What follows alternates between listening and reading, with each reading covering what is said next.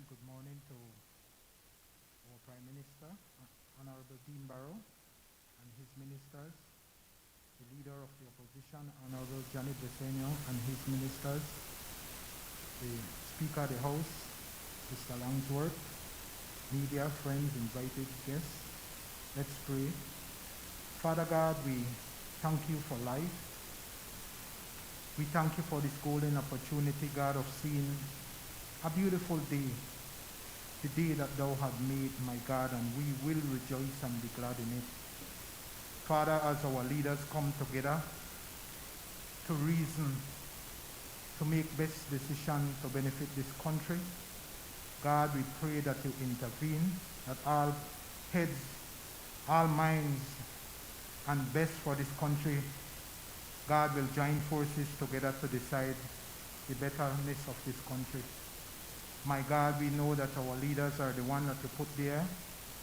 Father, we ask for continual knowledge as we face a pandemic challenge. God, we have families that are out there that don't have it too good. We pray for those that have it a little bit better, God, that they will reach out and assist them. Father, as we plan to open our school year, our borders, Father God, we ask that you help us, God, and give us ways. Continue to show us the way, God, that we will benefit and continue to benefit from no more death. God, that we will be able to stand and say, we did what we need to do to keep this country at a place, God, that we are all right now. God, thank God nobody did. My God, as we continue to pray, as we face the eve of very soon of election, God, we pray for our people that they will make the right decision. My God, we pray for all heads that will come together, God. We ask that peace, God, we ask for peace in this coming general election. Father, we thank you, God. We appreciate you, God. May this sitting at the house be the best in Jesus' name. Amen.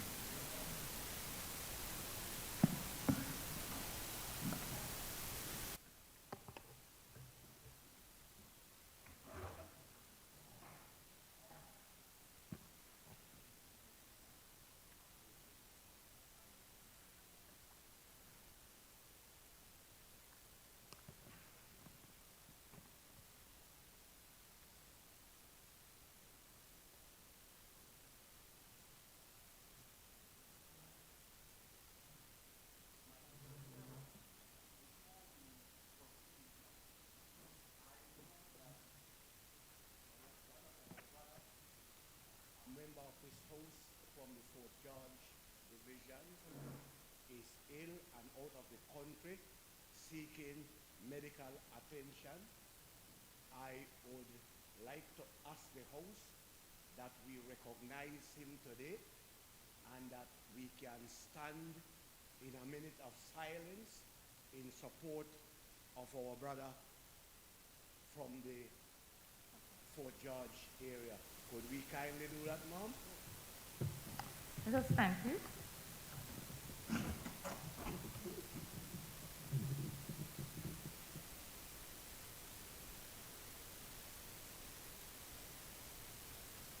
Thank you, Mom.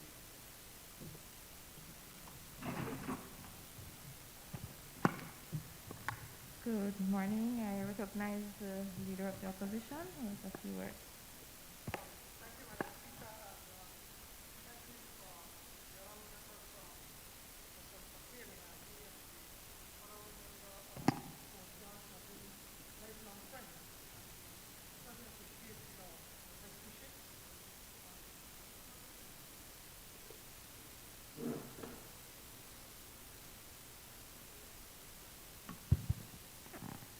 Yes, thank you again. Yes, Madam Speaker, the Honourable Member from Mesopotamia and our former Prime Minister and member from Fort George have been lifelong friends. Certainly appreciate his best wishes and from everybody from the House.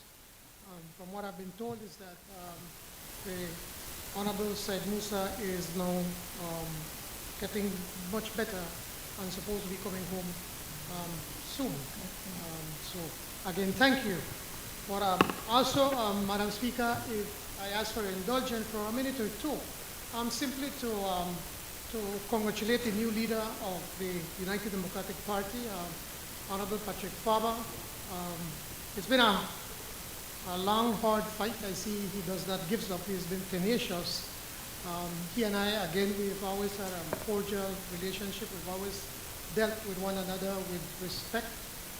We look forward to be able to have some friendly battles in the years to come.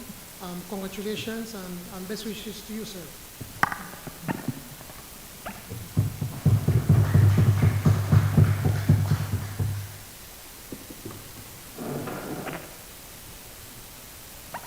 Papers. I recognize the Right Honorable Prime Minister, Minister of Finance, Labor, Local Government, Rural Development, Energy, Public Utilities, Public Service, and Elections and Boundaries. Thank you, Madam Speaker. I rise to present sessional papers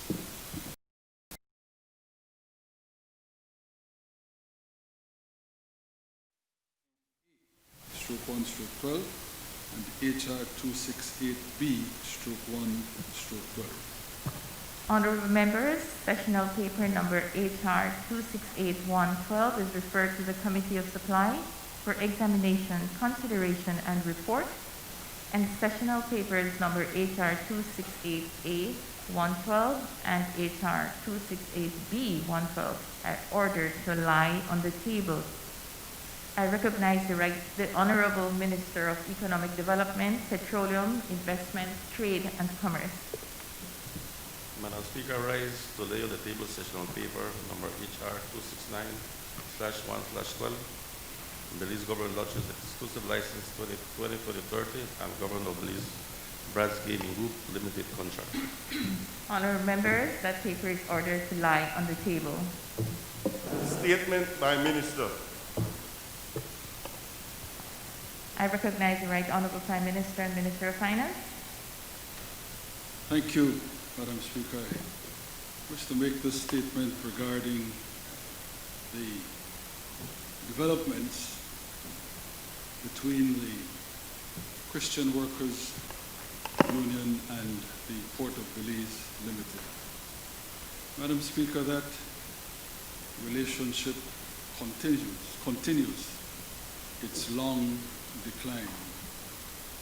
Indeed, Madam Speaker, from as early as March the 2nd of this year, the CWU advised the Ministry of Labor that its general staff, and the stevedores at the Port of Belize were in protest mode.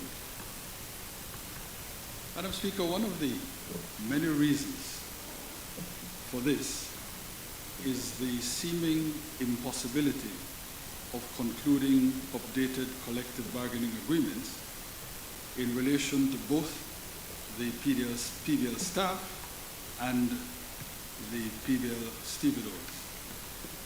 The one for the staff ought to have been renegotiated in 2004 and the other for the stevedores in 2012. Well, Madam Speaker, reaching industrial relations accords is never an easy thing, but it beggars belief that a collective bargaining agreement should in any circumstances be outstanding for 16 years. In the result, there have been, as we well know, these confrontations, go-slows, walkouts, strikes. All this affecting a facility that is a veritable lifeblood for the people of Belize. The CWU asserts that this grievous breakdown is entirely due to bad faith on the part of the Port of Belize.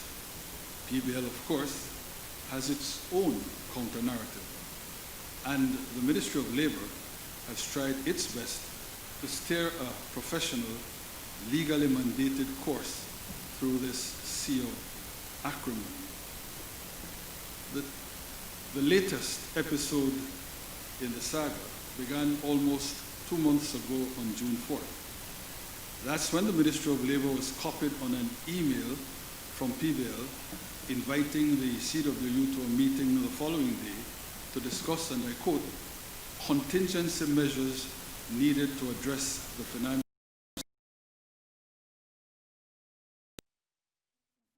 and revenue at the port, end of quotation.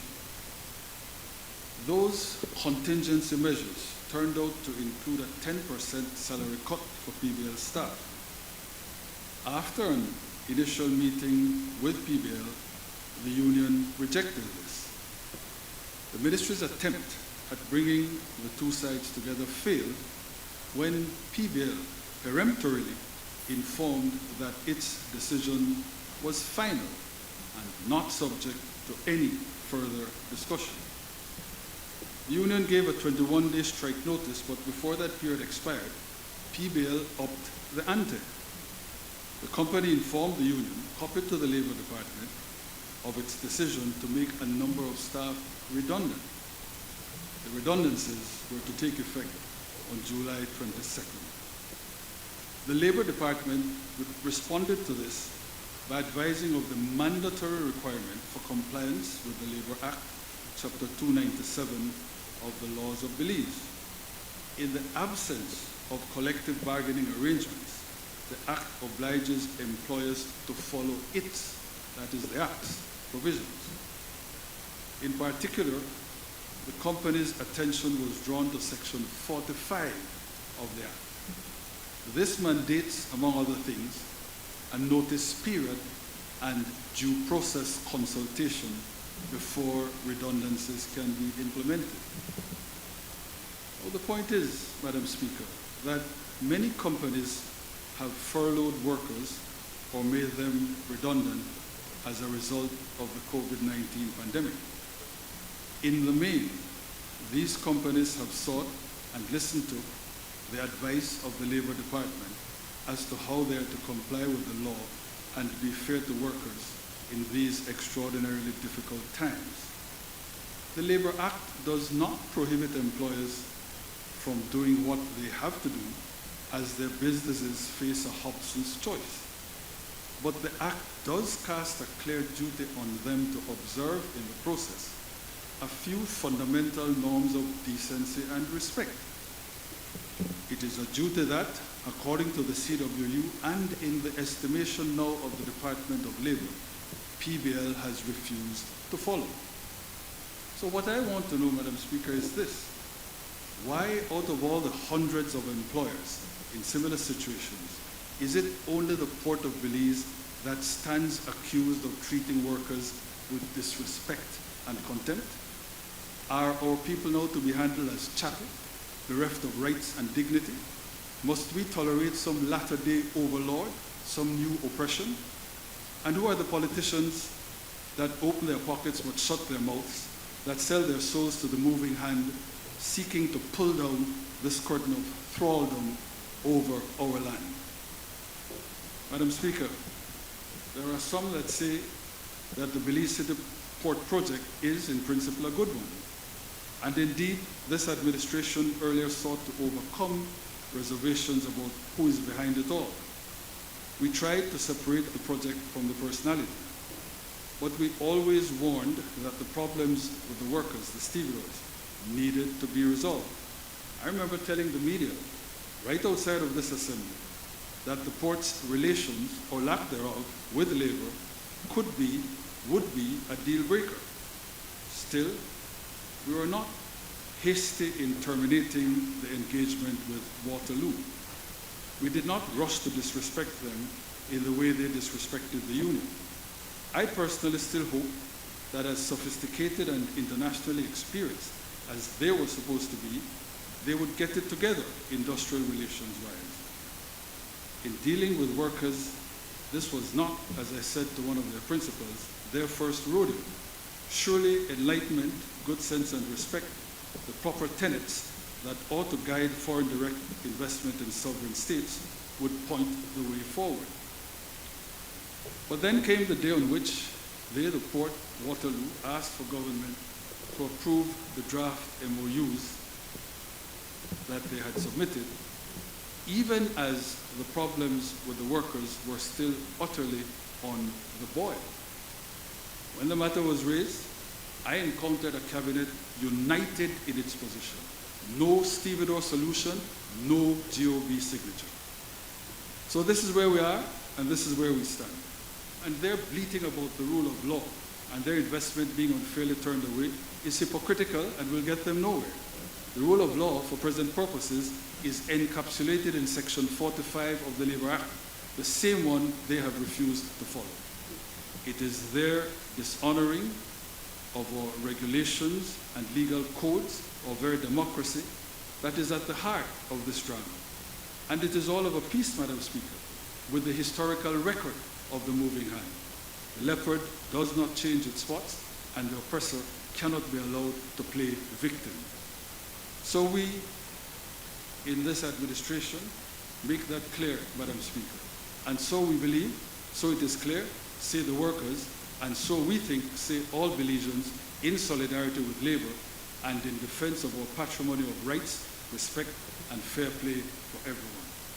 Let me just say that as a consequence of this confrontation, there was that most unfortunate situation of members of the police force attacking peaceful, unarmed protesters.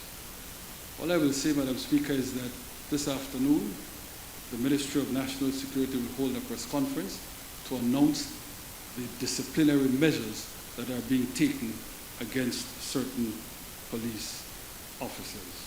And finally, Madam Speaker, let me indicate, I see my friend from Orange Walk South is here, that today we're lifting the Blue Creek San Felipe state of emergency. Thank you.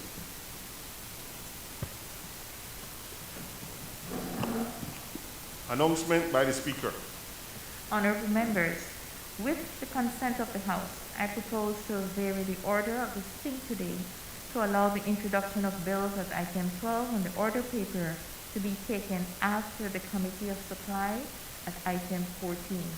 This is to allow the introduction of the General Revenue Supplementary Appropriation 2020-2021 number 2 bill 2020, which, according to Standing Orders 71 of the House, cannot be introduced amid the proposals until the proposals have been approved by the Committee of Supply and agreed to by the House.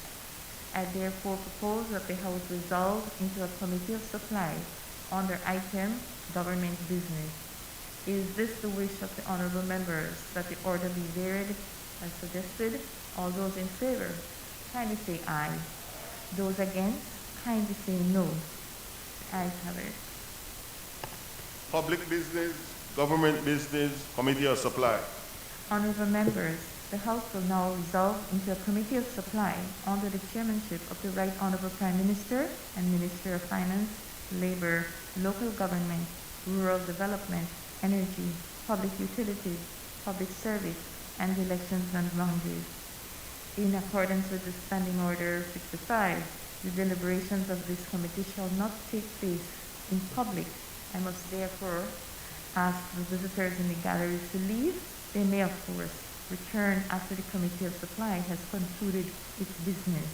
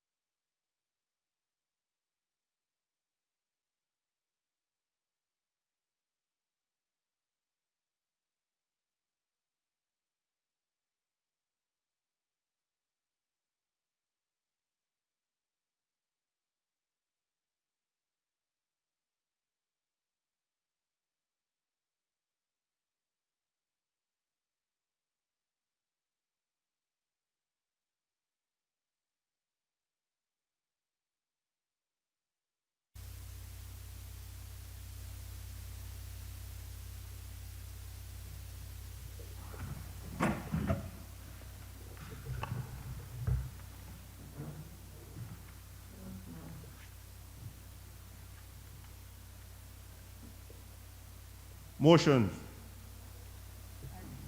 I recognize the Right Honorable Prime Minister. Madam Speaker, I move that the Committee of Supply has met and approved the proposal set out in sessional paper number HR 268/1/12, supplementary appropriation number 2, schedule for fiscal year 2020-2021. I now seek the indulgence of this Honourable House to agree with the proposal approved by the Committee of Supply. Honorable members, the question is, be it resolved that this Honorable House agrees with the proposal approved by the Committee of Supply for supplementary appropriation number 2, scheduled for fiscal year 2020-2021, motion 2020. All those in favor, kindly say aye. Those against, kindly say no. The ayes have it. I recognize the Right Honorable Prime Minister and Minister of Finance.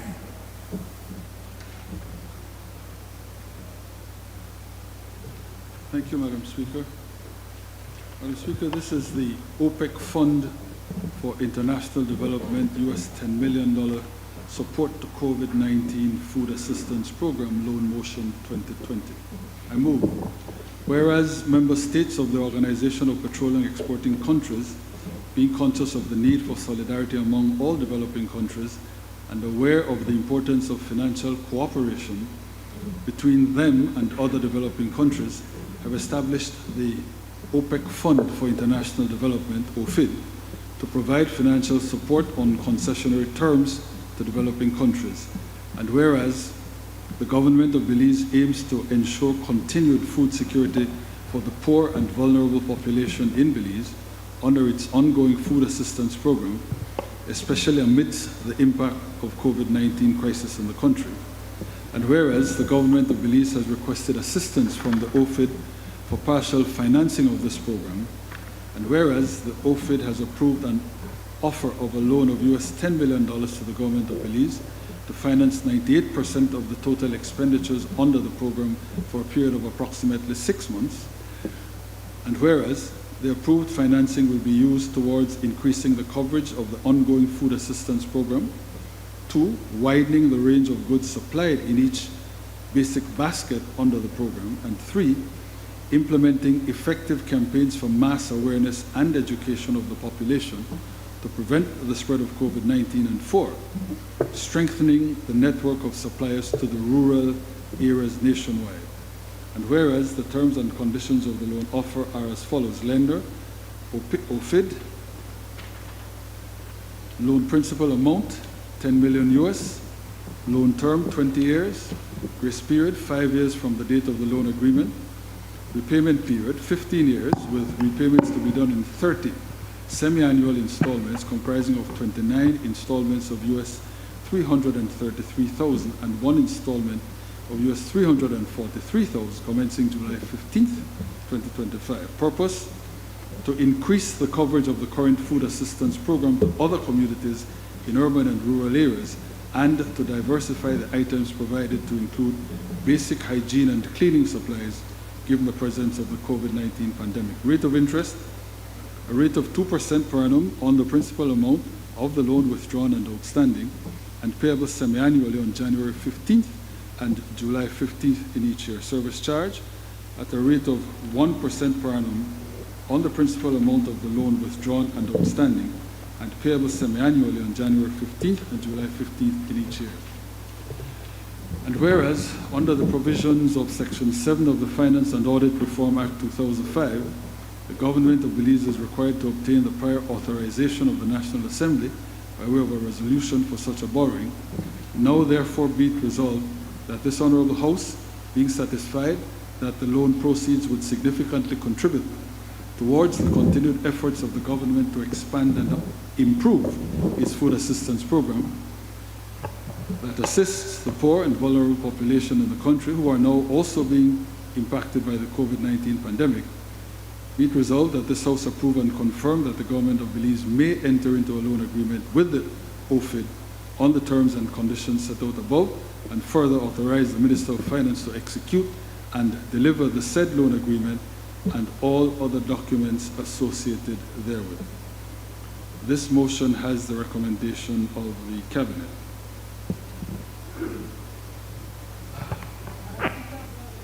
Opposition Leader?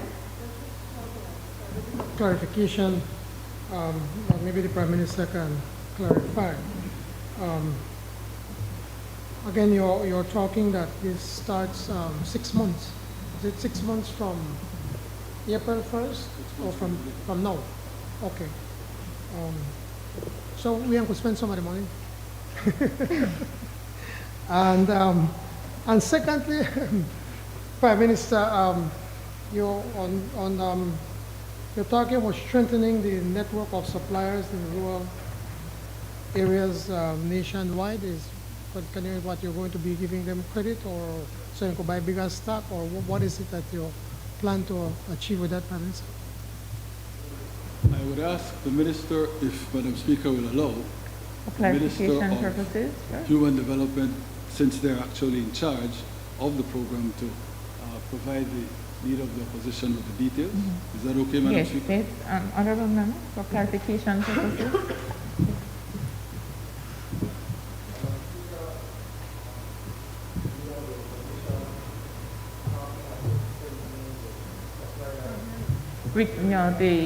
I'm sorry, we keep having problems, technical problems with these speakers.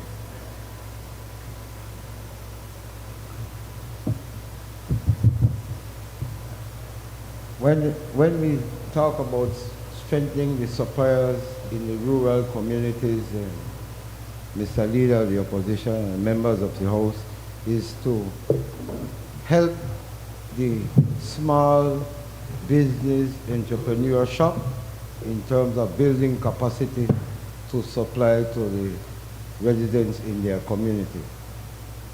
What does that mean? What does that mean? Building capacity?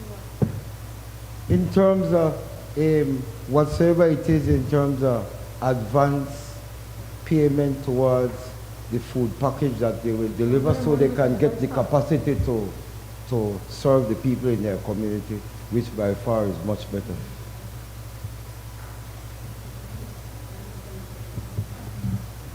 I don't think it's... Say too, Mr. Leader, that I certainly spoke to the Minister and the CEO about the need for us to extend the coverage. I know that there are complaints about the deep rural areas not being properly serviced. And so I imagine that that also is going to be part of this new expanded program.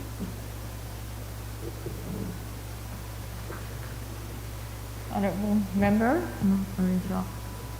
Thank you, Madam Speaker. Prime Minister, thank you for announcing the lifting of the state of emergency. I want to, first and foremost, I think, thank God for that. I think that none of us understand what it is to be under lockdown if you've never been locked down before. So I want to give all praises to God for what has happened. I think it's an eye-opener for Orange Rock South, for the productive area.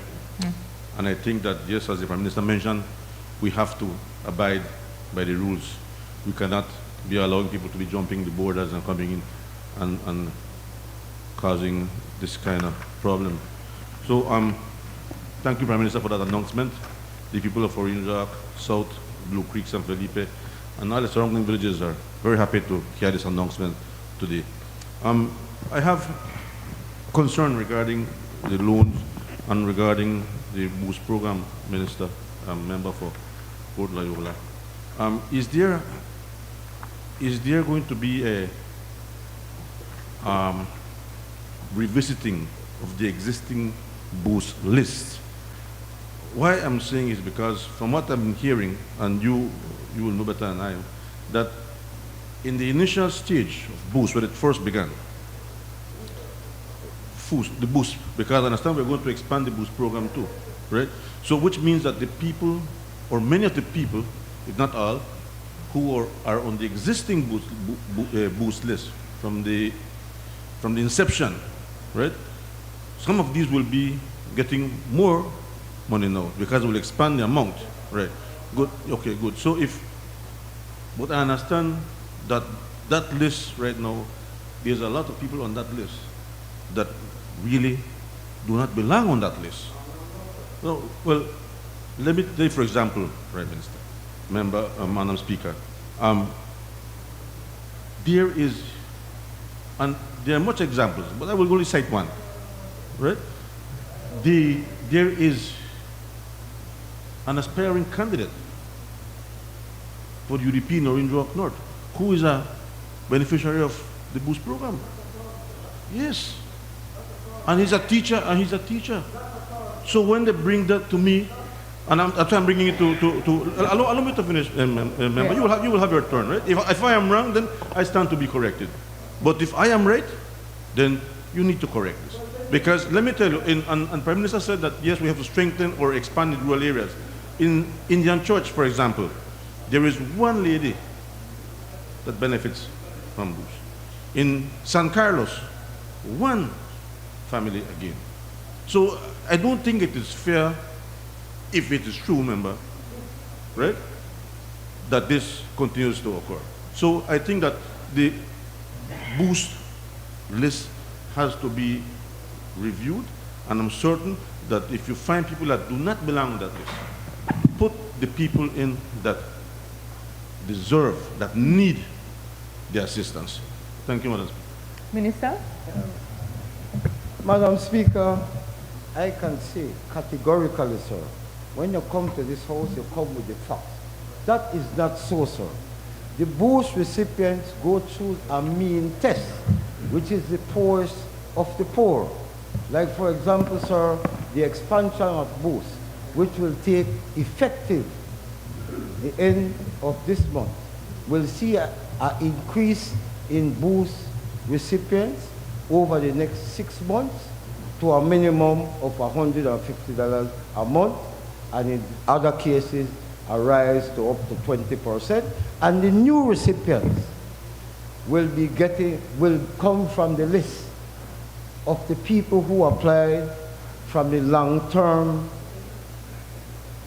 food social security, unemployment, long-term unemployment basis, and they need to go through a mean test, sir. So I want to tell you, even the Boost, the people in need to go through one mean test, even then and even now, sir. So I did tell you, when you come to the house, you bring your facts, sir, because there is no way a person like that could slip through the crack. I could tell you that.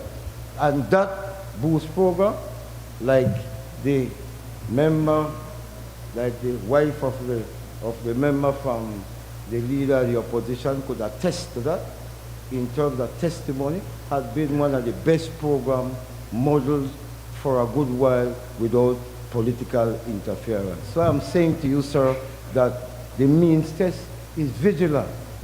The means test, they go through everything. So I want to tell you, there is no aspiring candidate, there is no teacher who is qualified for Boost program then and who will be qualified now, sir.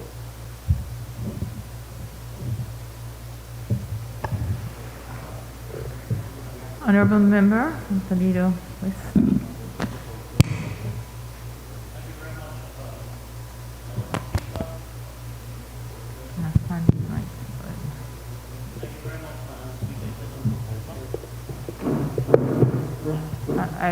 My apologies, it's not because of lack of trying.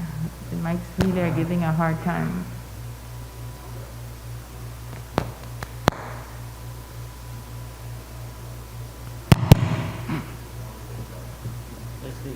Madam Speaker, I rise to make my contribution this morning on the motion that is before us. Madam Speaker, I want to record to say that we have decided to recognize and appreciate that, COVID-19 has created a situation for our people where there is certainly a greater need to increase the safety net to be able to support us, because our people are really going through some very, very difficult times, particularly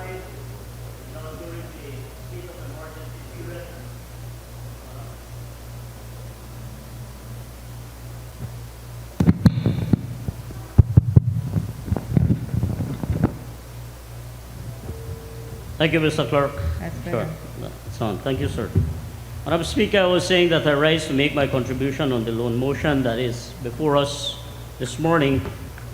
And we on this side of the House do recognize and appreciate that there is certainly the need to, increase the safety net to support our vulnerable families. And at this point, Madam Speaker, after, the 3 months, all people across this country and in the area that I represent, Toledo West, are certainly going through a very difficult time.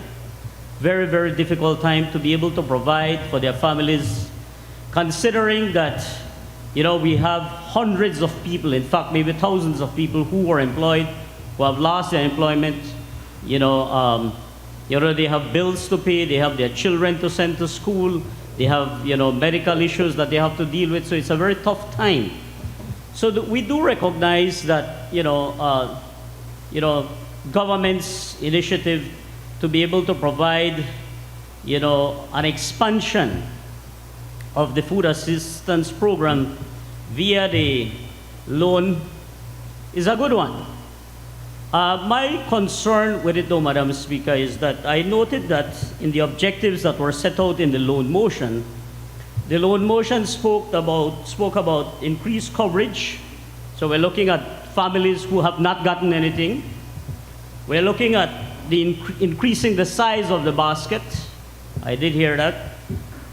We looked at the whole issue of, and that is diversifying the basket as well to include more hygienic products, strengthening the rural supplier, all set out in the loan motion, and those are good.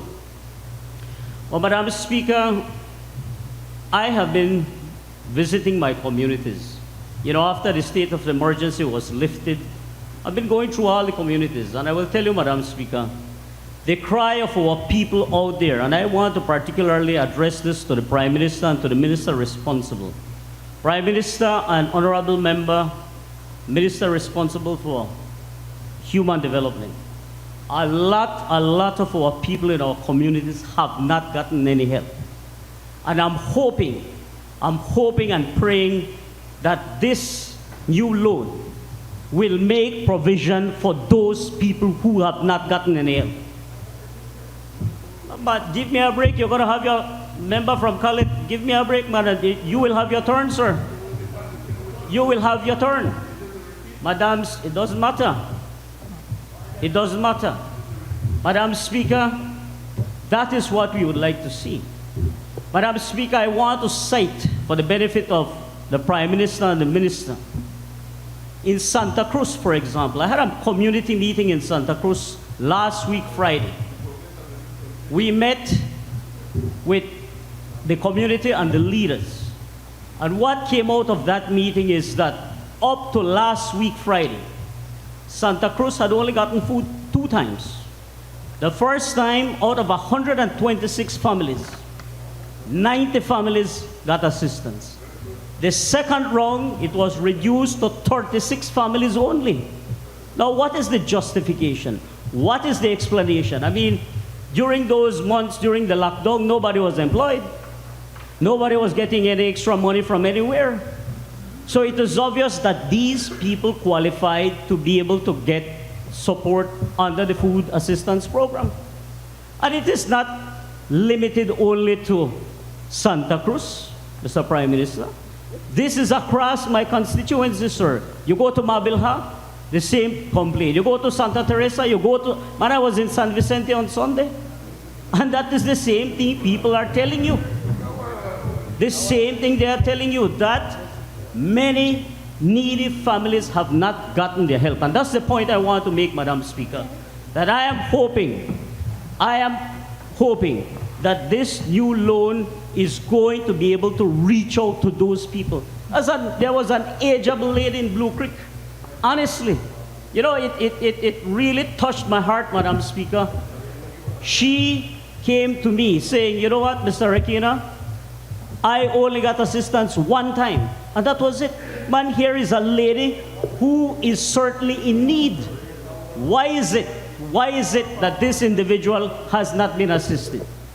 Madam Speaker, I also have issue I also have issue. And if you notice, Madam Speaker, that is how the other side behave. And I hope that the radio listeners and everybody who is listening will see that when I raise the issue in this honorable house, on behalf of you, my residents of Toledo West, the response of the government is try to shut me down.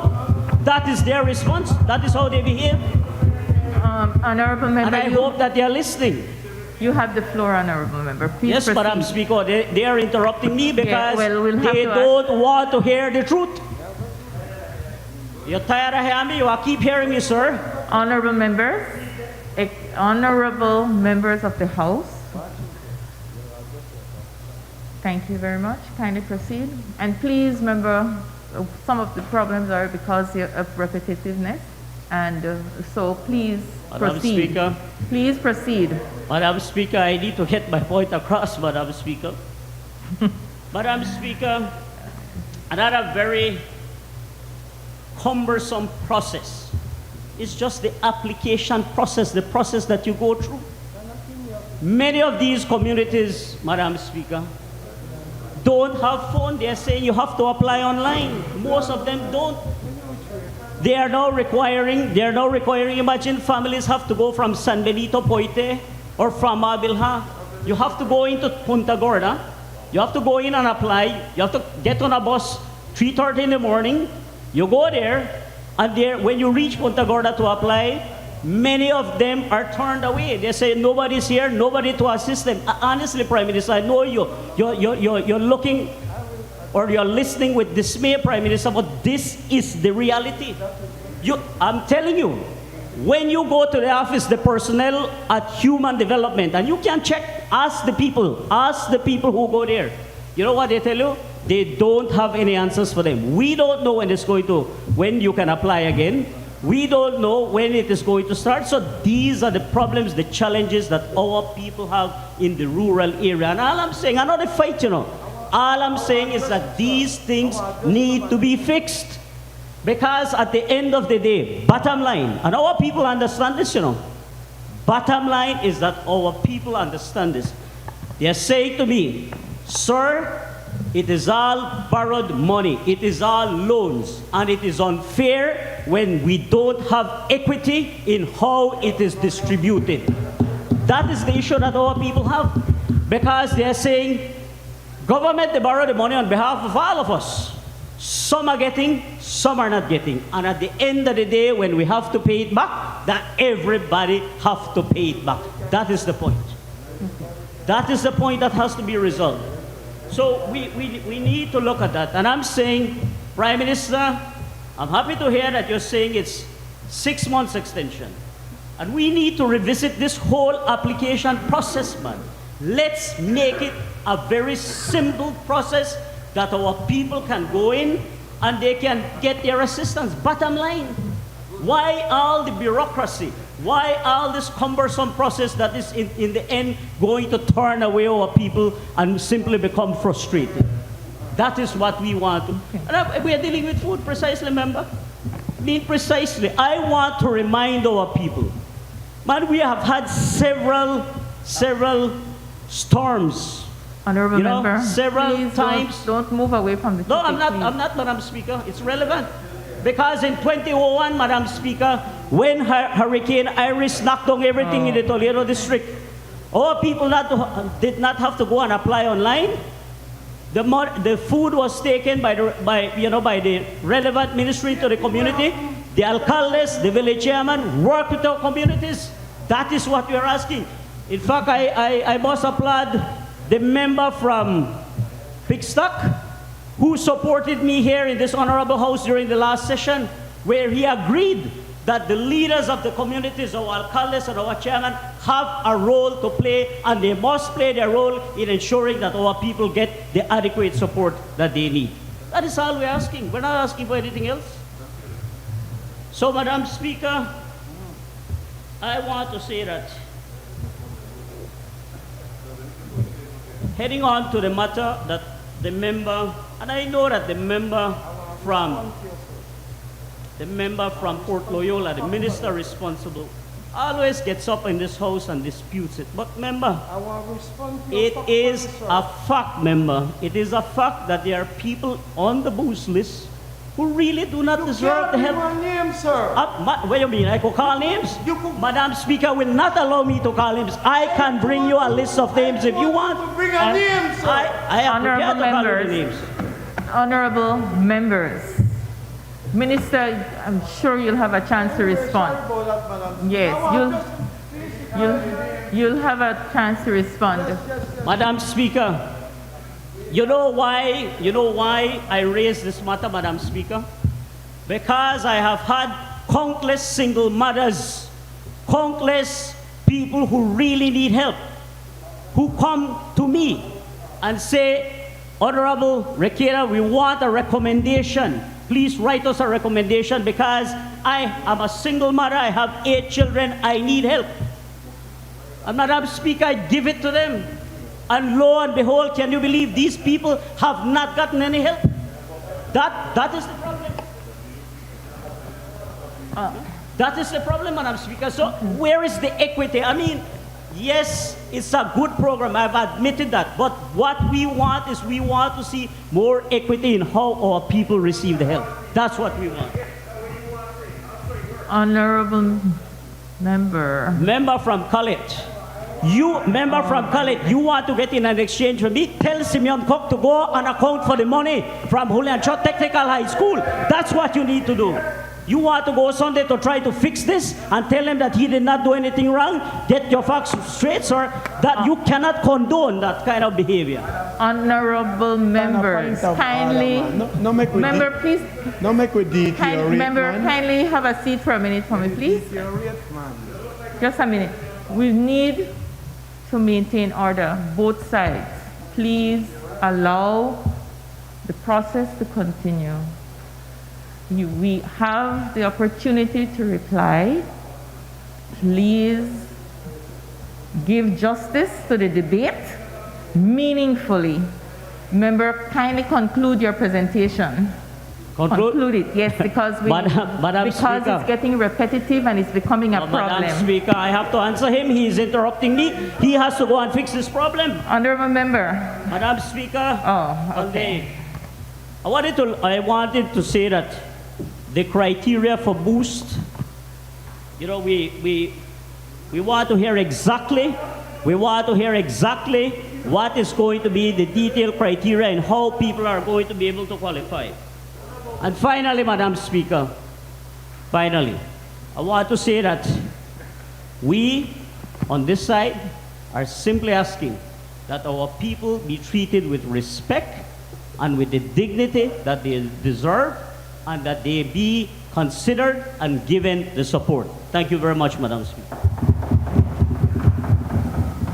Honorable Minister, now you have the floor. Yes. Sir, kindly proceed. Madam Speaker, I don't understand the member for Toledo West. In real truth, Madam Speaker, the people they never need to find themselves at the ministry. The Toledo district was the first district that was completed in terms of villages. The ministry went to there, sir. The ministry went to all your communities, sir. Poite, Halakte, whatsoever you call, sir. So where were you, sir? And we participated with NEMO and the NGO group too, sir. So in other words, that you never need to go to the mountain. The mountain come to you, sir. So don't be hypocritical. I'll be honest with you. And furthermore to that, where in the initial stages, Madam Speaker, everybody was entitled to food package. The food package, hold up, sir. Everybody was in other words, people who were not qualified even got food package. When we start to find out, hold up, man, hold up, because it's somewhere like you that just want a good speaker and no kind of action, man. If you know your area, you may know what happened. What date we went into the villages there? You see, Madam Speaker, and what happened in the initial stages, our ministry wasn't waiting for see if people want to get unemployment, relief money or whatsoever. We say, you know what, dead before you get any unemployment. We went out and I tell you the first villages to be completed was the Punta Gorda, in the Punta Gorda district. Where were you, sir? Where were you? Where were you?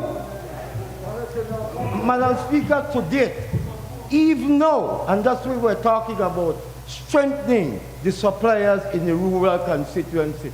So even alleviate people having to go from one place to a far place to get their supplies. The motion speaks to itself, sir. And I want to tell you that they talk about people that I tell you the people visited all your villages, sir. They were the first villages to be completed until you start. Maybe I don't tell you, ask them, I tell you that is on the record, sir. You see, you talk about people that can boost when a business plan. For years, they sing this song, yeah, like Hanansi. When the tiger want come for you, come for you, no? Nobody will believe you, no? I said to you, sir, you can give me the name if you have any. And obviously for years, you have none. With me, we deal with the facts, you know, sir. Don't holler, wolf the corn, and then wolf to the corn. When the wolf the corn for true, you know, I can't trust. Madam Speaker, I am saying that this program here have been running transparently. And I want to tell you, I command pressure. You know what the UDPs, then they say, only PUPs they get, you know. And the PUPs, then they say, only UDPs they get, you know. And then the two of them, they say, oh, how people will not register, or hold on, they not believe that and can't qualify. They get, you know, sir. The thing run transparent, sir. And to that end, Madam Speaker, I need to congratulate my staff. Then you talk about frontline workers. We were frontline workers. We were frontline workers, the staff of the Ministry of Human Development, all put together. And Madam Speaker, in various ways, we made sure that to a lot of degree, we make sure that we take away a lot of what we perceive to be political intervention. Like, for example, say, Madam Speaker, none of the district officers were responsible for their district. They were responsible to another district. So you can't say inside lane, you can't say nothing. And then the thing is that I not even know the people who were doing the interview, Madam Speaker. A matter of fact that I could safely say that anybody that applied got a response. That is one, at least for the food package.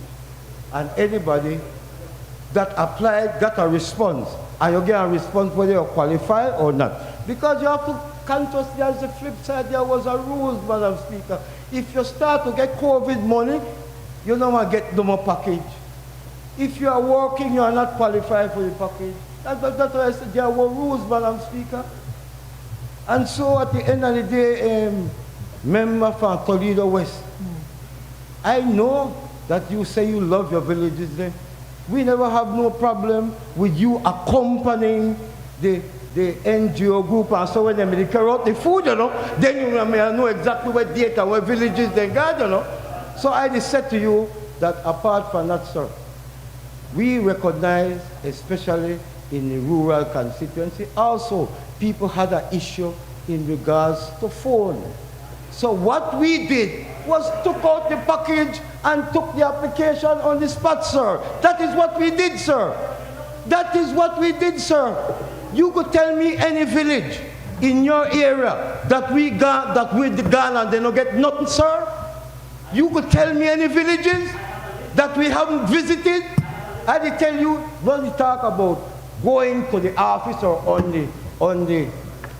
by telephone, sir. I say we visited every single village in your constituency, sir, and deliver packages to the people that were qualified. And that is the truth. And that is on the record at the ministry.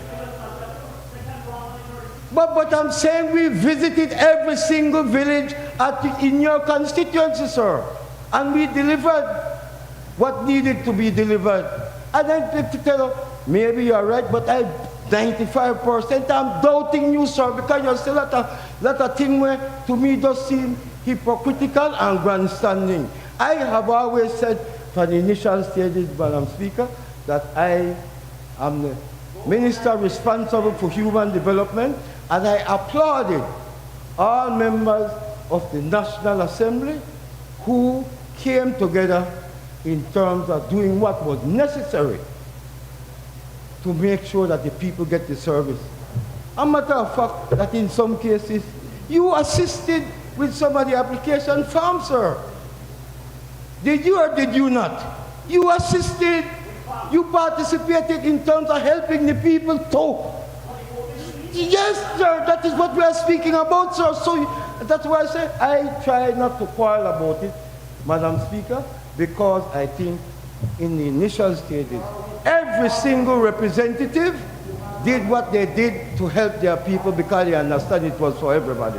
And so the last time I spoke in this National Assembly, I applauded all the representatives on both sides and other people from the community who were helping people who needed help. And I could attest to you that for the majority of part, they have gotten through. So I don't want to make no riff over this, Madam Speaker. I still applaud you for your effort. You don't want to say how much your people and they get, but they deserve it. So I don't want to go down the road of quarrel and back and forth. And I give you a guarantee that the program will be extended and we are doing whatsoever is necessary so that hit we are talking about. People have to go from one village to another village. Want to be the member from Toledo East. Even get up in the house the last time and say, man, my phone full up with text from where then he say we're powerful and pick up things. I applaud that because the people need the help. And so then there are small hitches that we are trying to work on, a member from Toledo West. I don't want to quarrel, man, but I tell you that some of the facts that you present here are inaccurate. So don't worry about it.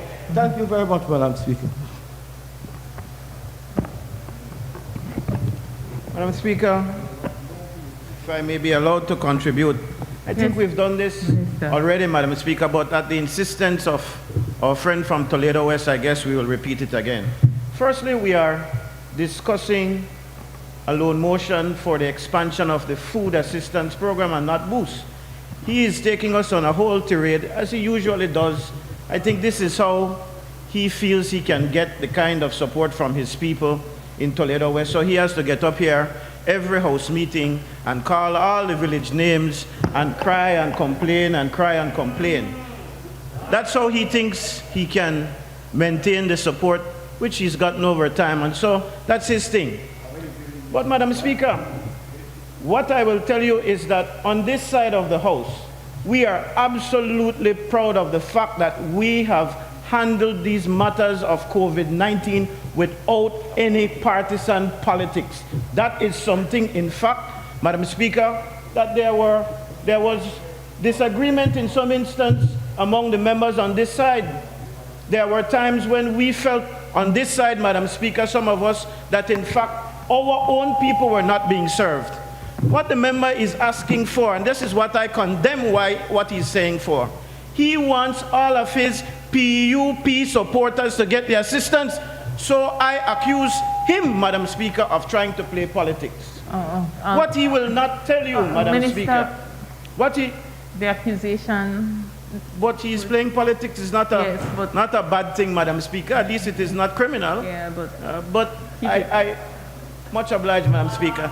I will tell. You want I go investigate you for you to do that education department before you left there, before I fired you?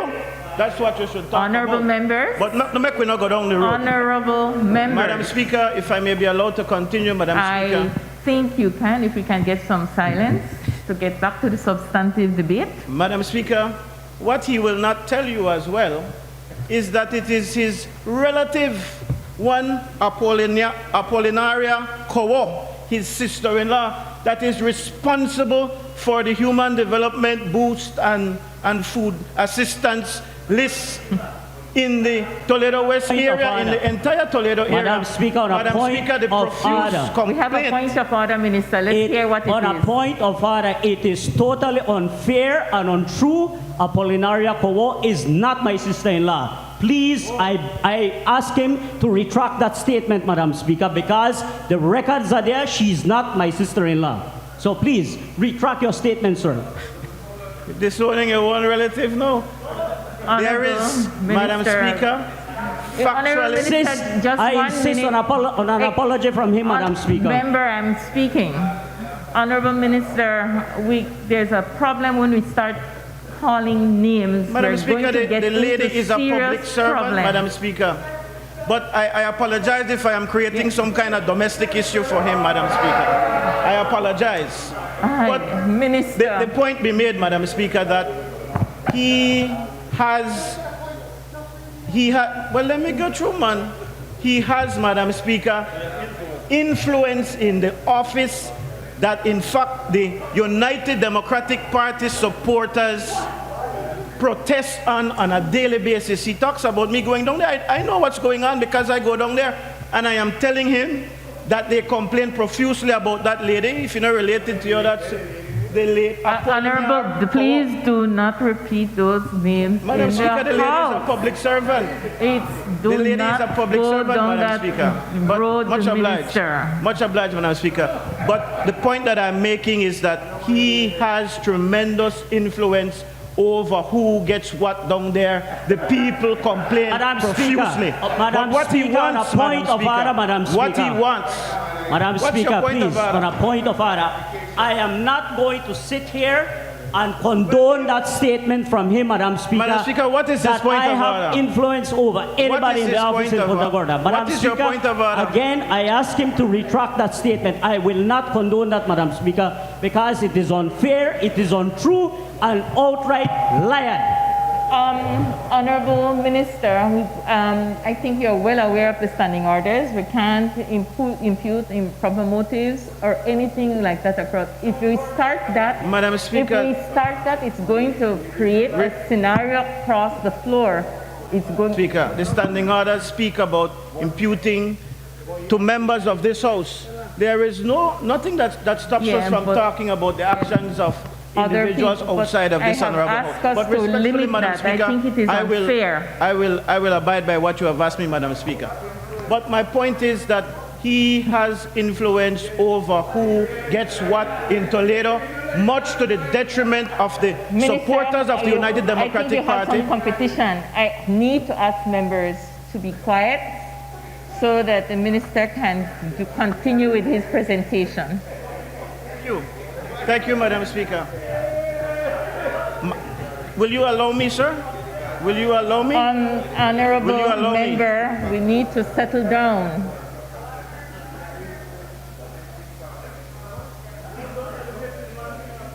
Go ahead, Minister. So, Madam Speaker, because he wants to speak about equity, he wants to speak about removing partisan politics from these processes, Madam Speaker, when in fact what he is telling you is that he has his own way already because of his influence in the process.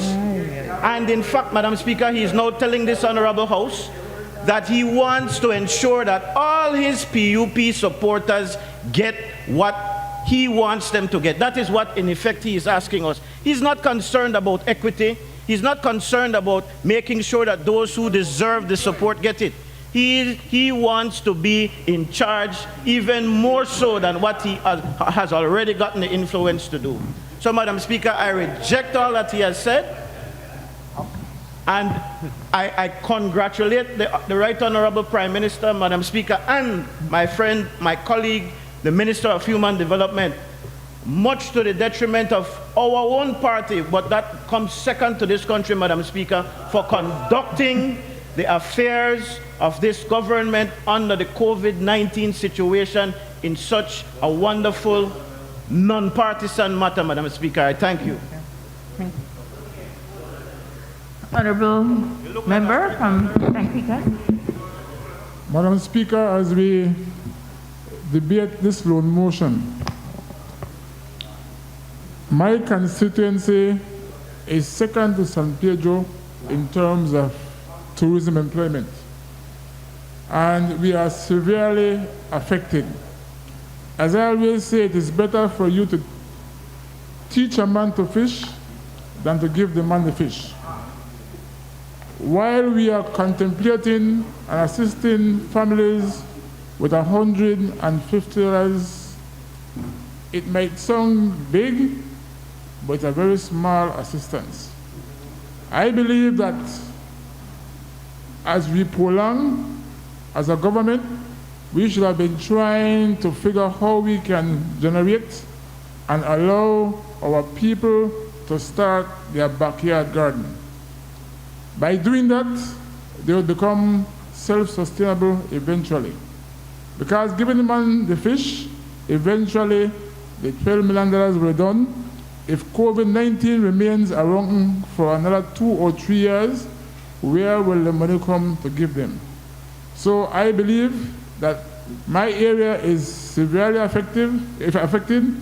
Placencia, basically, Hopkins, and all the communities adjacent.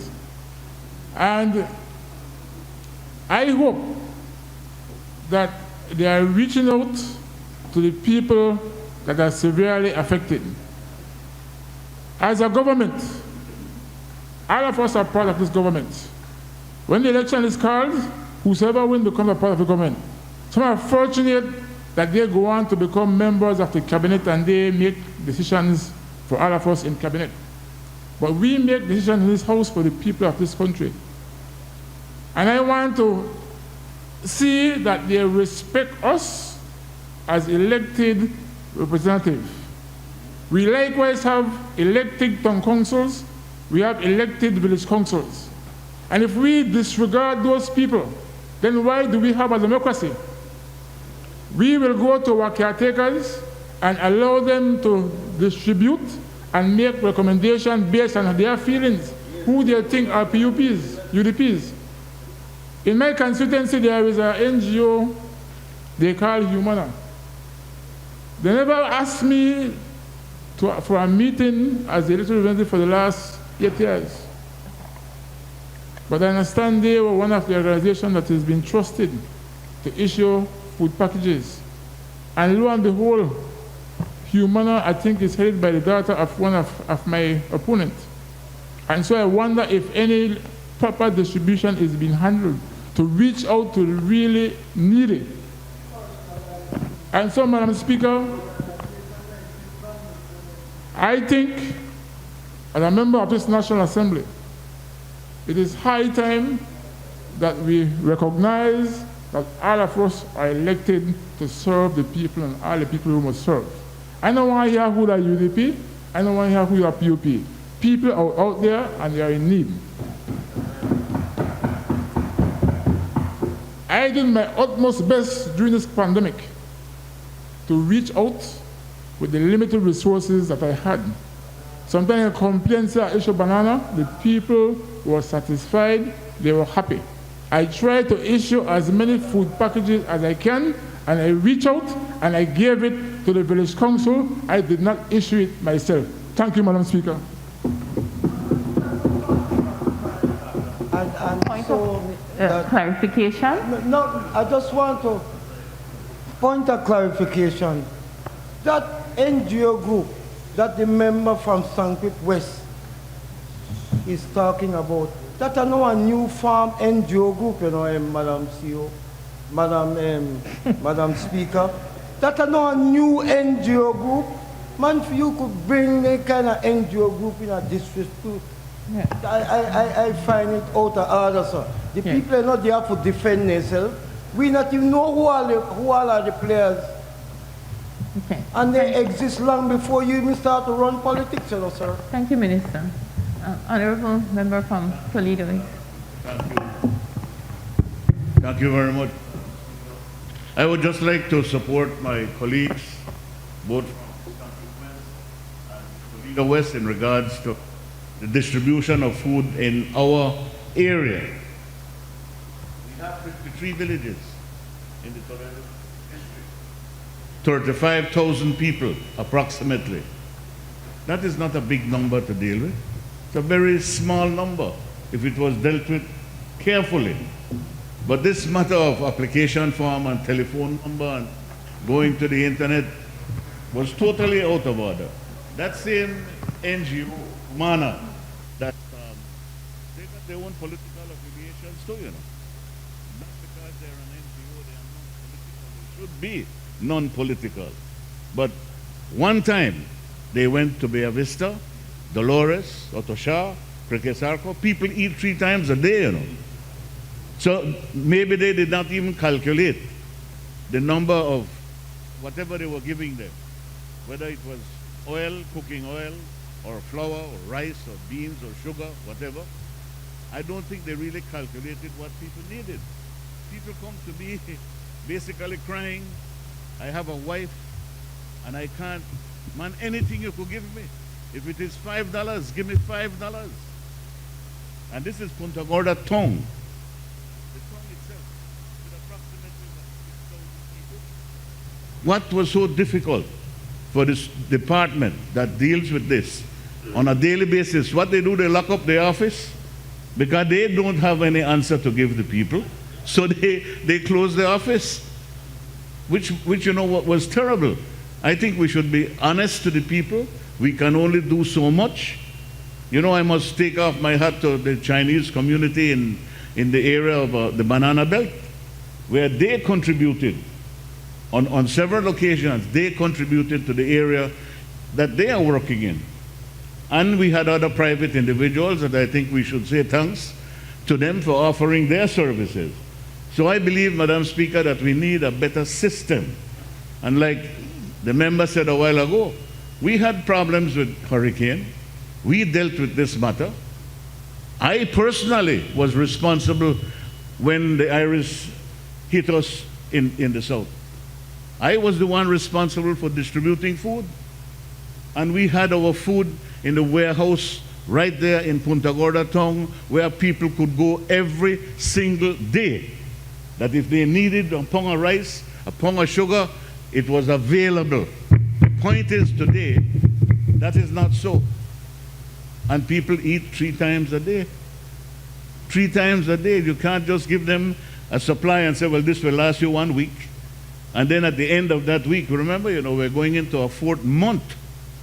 We have a lot of these people still unemployed. It's a difficult task. But I believe that with proper management, proper foresight, I believe that it can work. Thank you very much.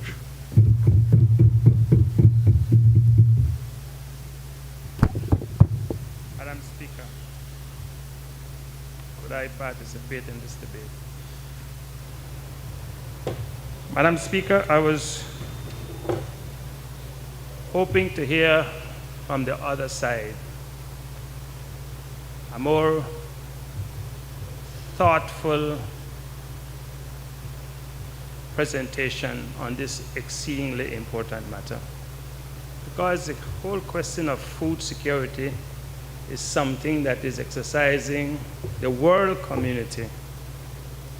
With this terrible COVID-19 pandemic and the tremendous impact it has had on economies the world over, one of the things that most people are scared of is food security. People just don't have food.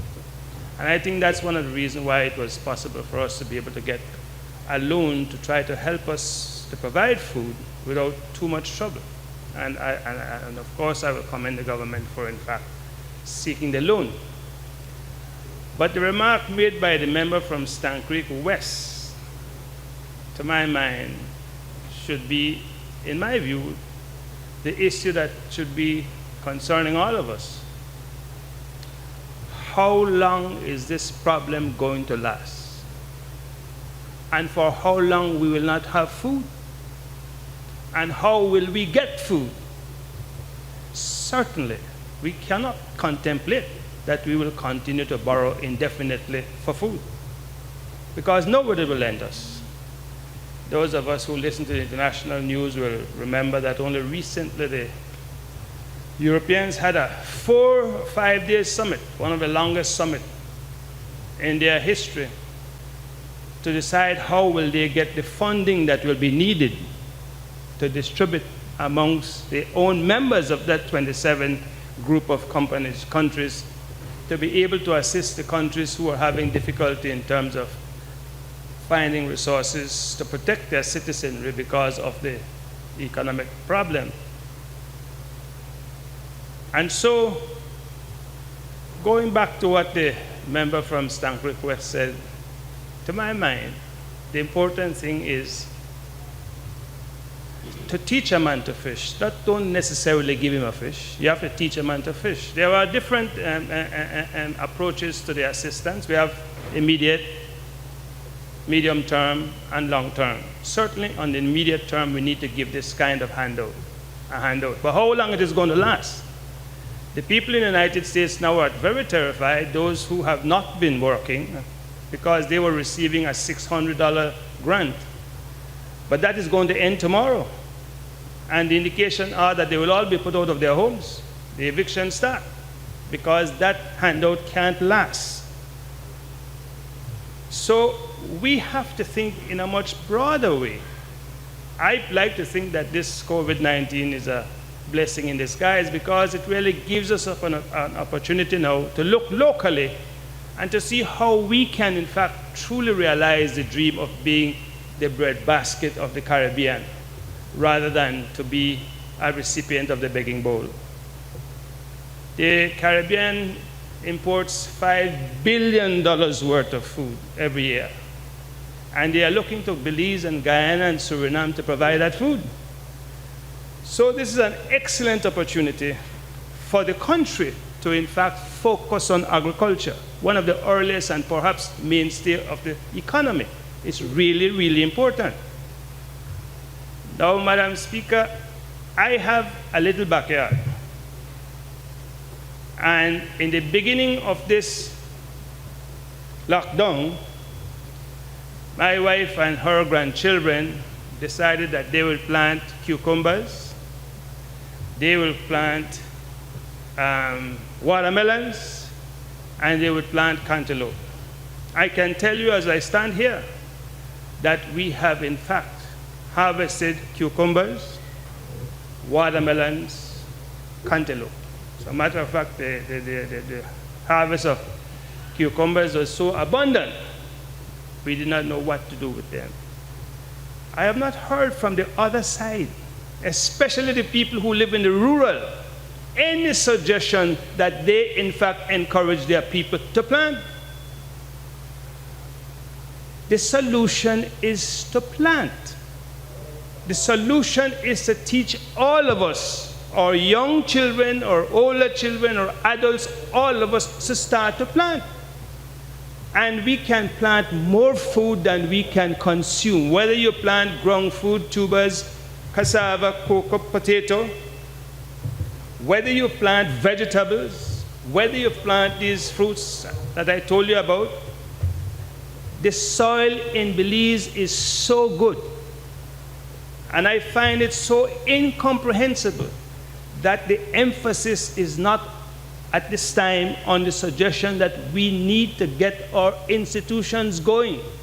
We need to put agriculture, bring back the REAP program, put agriculture in the schools, strengthen the Lynham institution, the agricultural institution in Central Farm, because we don't know if this problem is ever going to end and if the tourism is ever going to come back. We can't be waiting on tourism and we don't know if it's going to come back. So we have to take a robust approach towards the food production. This loan is giving us a respite, but it is also showing us it's a wonderful opportunity for us to, in fact, focus on agriculture. And it's not only on agriculture, because I imagine if you are getting assistance for food, it also means that you would get assistance for the people who produce the food from the sea. So that all the people who work on the sea, whether they're the divers or fishermen or whatever it is, they should in fact be involved in helping to provide the food that we need. And if we in fact find a way, a formula to use these resources and other resources which we should seek to obtain, to strengthen the fisher folk so that they can in fact produce more, to strengthen the agricultural folk so that they can in fact produce more, and to strengthen the people who do this cattle and the ruminants and whatever it is, so that they can produce more, then we would not have to worry about the food security. We won't have to worry because we can produce all the food we need. Everything that we need to eat, we can produce. And the big advantage of all that, Madam Speaker, is that it will strengthen our own productive capacity, whether you buy the cocoa bean from the little indigenous Belizean down west and south, or whether you buy the cassava or cocoa, whatever it is. Every time you purchase from the local producer, he himself becomes stronger. And if he has a secure market, he knows that you will buy his stuff. Then he doesn't have to worry. He can produce an infinite amount of products. And with an aggressive government, we can in fact try to take advantage of all these wonderful markets that we have, whether it is in Guatemala, whether it is in Mexico, whether it is in CARICOM. We have markets all over the world for our products. But we are not using those markets. We are not taking advantage of the tremendous opportunity this COVID-19 offers us to develop our own capacity. And that is an area, Madam Speaker, that I thought we should focus on. The question as to who gets what and how much, to my mind, is banal and irrelevant. What is important is that we learn to become self-sufficient and that we take advantage of what I call these low-hanging fruit. Cattle, livestock, pork. As a matter of fact, Madam Speaker, I was saying that this is a wonderful opportunity now for us to say to all the people who produce pork, this year we will import no ham. You produce ham from the pork that you produce. And we will say to all the people who produce cattle, take a leaf out of Minister Castro's book, kill the cattle, sell salt beef, sell cattle meat. There is no need for any Belizean to be able to import any food item.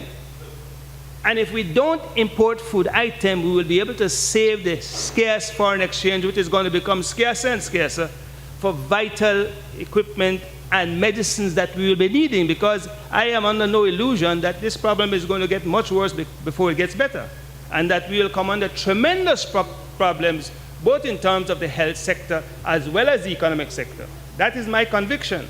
I might be crazy, I might be wrong, but I am convinced that we'll be needing every dollar in foreign exchange that we can put our hands on. And to that extent, I think that whatever is done with these funding, efforts should be made. Part of it should be made, should be used, Madam Speaker, to educate Belizeans. Tell Belizeans what to eat. Encourage us to eat the food that we produce. That is very important. If we eat the food that we produce, we will be healthier, both physically, and we are going to make our economy stronger. So we can take the position that we will not, in fact, import anything that has any food content. And we are going to use all the food that is produced by the small people as well as the big people to look after our people. Madam Speaker, in the short run, it is going to put us in good stead, but in the long run, it is also going to put us in very good stead because we have markets all over the world. Taiwan, the European Union, Mexico, Guatemala. And it is going to help us, in fact, to become self-reliant. We won't have to. The problem that we now seem to be facing, Madam Speaker, is that we get these big foreigners come in who get into tourism, or they get into the port, or whatever it is. Whatever it is, we gravitate towards them. We give them all kinds of concessions to come into the country. And when they come into the country, they treat our people poorly. They export all the foreign exchange, and we are left poorer. I mean, when you look, I can say I can say with a great deal of confidence, Madam Speaker, that the experience I had under the colonial times is far better than the experience I've had since 1981. If in fact my family lived, we were growing up as children, no, between 1981 and now, my mother would not have been able to educate the 14 of us. But we were able to do that very easily under colonial times. And we were very healthy. And we were very safe. The society was healthy, the society was safe. Now we have all these investments. We are, in fact, excited by them, attracted to them, but the truth is that we are living from paycheck to paycheck. Belizeans have little or no wealth. In truth, the greatest wealth that we have is the land that we stand on and the land that we have. But even that we don't know how to use, because so many of us have land and we can't even plant a blade of grass on it. So that our problem really is we have got to have good guidance. We have got to get good education, and we have got to be instructed as to just what is important for us. What is important? And as the minister the member from PG East, Toledo East said, you eat 3 times a day. You can't go wrong providing food. You can't go wrong providing things to drink, because people consume food constantly, whether liquid or solid. So you're not going to go wrong. And so the focus in Belize, and we have such good arable land and so much water. We have land, water, we have access to expertise.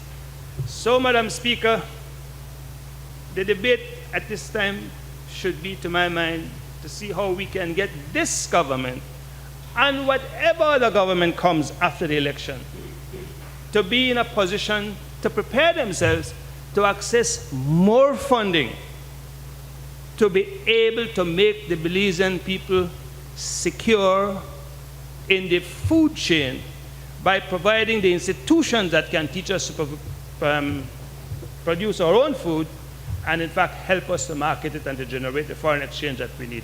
It's my brief intervention at this time, Madam Speaker. Thank you.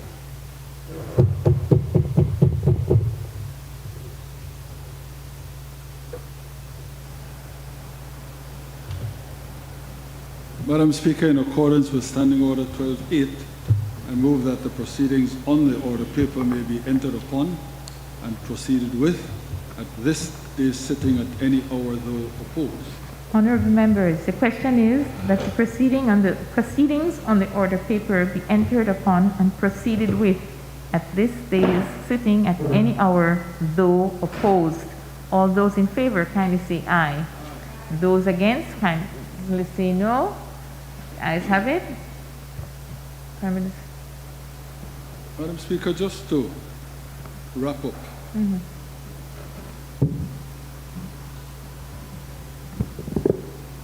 What I would like honorable members and the public to understand is that this $10 million US for food assistance is just a part of the overall spending we have done and are doing to ensure that these food baskets are distributed as widely and as comprehensively as is necessary to keep the wolf from our people's doors. Madam Speaker, we started off by spending 10 million Belize dollars. That's what financed the initial rollout of the food assistance program.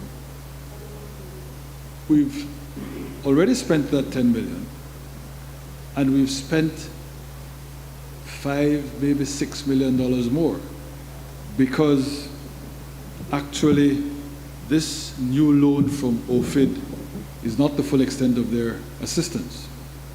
Before this, they agreed to reallocate monies that were earmarked for the social component of the ongoing Southside Poverty Alleviation Project. The funds they reallocated amount to almost 10 million Belize dollars.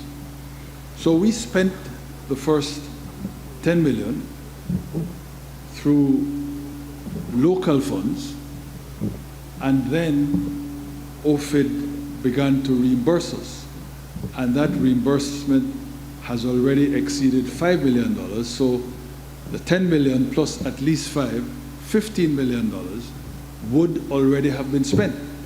You add to that this 10 million US dollars, and you're talking about a significant amount of money. It's never enough, but I don't think a soul can fault this administration for going above and beyond to try and ensure that all our people in need get some form of assistance and that we are able to provide them with the basics, the staples.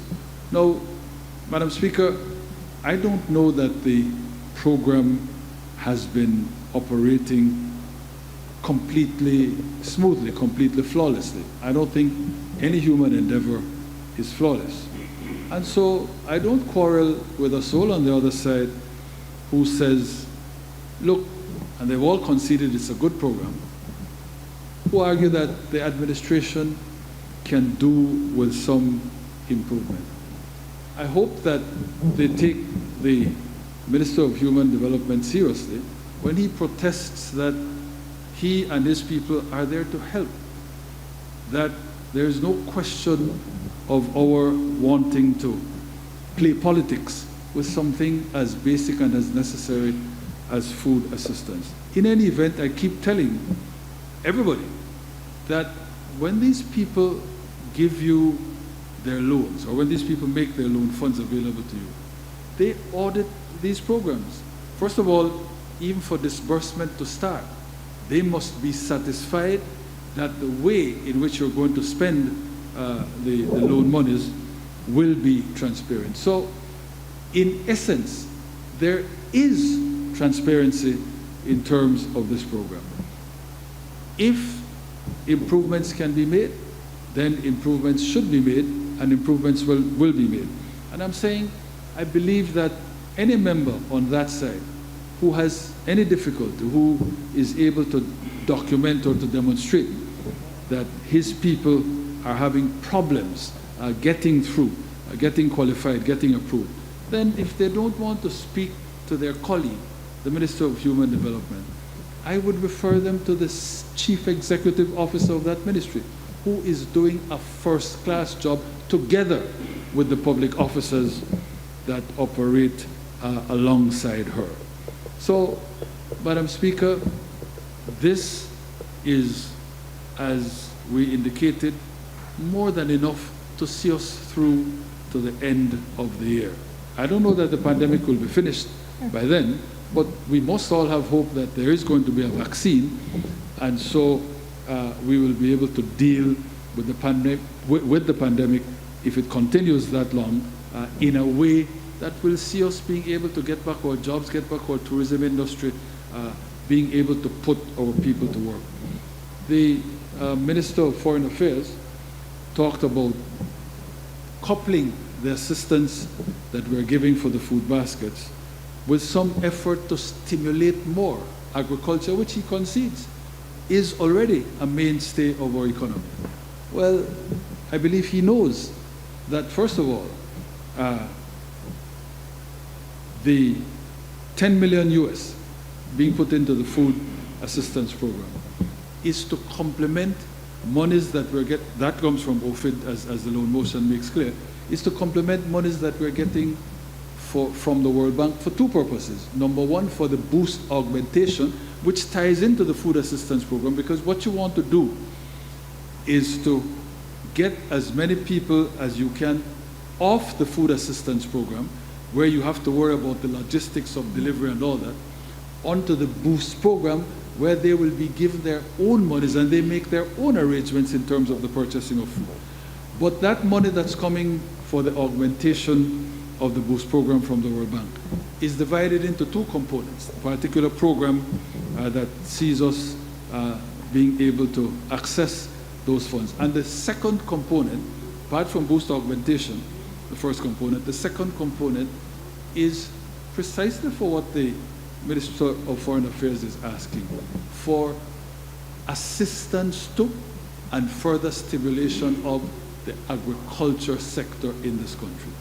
Beyond that, we have pending, again at the World Bank, a $25 million line of credit for agriculture. And I thought the minister would know this because I've said it over and over in cabinet and I've said it publicly. And it is to do precisely what he's asking, to ensure that we make our agriculture sector even more robust. As far as I'm concerned, we're basically already self-sufficient in food, but if people don't got money for, what's the point of being able to produce the food locally if people can't buy it? So I take his point, but I assure him, or I repeat the assurance that he already knows of, that I've given time out of hand, that we are pursuing precisely the path that he is shining a light on, and that $25 million US loan arrangement with the World Bank, on top of the $8 million US that's coming first to deal immediately with the problems, particularly of small farmers. That is the sort of thing that will see us through for the long haul. So, Madam Speaker, I repeat, this 10 million US is on top of the 15 million and more that we've already spent on this food assistance. This 10 million will help us to extend it beyond the elections, and the leader of the opposition is perfectly correct. Whoever comes next will still have some residual funding to continue the program for as long as may be necessary.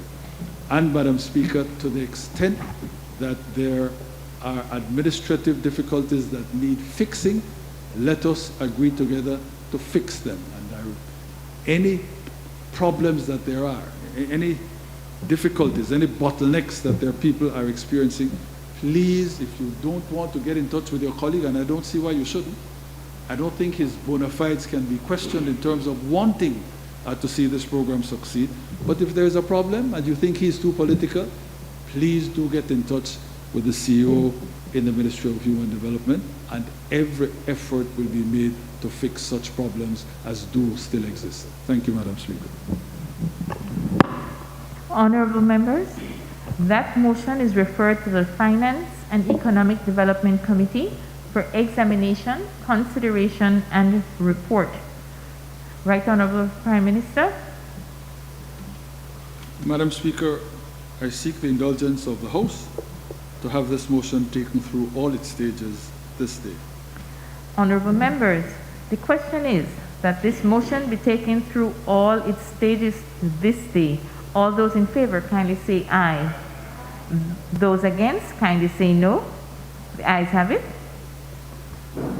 Introduction of bills. Right Honorable Prime Minister. Madam Speaker, I rise to introduce and move the second reading of a bill for an act to appropriate further sums of money for the use of the public service of Belize for the financial year ending on the 31st day of March 2021. This bill has the recommendation of the Cabinet.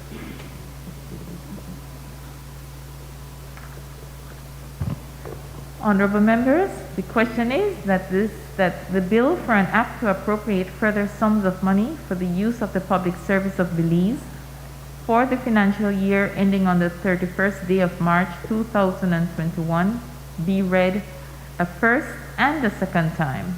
All those in favor kindly say aye. Those against kindly say no. The ayes have it.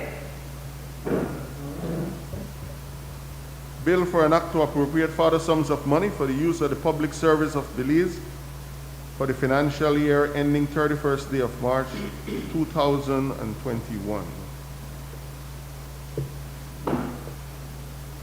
Right Honorable Prime Minister.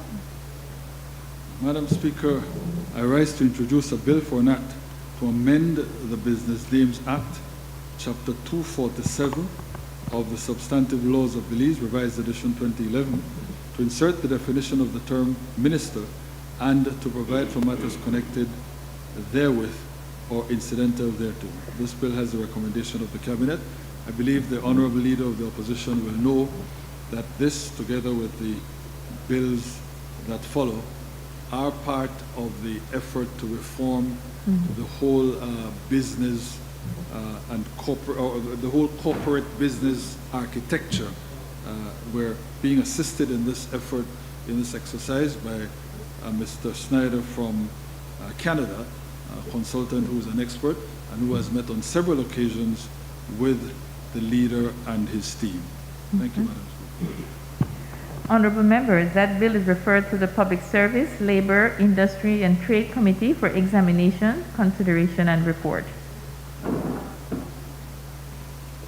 Bill for an act to amend the Business Names Act, Chapter 247 of the Substantive Laws of Belize, Revised Edition 2011, to insert the definition of the term minister and to provide for matters connected therewith or incidental thereto.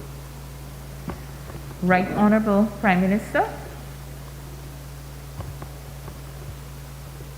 Madam Speaker, in accordance with Standing Order number 49-1, I move that the bill be taken through all its stages forthwith. Honorable members, the question is that the next stages of the bill be taken forthwith. All those in favor, kindly say aye. Those against, kindly say no. The ayes have it. Right Honorable Prime Minister. Madam Speaker, I rise to introduce a bill for an act to amend the Companies Act, Chapter 250 of the Substantive Laws of Belize, Revised Edition 2011, to insert a definition for the word minister, to transfer the official and effective administration of the Companies and Corporate Affairs Registry to the Ministry of Finance and to provide for matters connected therewith or incidental thereto. This bill has the recommendation of the Cabinet. Again, this is part of the effort to, in fact, provide one home for both the regular Companies Act, if I might refer to it in that way, and the International Business Companies Registry.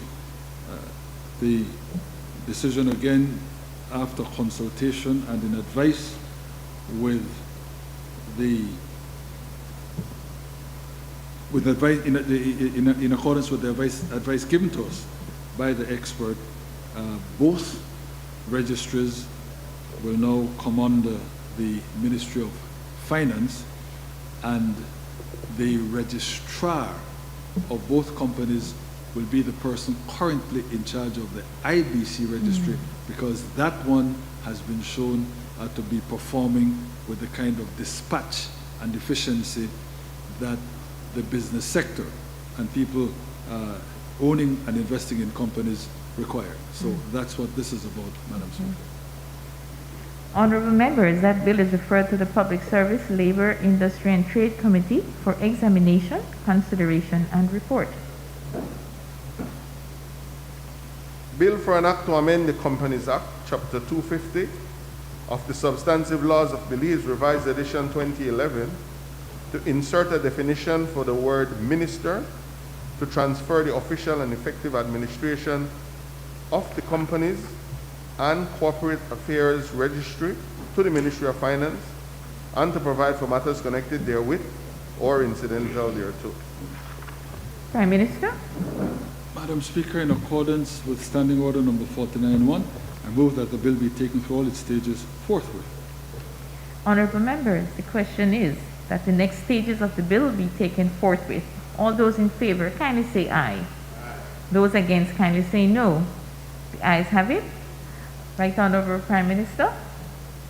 Madam Speaker, I rise to introduce a bill for an act to amend the Limited Liability Partnership Act, Chapter 258 of the Substantive Laws of Belize, Revised Edition 2011, to delete the definition of the term Attorney General and to replace any references made to the Attorney General to the Minister with responsibility for finance, and to provide for matters connected therewith or incidental thereto.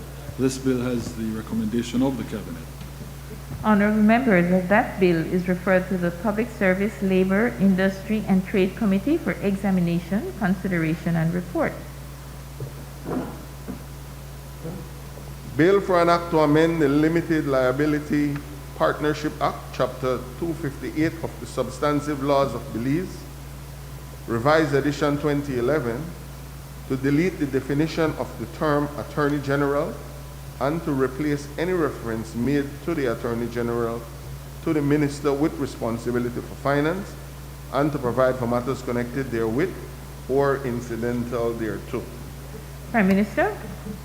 Madam Speaker, in accordance with Standing Order number 49-1, I move that the bill be taken through all its stages forthwith. Honorable members, the question is that the next stages of the bill be taken forthwith. All those in favor, kindly say aye. Aye. Those against, kindly say no. The ayes have it. Motion relating to the business or sitting of the House. Right Honorable Prime Minister. Madam Speaker, I move that at its rising today, the House adjourn to a date to be fixed by the Speaker. Honorable members, the question is that the House at its rising today adjourn to a date to be fixed by the Speaker. All those in favor, kindly say aye. Aye. Those against, kindly say no. The ayes have it. Announcement by the Speaker. Honorable members, it has been agreed that the following motion and bills passed this day. The OPEC Fund for International Development, US $10 million, support the COVID-19 Food Assistance Program Loan Motion 2020. The Business Names Amendment Bill 2020. Companies Amendment Bill 2020. And Limited Liability Partnership Amendment Bill 2020. Under Standing Order number 74, all proposed legislation, messages, petitions, motions, and other matters relating to the subject mentioned under the title of each standing committee shall be referred by the House to such committee for examination, consideration, and report to the House. The only way for this to be done, other than by suspension of the standing orders, is for me to suspend the sitting to enable the Finance and Economic Development Committee and the Public Service, Labor, Industry, and Trade Committees to examine, consider, and report to the House on the motion and bills. All those in favor, kindly say aye. Aye. Those against, kindly say no. The ayes have it. The sitting is therefore suspended until those committees have concluded their business.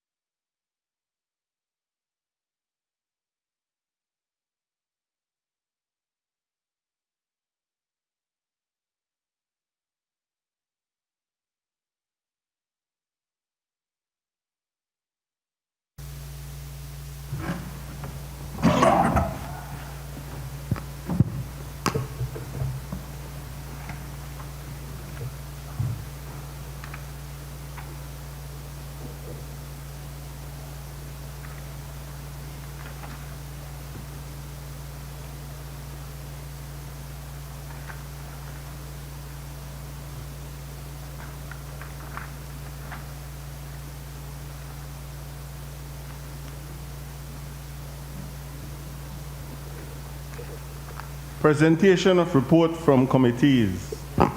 I recognize the Honorable Chairman of the Finance and Economic Development Committee. To lay on the table report HR 270/1/12, report from the Finance and Economic Development Committee on the OPEC Fund for International Development, US $10 million support to COVID-19 Food Assistance Program Loan Motion 2020. Honorable members, that report is ordered to lie on the table. I recognize the Honorable Chairman of the Public Service, Labor, Industry and Trade Committee.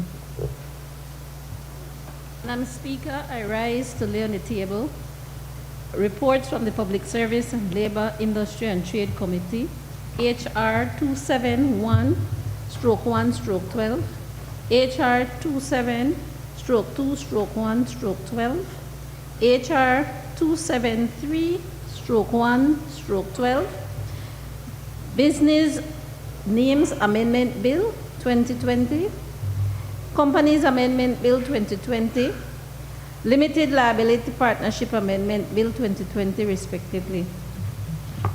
Honorable members, those reports are ordered to lie on the table. Public business, government business, motion.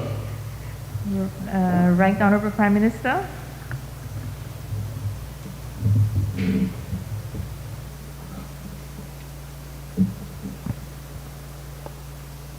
Thank you, Madam Speaker. With your permission not to repeat the recitals, I move, now therefore be it resolved that this Honourable House, being satisfied that the loan proceeds would significantly contribute towards the continued efforts of the government to expand and improve its food assistance program that assists the poor and vulnerable population in the country who are now also being impacted by the COVID-19 pandemic, approves and confirms that the government of Belize may enter into a loan agreement with the OPEC Fund for International Development on the terms and conditions set out above, and further authorizes the Minister of Finance to execute and deliver the said loan agreement and all other documents associated therewith. Honorable members, the question is, now therefore be it resolved that this Honorable House, being satisfied that the loan proceeds would significantly contribute towards the continued efforts of the government to expand and improve its food assistance program that assists the poor and vulnerable populations in the country who are now also being impacted by the COVID-19 pandemic, approves and confirms that the government of Belize may enter into a loan agreement with the OPEC Fund for International Development, OFID, on the terms and conditions set out above, and further authorizes the Minister of Finance to execute and deliver the said loan agreement and all other documents associated therewith. All those in favor kindly say aye. Those against kindly say no. The ayes have it. Bills for second reading. Right Honorable Prime Minister. Madam Speaker, I move the second reading of a bill for an act to amend the Business Names Act, Chapter 247 of the Substantive Laws of Belize, Revised Edition 2011, to insert the definition of the term minister and to provide for matters connected therewith or incidental thereto. Honorable members, the question is that the bill for an act to amend the Business Names Act, Chapter 247 of the Substantive Laws of Belize, Revised Edition 2011, to insert the definition of the term minister and to provide for matters connected therewith or incidental thereto be read a second time. All those in favor kindly say aye. Those against kindly say no. The ayes have it.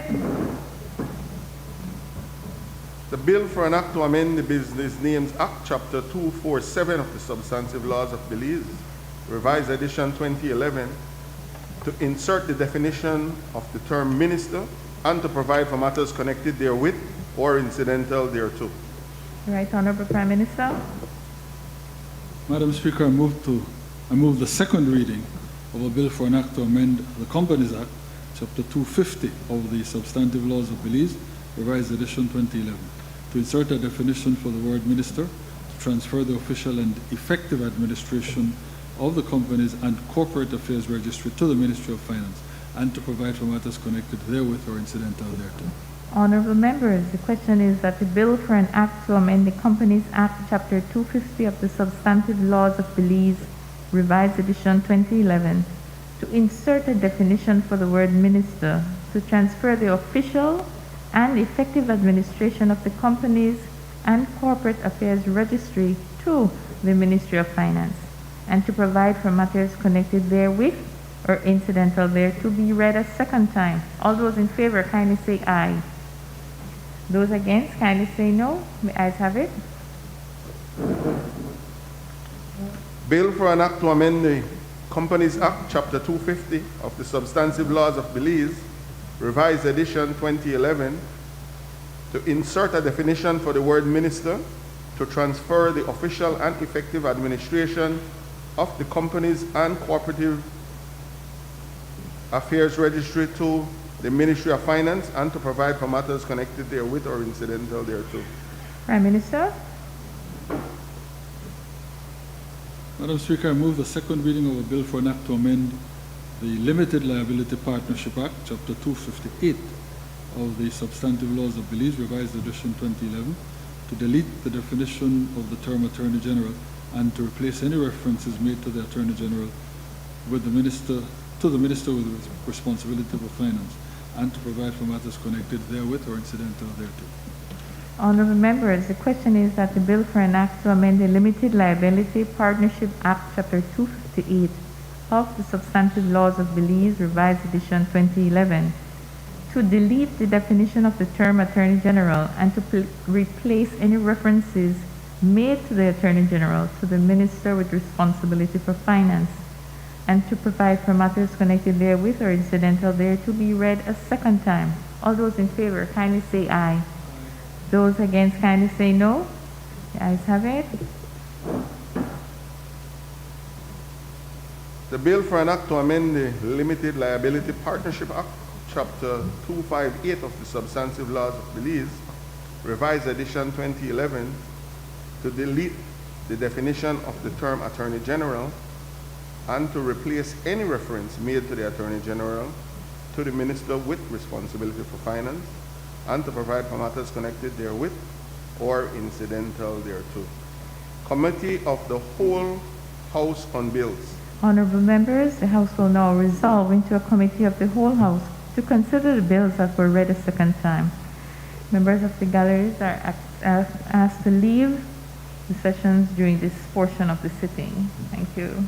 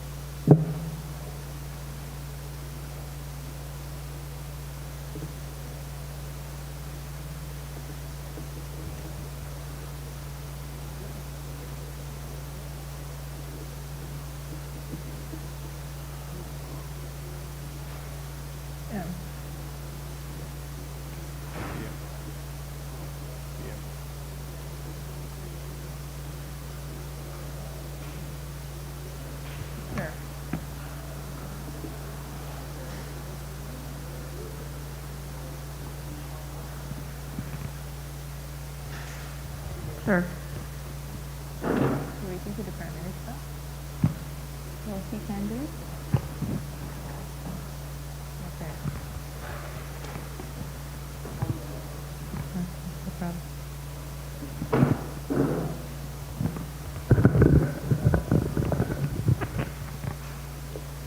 Bills for third reading. I recognize the Right Honorable Prime Minister. Madam Speaker, I move the third reading of a bill for an act to appropriate further sums of money for the use of the public service of Belize for the financial year ending on the 31st day of March 2021. Honorable members, the question is that the bill for an act to appropriate further sums of money for the use of the public service of Belize for the financial year ending on the 31st day of March 2021 be read a third time. All those in favor kindly say aye. Those against kindly say no. The ayes have it. Bill for an act to appropriate further sums of money for the use of the public service of Belize for the financial year ending on the 31st day of March 2021. Prime Minister. Madam Speaker, I rise to report that the Committee of the Whole has considered the Business Names Amendment Bill 2020 and passed it without amendment. I now therefore move the third reading of that bill. Honorable members, the question is that the bill for an act to amend the Business Names Act, Chapter 247 of the Substantive Laws of Belize, Revised Edition 2011, to insert the definition of the term minister and to provide for matters connected therewith or incidental thereto be read a third time. All those in favor kindly say aye. Those against kindly say no. The ayes have it. Bill for an act to amend the Business Names Act, Chapter 247 of the Substantive Laws of Belize, Revised Edition, to insert the definition of the term minister and to provide for matters connected therewith or incidental thereto. Right Honorable Prime Minister. Madam Speaker, I rise to report that the Committee of the Whole has considered the Companies Amendment Bill 2020 and passed it without amendment. I now move the third reading of that bill. Honorable members, the question is that the bill for an act to amend the Companies Act, Chapter 250 of the Substantive Laws of Belize, Revised Edition 2011, to insert the definition for the word minister, to transfer the official and effective administration of the Companies and Corporate Affairs Registry to the Ministry of Finance, and to provide for matters connected therewith or incidental thereto be read a third time. All those in favor kindly say aye. Those against kindly say no. The ayes have it.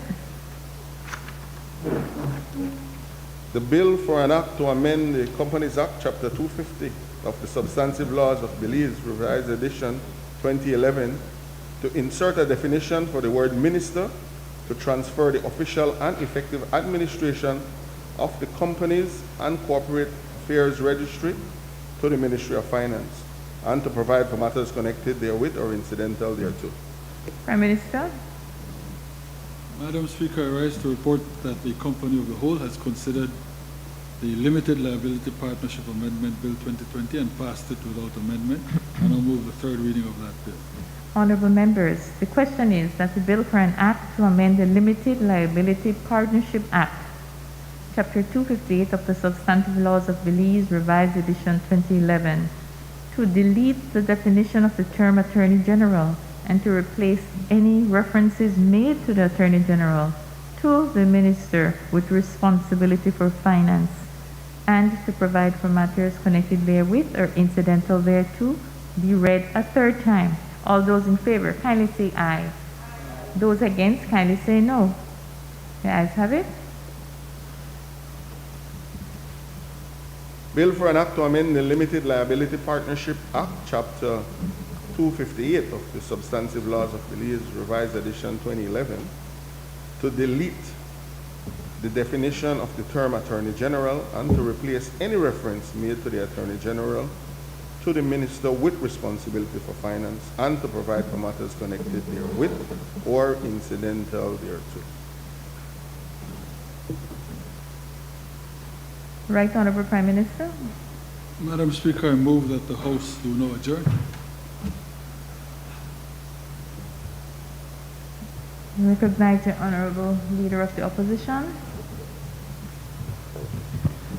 Thank you, Madam Speaker. I just received news that the Supreme Court has denied injunction to state termination of the 36 PBL staff, as well as the interim reinstatement of for the next 28 days. Madam Speaker, I don't think we should be in this kind of position, where 36 employees, of which, on the Port of Belize, of which 29 of them are members of the Christian Workers Union, that can be coldly, fired by text. I'm sure probably you saw a copy of the text because they were spreading it all over. Then even had the decency to call them in and telling them that, you no longer have a job. They send you on text and say, just get out.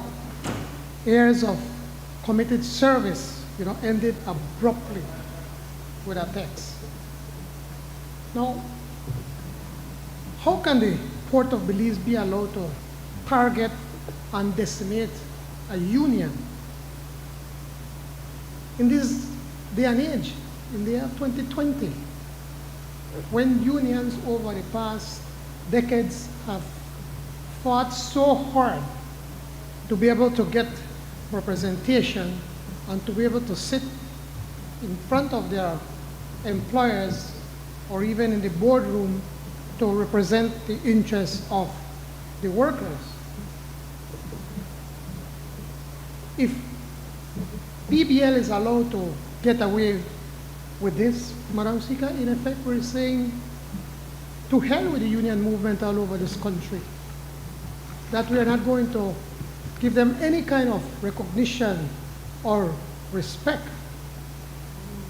Madam Speaker, this is not the banana fields of 1995, down south, when the workers wanted to unionize and they refused to allow them to unionize. Or not even in the United States, in Alabama and Mississippi in the 1950s, when the workers were abused by their employers. This is 2020. Supposedly an independent Belize.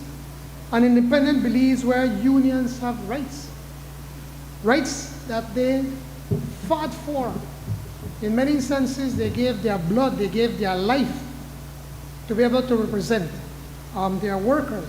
They fought for it and they won these rights over the decades. Here we have this huge company, a multi-million-dollar company, decided to hell with the unions, to hell with the pandemic, to hell with the hard times, and we're just going to get rid of them via text. The Constitution of Belize protects our freedom of assembly and association and the right to work. Yet this action of the Port of Belize receivership strikes at the very heart of what it means to be a Belizean. It poses the fundamental question of our times. Who are we? What are we all about?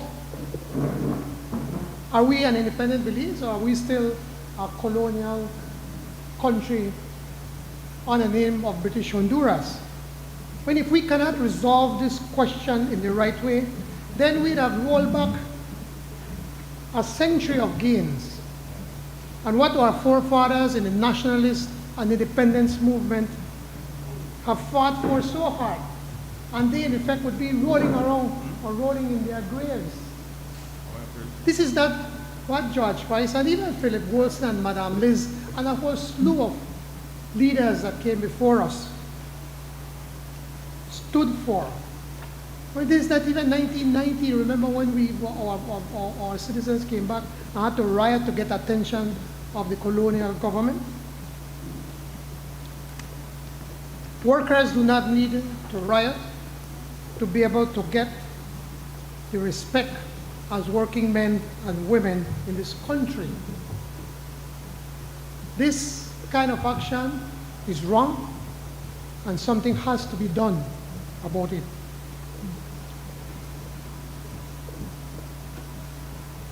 How can any right-thinking government send the GSU after peaceful protesters? All we need to do is look at the record of the GSU. They go into neighborhoods and they terrorize anybody that's in their path. They grab them, they beat them, they rough them up, they throw them into a pickup. That is the GSU. I can speak from personal experience. A few years ago, we had a peaceful protest in Orange Walk, and we were by the Tower Hill bridge, and the government sent the GSU at us. My honorable member from Orange Walk South was there. We were side by side where they were roughing us up, pushing us. And then they decided to use tear gas on us. I mean, I was giving an interview to Love FM when a member of the GSU decided to throw a canister of tear gas right between my legs. So, my brother, I know what was gone through with all of that tear gas and all the other protesters, because we've gone through it. The government knows what is the modus operandi of the GSU. I mean, they took Marisol Amaya. I was there and I saw it with my very own eyes. Just grab and chew up on the ground like one sack of potatoes. Jules had to be the hero when he jumped in front to try to defend one of his own. And the rest of the media then jumped in to try to protect her.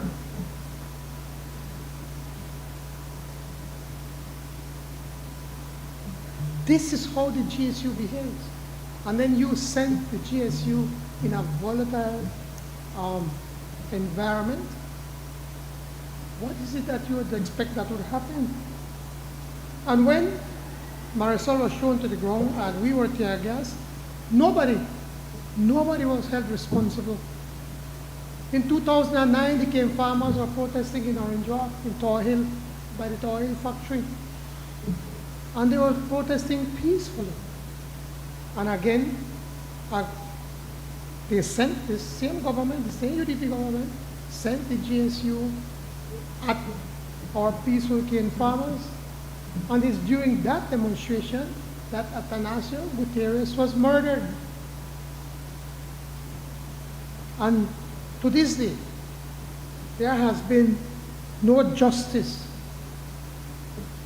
for the family of Atanasio Gutierrez. And that family was left without a husband and a father. No one was held responsible.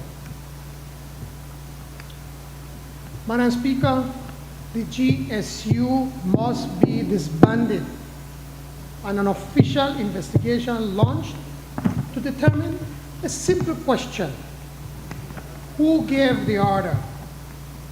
And despite all the protestations of the AG and the Minister of National Security, we find it on this side hard to believe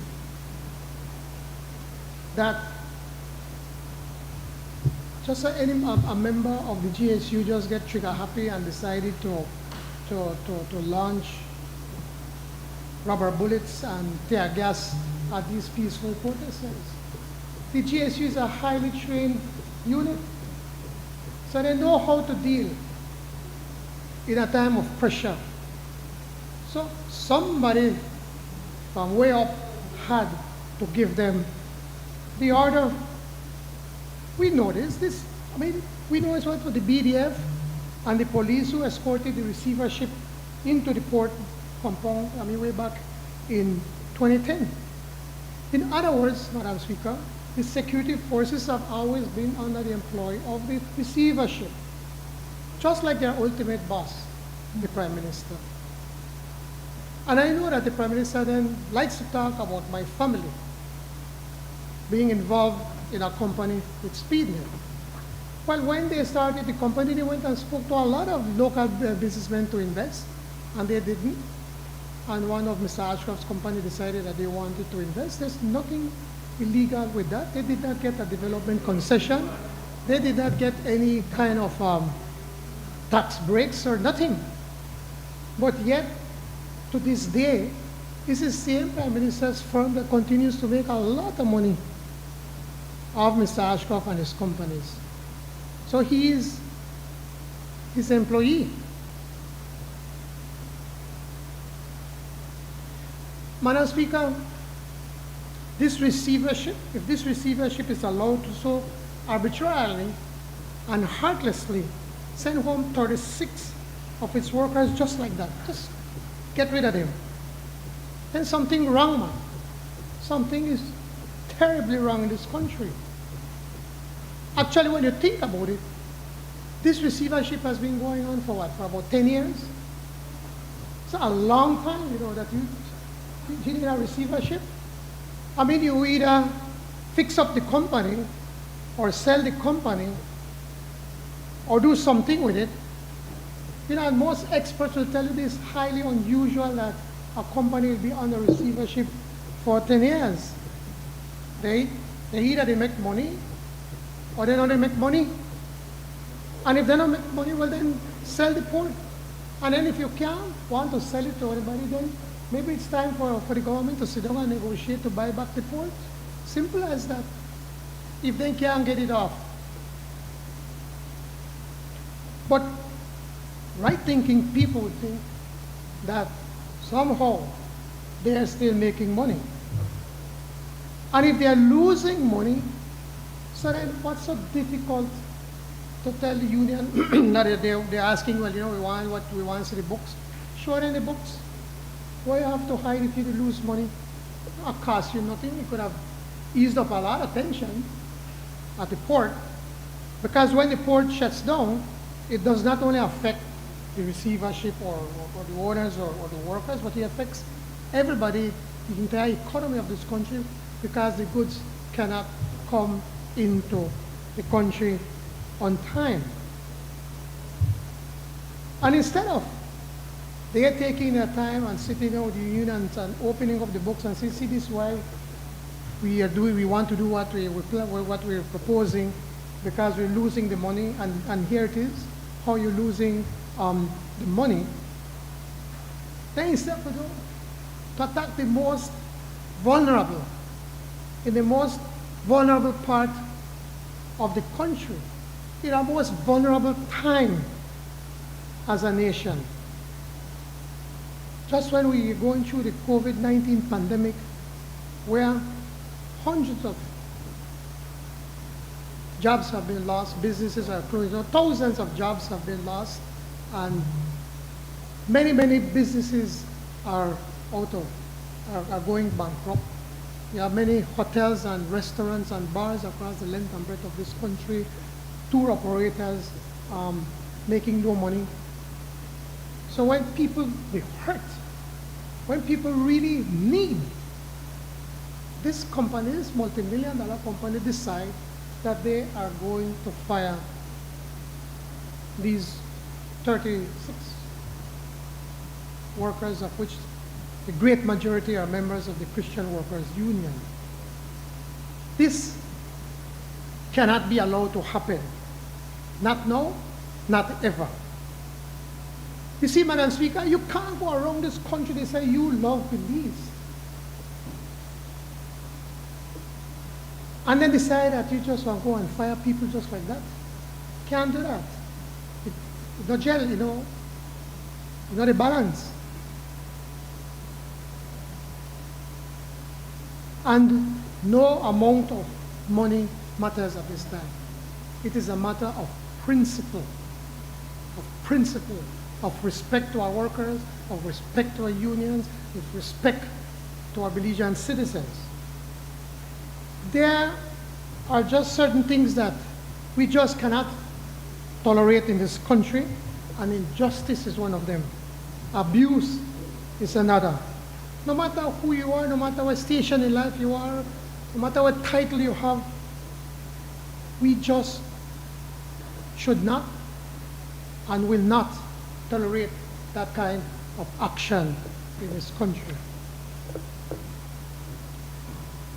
So today, despite that they have won in court, I call on the receivership to do the right thing and to immediately reinstate these workers. Now, in the scope of things,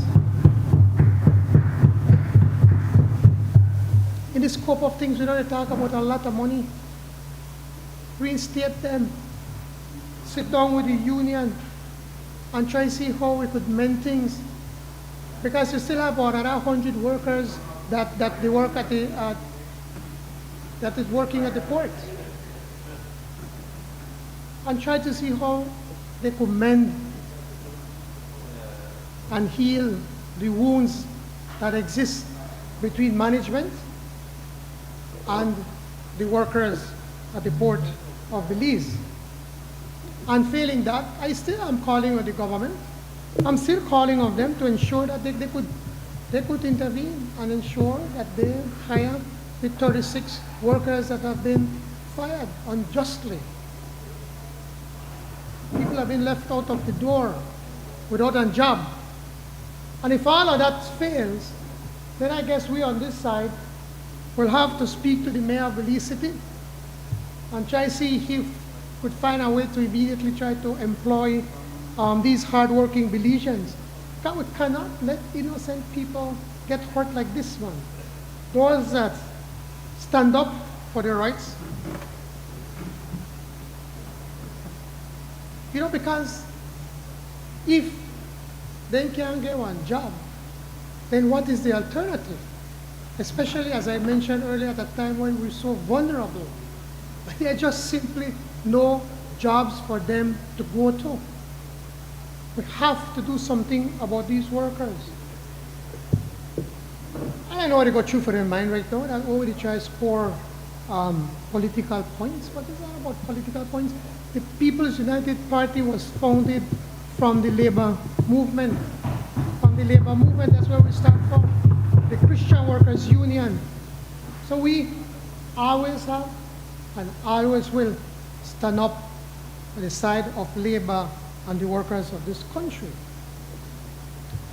And if the government and ourselves and the opposition, if we could have worked through the COVID crisis, and we did very well, we did respectfully, all through the crisis, then we have another COVID-like crisis in our hands right now.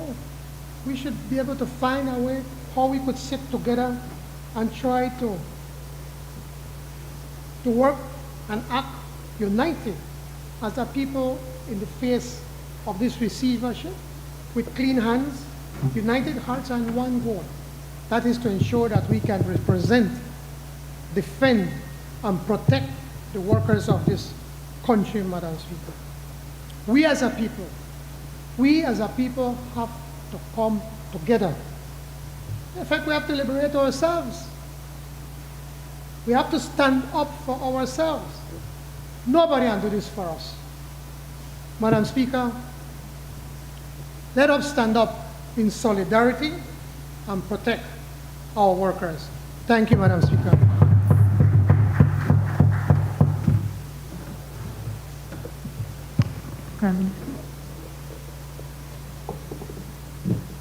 I heard colleagues behind me saying that there was no real force, no real fire to the leader of the opposition's presentation. He said some nice things. I would even go as far as to suggest that he said the right things, but there was no conviction, leaving me to wonder whether that was the deal he made with the master. Look, allow me for political purposes to make a presentation, but you and I know this is a sham, this is fake, this is camouflage, and I will hold it down. And I would want to suggest that that is the basis on which leave was given him. Madam Speaker, talk about the devil seeking to correct sin. The leader ends up by saying that if we can't oblige PBL to give these workers back their jobs, then we should think about buying back the port. Well, who sold the port in the first place? How did we end up here where, as I said, the overlord can in effect own the port and absolutely chance our people? How did we end up here? The leader of the opposition, his party, they were the ones that alienated the port.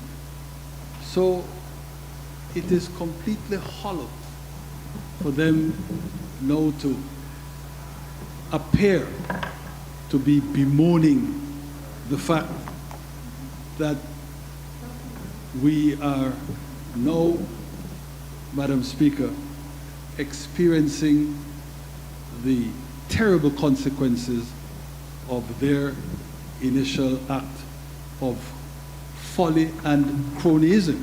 Because I'm not going to get into who they sell the port to initially and how much they sold it for. Madam Speaker, the question of the police and their behavior in terms of the way they attacked workers peacefully protesting is, of course, condemned by this government.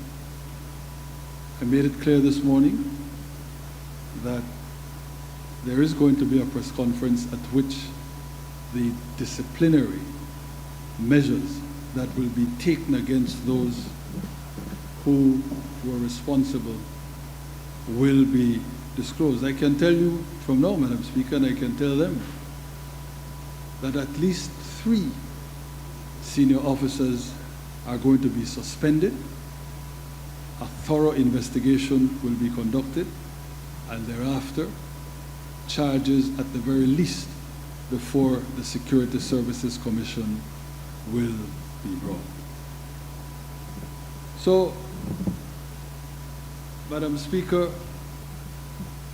that is common ground between us, that the actions of the police were utterly unwarranted, unjustified, cannot be countenanced, and will not be tolerated. But in terms of the plight of the workers, which is really what is of the greatest importance, well, of course, we lost the application for the injunction this morning, but that's not the end of it. The government will pursue all avenues open, including legal avenues, to do absolutely what is necessary to try to get these people reinstated. I noticed that the leader of the opposition, unlike this administration, has not said that if the Port of Belize does not cooperate, does not restore these people to their rights, that if he and his party were to become the government, God forbid, but si Dios quiere, entonces, that he would ensure that that MOU, which is languishing, with respect of the port's ability to go forward, and which this administration has declared absolutely unshakably that it will not sign. I'm yet to hear the leader of the opposition say that is the same position taken by their side of the House. That is what the Belizean people want to hear. Thank you, Madam Speaker. Member from Freetown. Thank you, Madam Speaker. Madam Speaker, I want to talk about education, and in particular the reopening of schools, which, as I understand it, is to take place on August 10th. I believe that is the proposed date. Allow me, Madam Speaker, to make a few initial overarching points. One, I think we all agree that our number one priority has to be the health and safety of our students, of our teachers, of our administrative staff. That has to be the number one priority. I think we can also agree that I think everybody wants students back in school. We understand that that is the best place for them to learn. I think, as the experts have said, remote learning is useful, but it really is a poor substitute for face-to-face interaction, face-to-face learning. So we want our students back in school. Already too much classroom time has been lost. Where the disagreement and the debate, I think, lies is,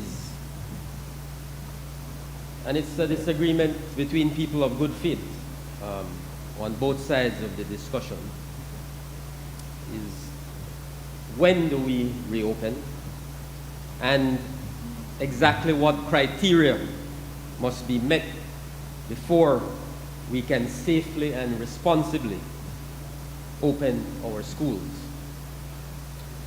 And I think, Madam Speaker, a point that the Ministry of Education has made, but I think a lot of people, unless you're in the Ministry of Education or you're involved with education as a stakeholder, people don't appreciate that we're dealing with a population of over 100,000 students.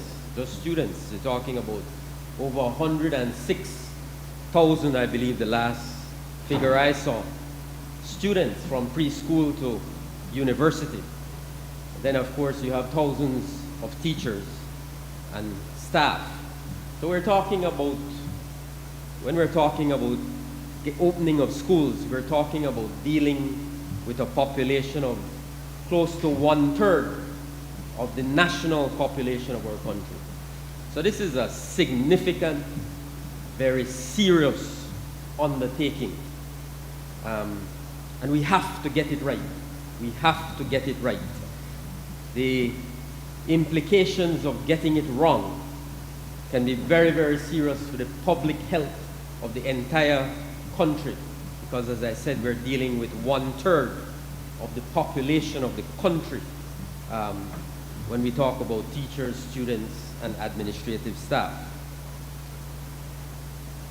The Ministry of Education, Madam Speaker, has prepared a 29-page document which they call the Guidelines for School Operation in Response to the COVID-19 Pandemic. And the stated objective of those guidelines, of that document, is to support national preparations and guide the school reopening process. And I certainly view it as a good faith effort on the part of the ministry, even if it's, for the most part, it's a cut and paste job. But, you know, we're all doing that because you don't have to reinvent the wheel. And if we can benefit from the experience and knowledge of others, we must always be prepared to do that.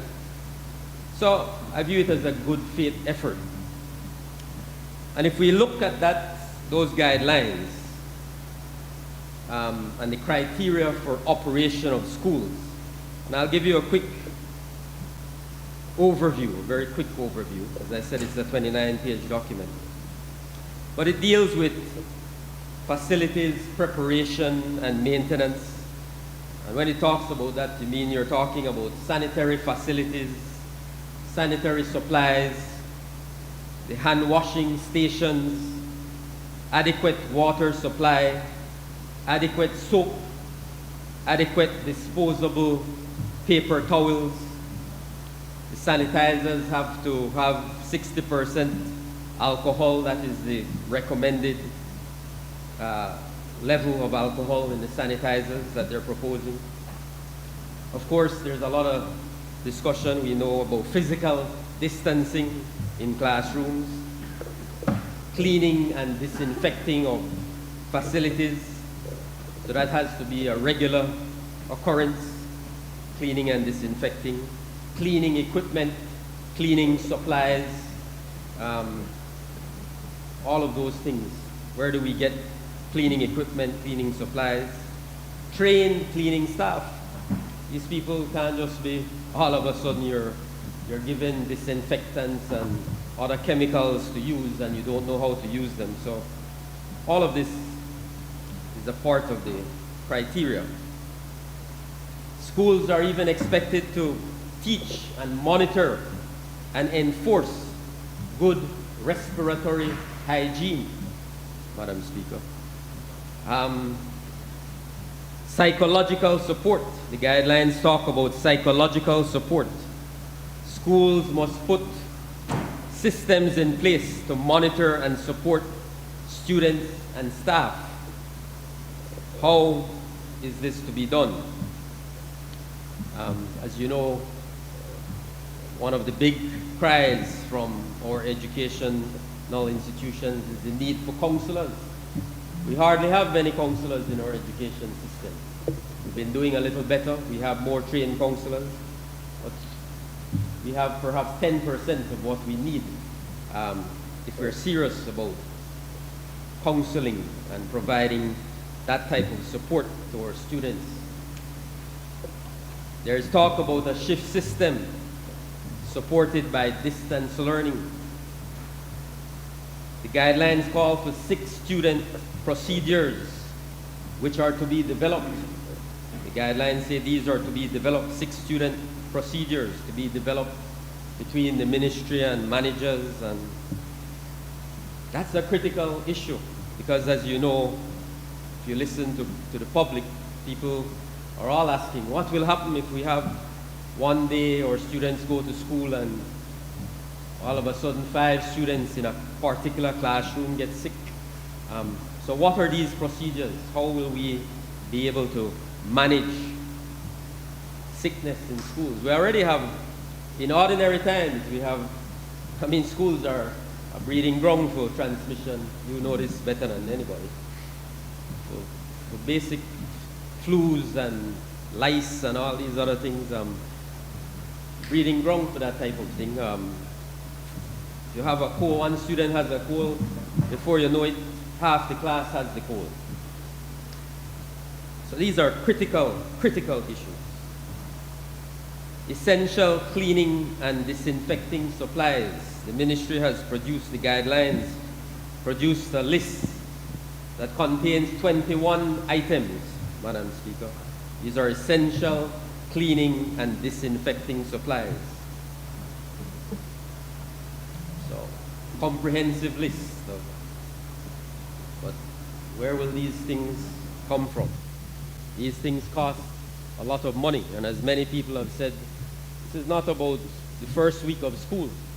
This is not even about the first month of school. This is for the long haul. We certainly know that this thing will be with us for the next, certainly for the next 6 months. So I've given you a brief overview, Madam Speaker, of what is contained in the guidelines.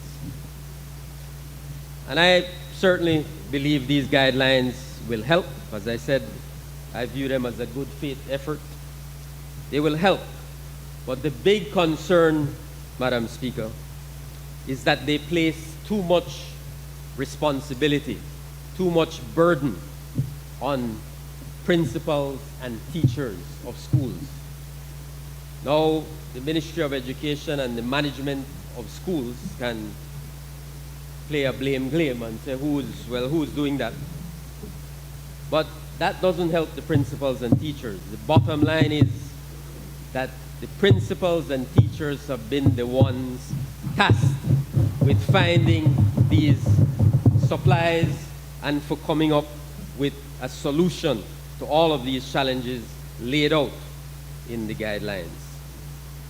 So that has to be corrected. We have to be very clear about who is responsible for providing these supplies, who is responsible for coming up with these procedures, and there has to be a clear plan of action in terms of task, responsibility, accountability.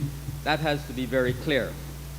So that if and when, and we pray to God that we continue to maintain control over this virus, we certainly hope that it does not reach our schools if and when they're open. But we have to be prepared for those contingencies. So there always have to be contingency plans in place. And of course, Madam Speaker, the guidelines are not supported by resources. They're not. So you have guidelines, but no money to back up the guidelines. No resources. They've gotten some funds from, I think UNICEF has given some money, and some other organizations have stepped forward. I think Lifeline is one, has stepped forward and provided some support, and other organizations. But no resources. So, of course, principals and teachers are reaching out. Everybody, they beg for supplies because they're not getting it. They're not getting it from where they should get it. So there's no budget in place to support the guidelines. And that is not acceptable, Madam Speaker. If you're asking schools to prepare, if you're asking schools to be ready for August 10th, which is only 16 days away, Madam Speaker, by the way, 16 days away. If you're asking them to be prepared, if you're asking them to have all these essential supplies in place, and you're asking them to do all the other things that will ensure the safety and health of our students, of our teachers, or staff, or administrative staff, then there must be resources to support that effort. There can be no ifs or buts, ands or buts about that. There has to be, and the government has to find those resources from somewhere. They find resources for all sorts of other things. They need to make this a priority and find the resources if they insist on opening schools on August 10th.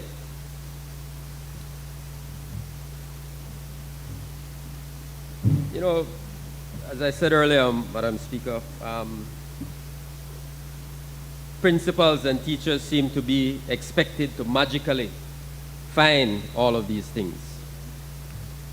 Again, with psychological support, very important. I fully support the ministry's position in the guidelines that we need to be providing psychological support and monitoring the health of students. But principals and teachers who are already overburdened are essentially, you are now being obliged to monitor health of students and provide psychological support. That will not work. That will not work. We already describe our teachers as everything. They have to be everything in the classroom. And now, in a time of crisis, in a time of pandemic, when the teachers and principals themselves are very scared, very uncertain about the future, we are asking them to shoulder that responsibility of providing psychological support. They need psychological support. Many of them are in fear. Many of our teachers, unfortunately, have underlying health conditions. Many of them are not, as fit as we would want them to be. Just like everybody else in the country, the whole country. You notice you are an advocate for this, Madam Speaker. Our people we're not healthy. We're not eating properly. And that's reflected in our school population. It's reflected in our teacher population. It's reflected in the people who work at schools. It's a big problem. So we have a high-risk population, and we have a high-risk population in the schools as well. So psychological support. Schools which are already, Madam Speaker, overcrowded, poorly ventilated. They have inadequate water supply. In some of our rural communities, my brothers can tell you from the rural constituencies, in some of these communities, they don't even have a proper running water supply. The water on for a particular time in the morning, and then later in the evening, there's no regular water supply in some of these villages and communities.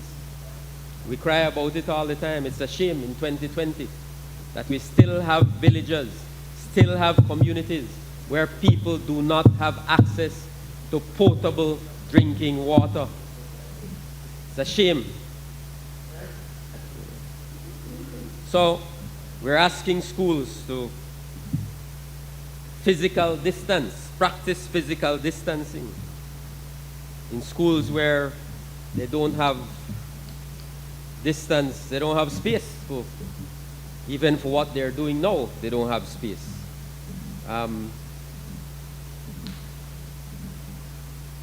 So it's a big, big issue, Madam Speaker. The guidelines provide, as I mentioned, very little support for the teachers themselves, who will be on the front line of every activity being required. They will be the ones on the front line. They will have to be leading the charge, leading the effort, along with our principals, to carry out, to implement these guidelines, to make sure that everything is in place. But almost nothing said about our support for them, what specific support are our teachers getting. The proposed opening date of August 10th, as I mentioned, is 16 days away, Madam Speaker. Again, the issue of what happens if our teachers, any of our teachers, get sick. So as they always say, it's easy to open schools, and all of us want schools to open. The question is, how do we keep them open? How do we keep them open responsibly? How do we keep them open safely? And how do we ensure the health of everyone involved in that undertaking? As you know, one of the big concerns, Madam Speaker, is that the young people may well prove to be resilient to this virus. We hope that is the case. There is some mixed evidence on that based on reports that I have seen coming out of different countries like South Korea and Israel and like that, where they've conducted large-scale analysis of reopening of schools. But the big concern always is that these young people, of course, go home to their families. They go home to their parents and grandparents, who are, of course, more vulnerable. They represent a much more high-risk group of individuals. So that is a major concern. So the bottom line, Madam Speaker, for us is, are our schools prepared? Will they be prepared by August 10th? As of today, I can tell you categorically, they are not yet prepared. Will they be able to get prepared within the next 16 days?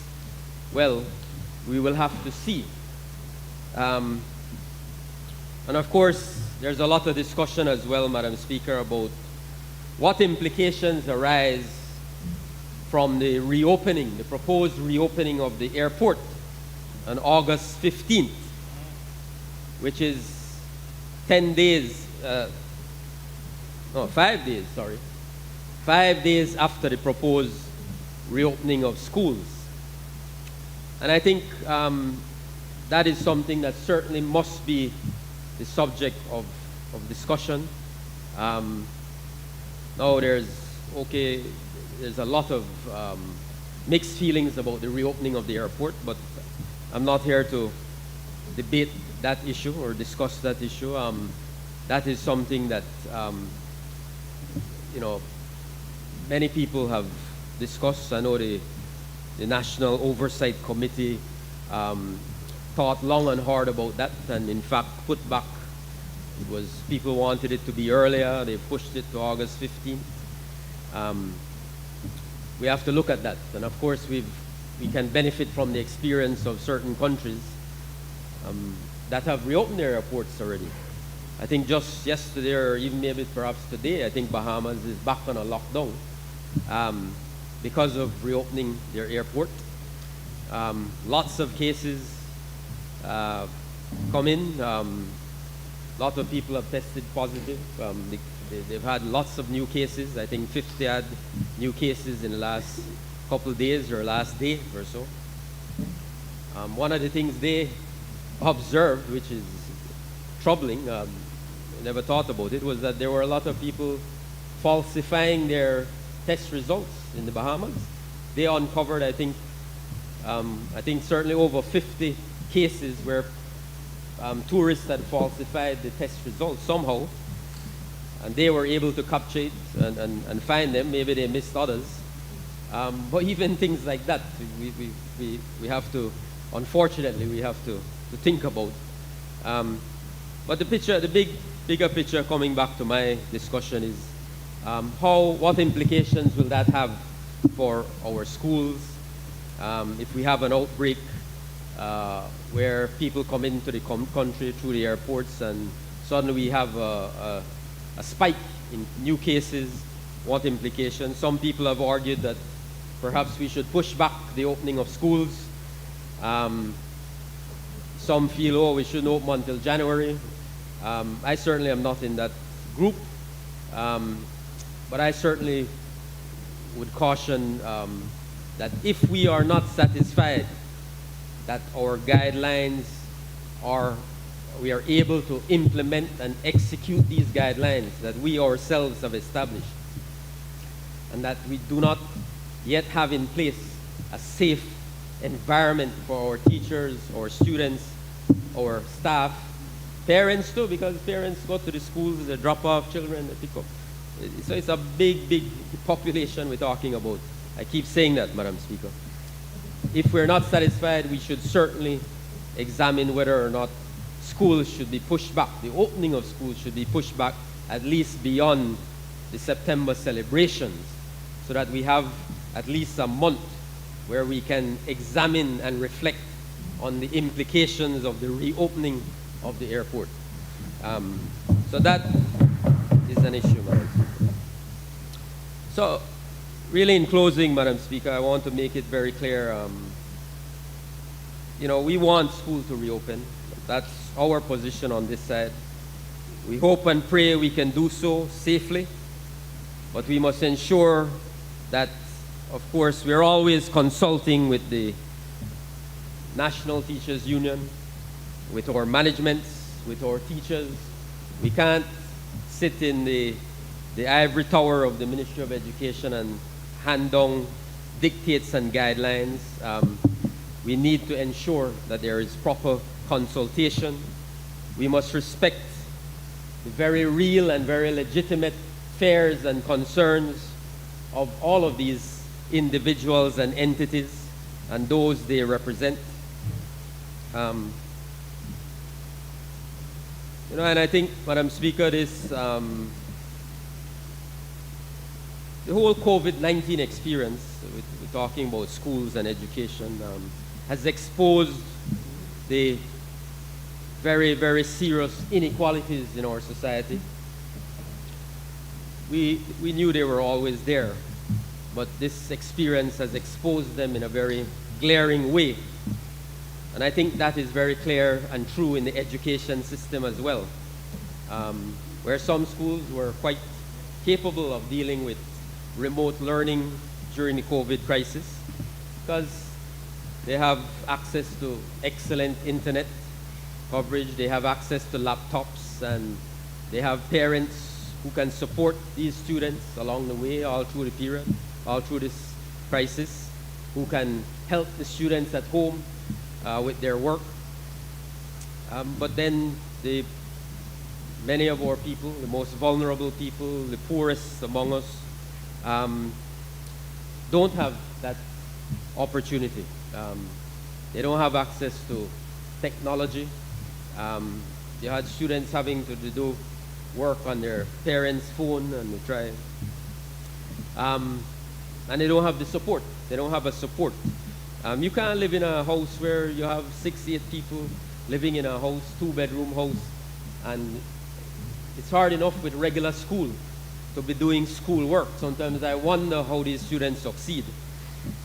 Much less in a situation like this where you need privacy and you need some level of, to do work on a computer.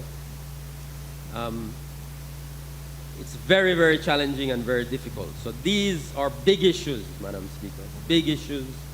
We have to understand them, we have to appreciate them, and we have to ensure that we're doing the right thing for all of our children, all of our students, all of our teachers across the country, regardless of where they live, regardless of which community they live in. Rural communities, we know, again, inequity, don't have access to the same things that we may have in Belize City. Many of these rural communities don't have access to the internet, don't have access to technology. Some of them may have electricity. Some of them still don't have electricity. Most of them in Toledo West don't have electricity. And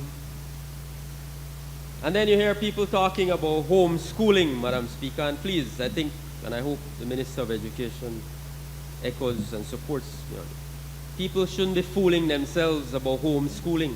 I hear a lot of people, Minister, going to the Ministry of Education asking for forms to fill out about homeschooling. Homeschooling is not easy.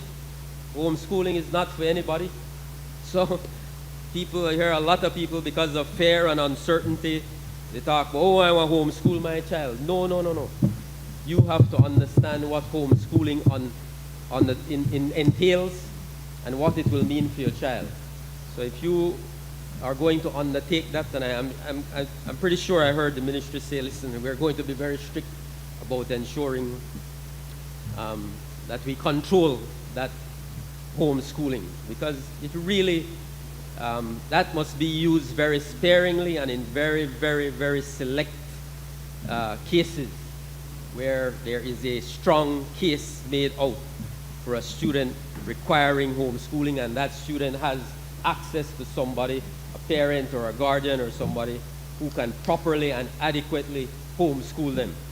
So that is no answer to this crisis for anybody to talk about homeschool. Finally, Madam Speaker, in the context of the fallout from COVID-19, we want to, on this side, place on the record our concern over the cuts in funding to the National University of Belize, and also the effort to undermine and disrespect, in my view, the UB Faculty and Staff Union. They danced around with them. Finally, they got their certification. They tried to keep them out of the boardroom. They didn't want to share any information with them. These are the people who run on the front line of the university, man. You can't run a university if you don't want to engage and consult with the faculty and staff of that national university. This is the National University of Belize. So that was a foolhardy effort to undermine them, and I'm glad they seem to have found their way and understand that that's foolhardy.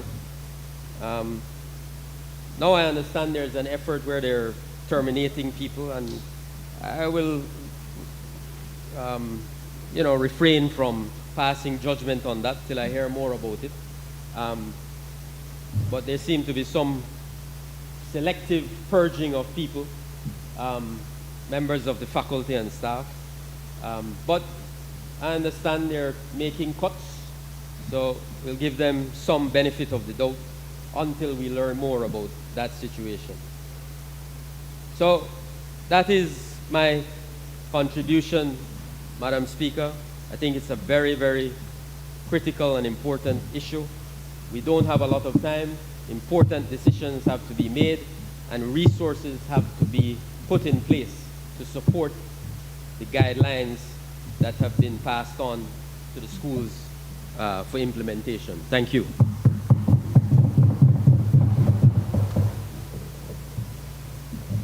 I thank my colleague, the member for Freetown, Madam Speaker, for his intervention. As a result of his intervention, he allows for me to make a response, Madam Speaker. Firstly, I hope that he agrees, and from what he has said so far, I gather that he does, that children need to be back in school as quickly as possible.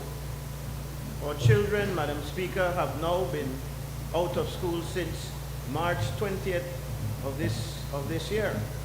April, May, June, July, that's 4 months. And we know we have another month or so to go, or at least 3 weeks, to the opening of school.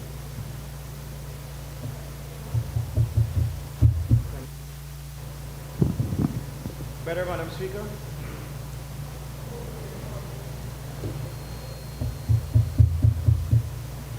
Is that better? Still not where it would be optimal, but Madam Speaker, all the experts will tell you, as I'm sure that he alluded to as well, that the best place for children to be right now is back in the classroom. And I watched this morning as, in fact, the great United States struggles now to try to put children back in school. And this may be why there is the kind of scare in the Belizean context, because, of course, everything is beaming from America. But I want to remind people that what is happening in the U.S. is a far cry different from what is happening here in the East. What we have here in the East, and all of this, is a blessing compared to other parts of the world, where in fact it is not a wise decision to be attempting to reopen schools as it stands. Anybody who is I hear President Trump on the CDC saying, let's roll $105 billion, I think it is, he's trying to get from Congress in order to assist the schools to open. And that is crazy in my opinion. But I can be concerned about what is happening in the U.S.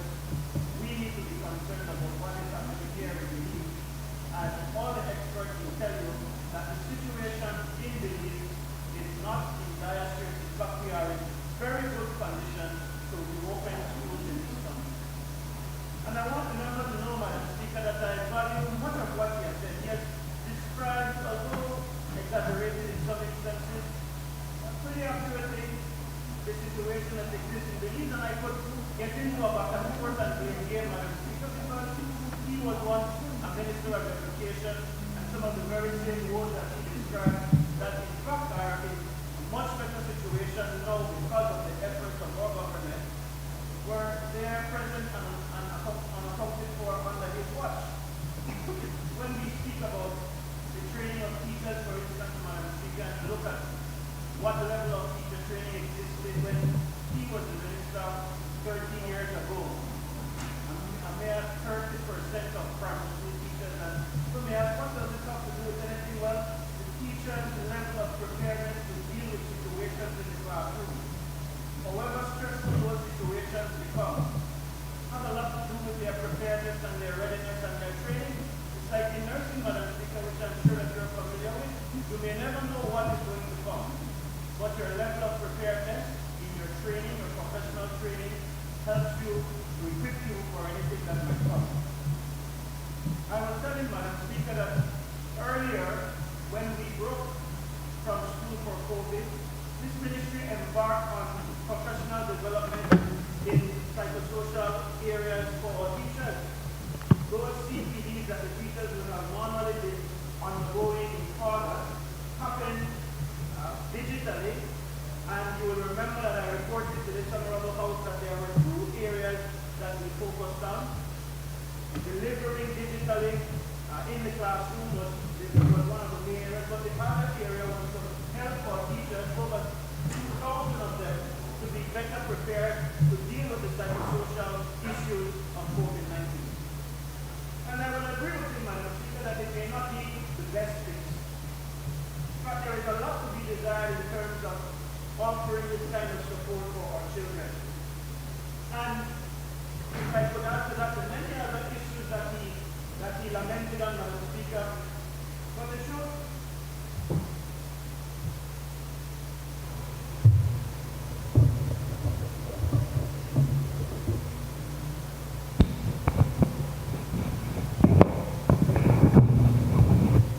is, Madam Speaker, I have gone on the record to say in my public appearances, we can sit down and we can lament and we can say that we are not ready and we're not ready and we're not ready, but the truth of the matter is we have to make a start somewhere. We have to make a start somewhere so that when we open on August 10th, yes, everything might not be ideal, everything might not be the way we want it. I'm not saying that that is going to be the case. The guidelines set by the Ministry of Education is set to protect our children, and I dispute some of what he has said in terms of us being able to deliver on those things. In fact, I reject out of hand the issues that he has said, and I know that he repeats some of what the BNTU says in terms of us copying things that aren't relevant for the local setting here in Belize. It is not what they tell you, Madam Speaker, all the time, and he is a former Minister of Education, albeit from what I gathered, he was the kind of Minister of Education that sat in his office and didn't really go out to see for himself what was going on, quite unlike me. I have been to 95% of the schools in this country. You know that, Brother Rakenya, because when you were at the Ministry of Education in those early years, you used to accompany me to visit the schools. And then make we not go there. But, Madam Speaker, if you are knowledgeable about these schools, you will know, for instance, that when we speak about physical distancing, it is not a problem for all of our schools. We have schools in this country with 12 children, the entire school population. How is it that you're going to say that that is difficult to physical distance? We have schools in this country where all the space that is in the school, in terms of the physical infrastructure, are not utilized. Yes, we also have schools that are 1,000 strong, like Bella Vista, RC School, and some in your constituency as well, Honorable Member from Stanquick West. We have large primary schools in this country, so it is those schools that become a problem, but don't make it seem like all the schools, the 300 schools across this country, have a problem with social distancing. And it is only when there is that situation that you have large class sizes, because indeed there are some classrooms in our country that have maybe up to 40 children. And so those schools become problematic in terms of physical distancing, and those are the schools that will require the kind of shift system that we're talking about but there are a good number of schools as well where that physical distancing won't be a problem. So don't make the problem worse than it already is. And then, Madam Speaker, when we talk about the resources, you know, when I first announced that we would make an attempt to reopen schools and that we would be putting in place these guidelines, there was a statement, a part of my statement that made an appeal to all who were concerned to be of assistance to our effort.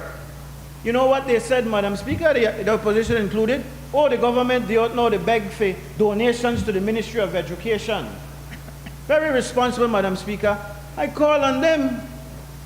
I say to my friend from Freetown, and the BNTU and whoever else is saying that we are not ready because of these resources, I call on them to, rather than push back, rather than fight, rather than criticize, because it is very easy, Madam Speaker, to criticize. Very easy on that side to say, oh, you're not ready, oh, you're not doing this, you're not doing that. Rather than do that, let us unite for the sake of our children. Let us put all hands on deck. Let us spend some of that $7,000 that you get as air representatives. Let us give a little donation, some cleaning supplies to the schools that are in your area. And I want to take the opportunity, Madam Speaker, to thank some of the magnificent donors. In fact, I would love to share, Madam Speaker, and maybe, you know, the Honorable Member for Freetown is my friend.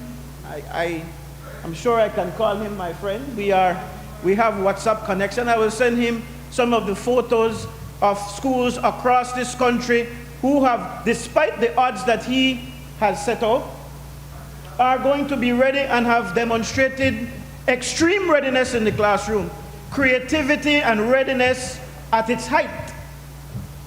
And I hear you, Honorable, and I join with you in saying to our teachers that we have always appreciated their readiness to be there and to try to assist in making classrooms ready, COVID or COVID not. And I join to make the appeal as well to management, who I know do a lot already, but the government does its part. And you will not like me to say the government does a big part. The government has ensured that all the teachers get their salaries. That's a big thing. In fact, if we were not giving public servants and teachers the full salaries, maybe this would have been a way for us to be able to provide some of these things. But if I said that, that's a quarrel. I'm not afraid of trouble, because these things are truth.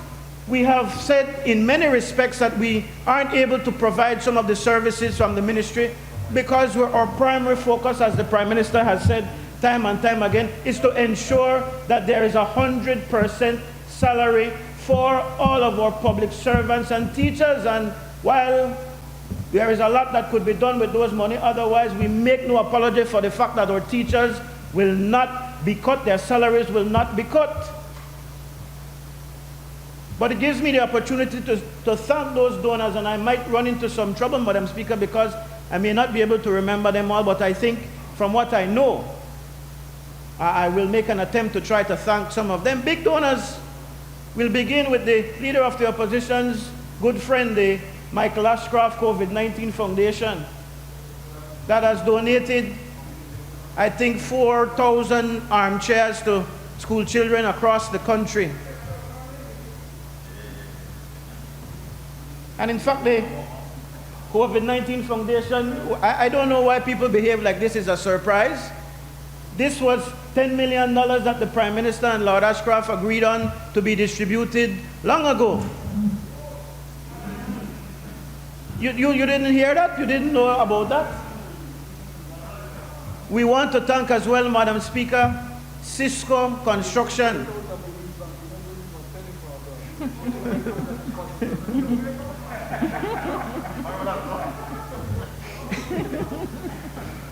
Cisco Construction, Madam Speaker, and Mr. Francis Woods, who is making a humongous attempt at donating masks for children across the country. The Social Security Board, we have put in a request to them, Madam Speaker, and they promised us to work on a sizable contribution for the sake of the safety of our children. My friend, the member from Freetown, called the names of some of the other entities that have helped us. UNICEF has been a tremendous partner in helping us to get the schools ready. BWSL, Madam Speaker, I am told is about to make a sizable contribution to help us to be able to put wash stations, basins, faucets in all of our schools. BEL, Madam Speaker, made a contribution of $50,000 so that we can help our schools get ready.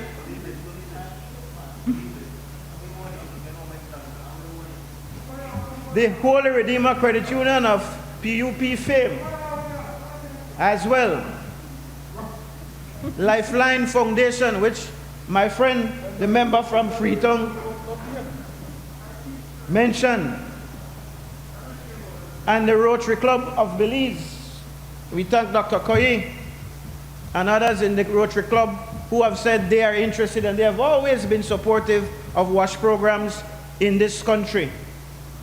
These are the kinds of actions that we want to see. We want to see everybody's hands on deck. But you know whose hands are missing, Madam Speaker? The opposition. Because to date, they have failed to tell this nation, you're looking for a great cause to donate a month of your salaries to? Donate it to the school in your neighborhood. Take your money like the government side did and say to a worthy school, let me buy you 5 wash basins. You did it already. You did it already.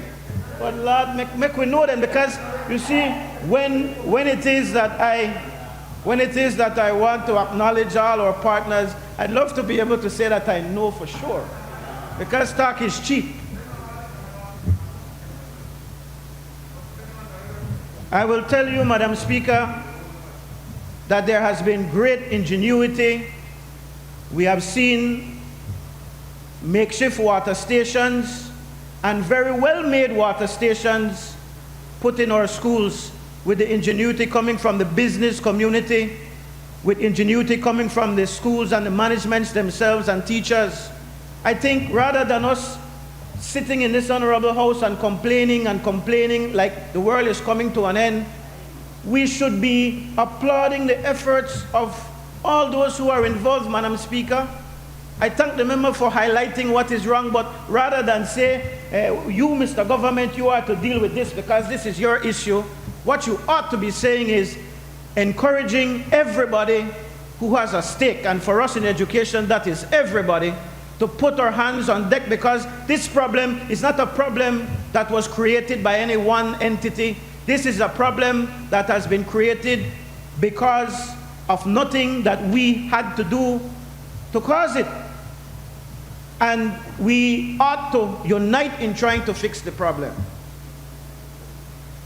So I embrace what my friend from Freetown has said, Madam Speaker, but I make the urge to him. And in fairness to him, whenever it is we have, or certainly I have, asked for his input, he has always indicated a willingness. Whether we use his willingness is another story, but he has always been a very willing player in terms of helping us to get things. And I call a spade, you know. The other fellow to the back there, another story. Before I sit down, Madam Speaker, let me address the matter of the University of Belize that my friend raised up. And I had to remind him publicly. I should have utilized, my apologies, my friend from Freetown. I should have utilized our WhatsApp relationship. But instead I had to answer publicly in the manner in which you made the charge publicly. You must have forgotten that it was not under your administration that the increase in the subvention to UB got to $10 million.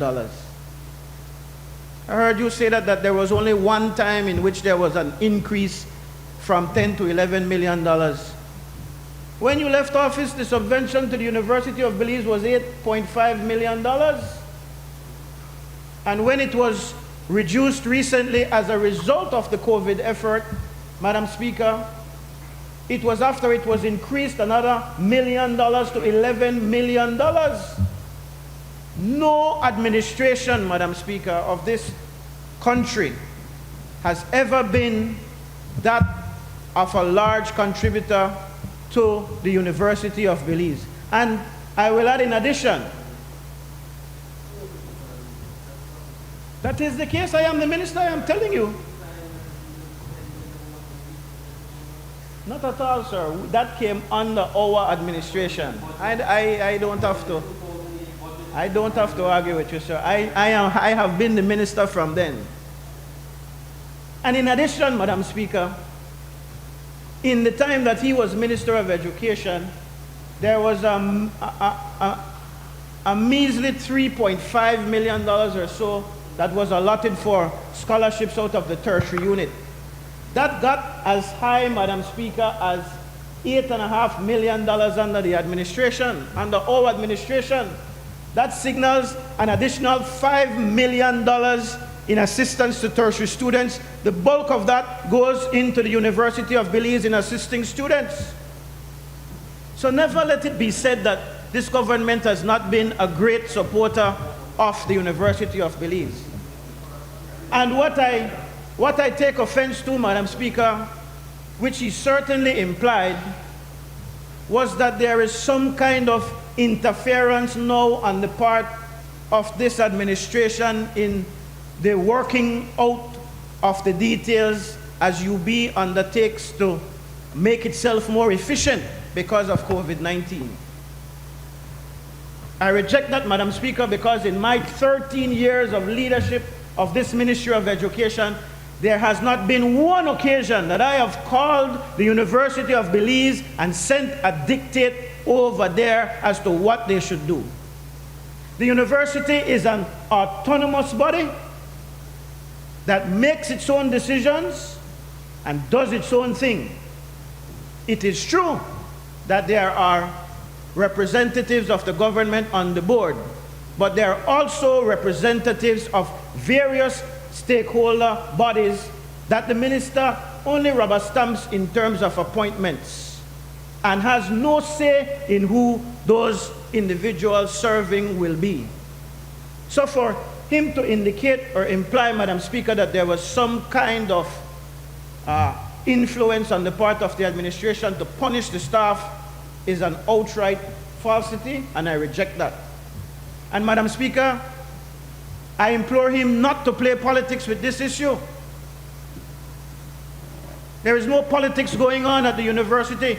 There is a severe financial crunch that is there as a result of the COVID-19 situation that comes in two ways. Firstly, Madam Speaker, the students themselves experience financial difficulties as a result of COVID-19, and so the university that is already offering services to the students at very, very, very cheap rates, $45 US per credit hour. Those of you who have studied in US universities know that even the lowest level of junior college in the United States is charging, Madam Speaker, $350 US per credit hour, making a class $2,000 per 1 3-credit course. That is not the case at the university as far as I am concerned, and I'm thankful that they don't listen to all that I recommend, because I think they're giving away things at the University of Belize, which is a part of the reason why it is so hard to maintain good quality. Quality as education costs money. They're already in that situation, Madam Speaker, where they're not receiving the monies from the students because of the financial crunch. And then there is the position that the subvention has been lowered because of the government's position. So the university is in a crunch.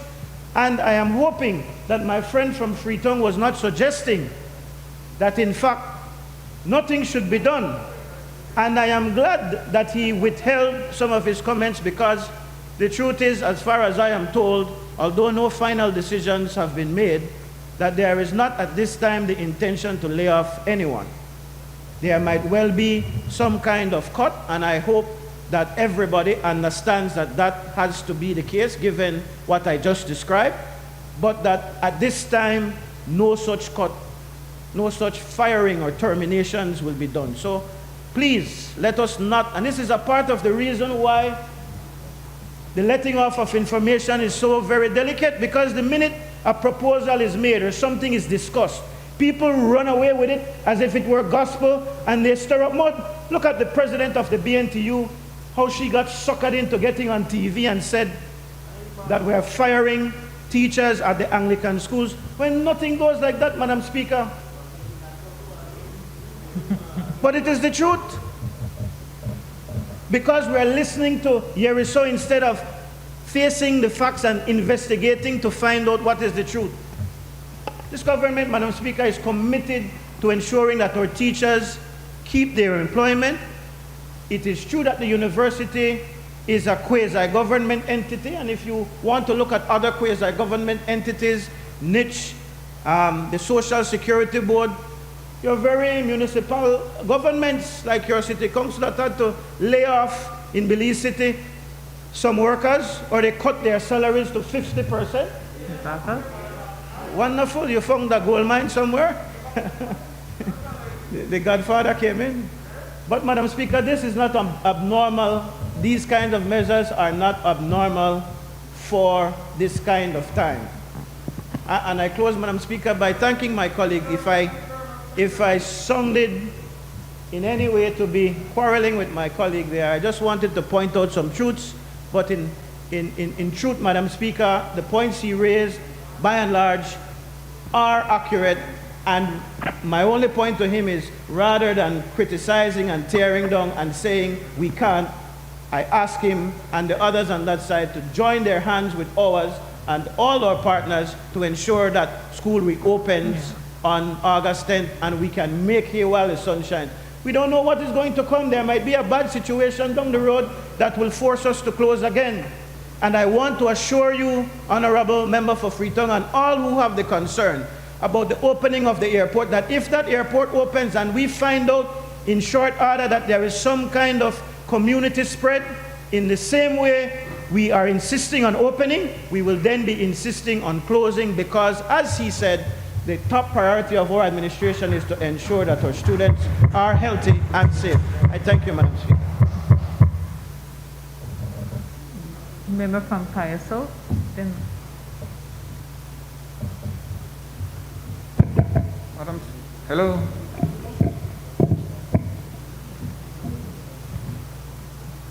Madam Speaker, I don't normally tend to agree with the Prime Minister, but I can understand after hearing the mosquitoes singing in our ears why he's not sitting at that chair, Madam Speaker. The Honourable Member from Collett keeps insulting the teachers. I think he will be reminded of those insults the next general election. We will wait to see.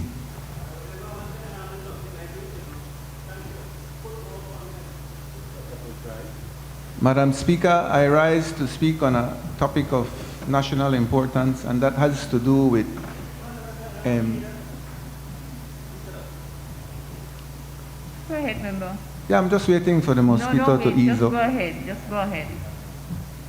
The issue of national importance, Madam Speaker, has to do with our national infrastructure and priority spending on it.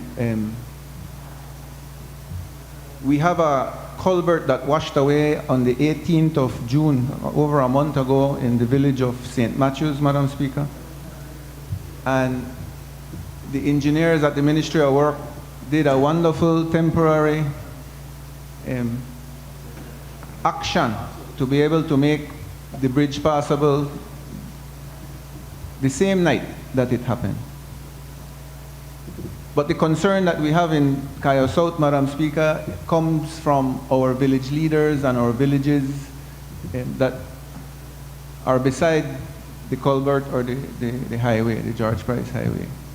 We experience what rain in one day can do to those villages, Madam Speaker. We had serious flooding. And we have a storm out right now. I think the name of the storm is called Gonzalo. I think it is a tropical storm at this point in time. We are hoping that it reduces its strength, but it puts that concern so more important.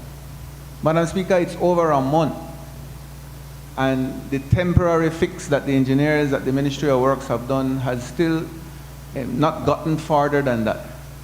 In fact, the same day, some concrete culverts were physically placed beside the highway, giving us hope that maybe something a little bit more permanent would be done. And I understand it has nothing to do with the professionals at the Ministry of Works. It has to do with the policymakers, and that's why I'm making a plea to the Prime Minister and the member from Cayo Central, who is the Minister of Works, to maybe give us a response. Why is it that a month has passed and no serious work has, well, we are not seeing it. And it is something that not only concerns the residents of Cayo South, Madam Speaker, but it concerns the entire country. That George Price Highway is basically it is the way that we travel to and from Belmopan. It is the way we go from Belize City to the west. It is the way we go from Belize City to the south and vice versa. It is not any highway. It is our main highway.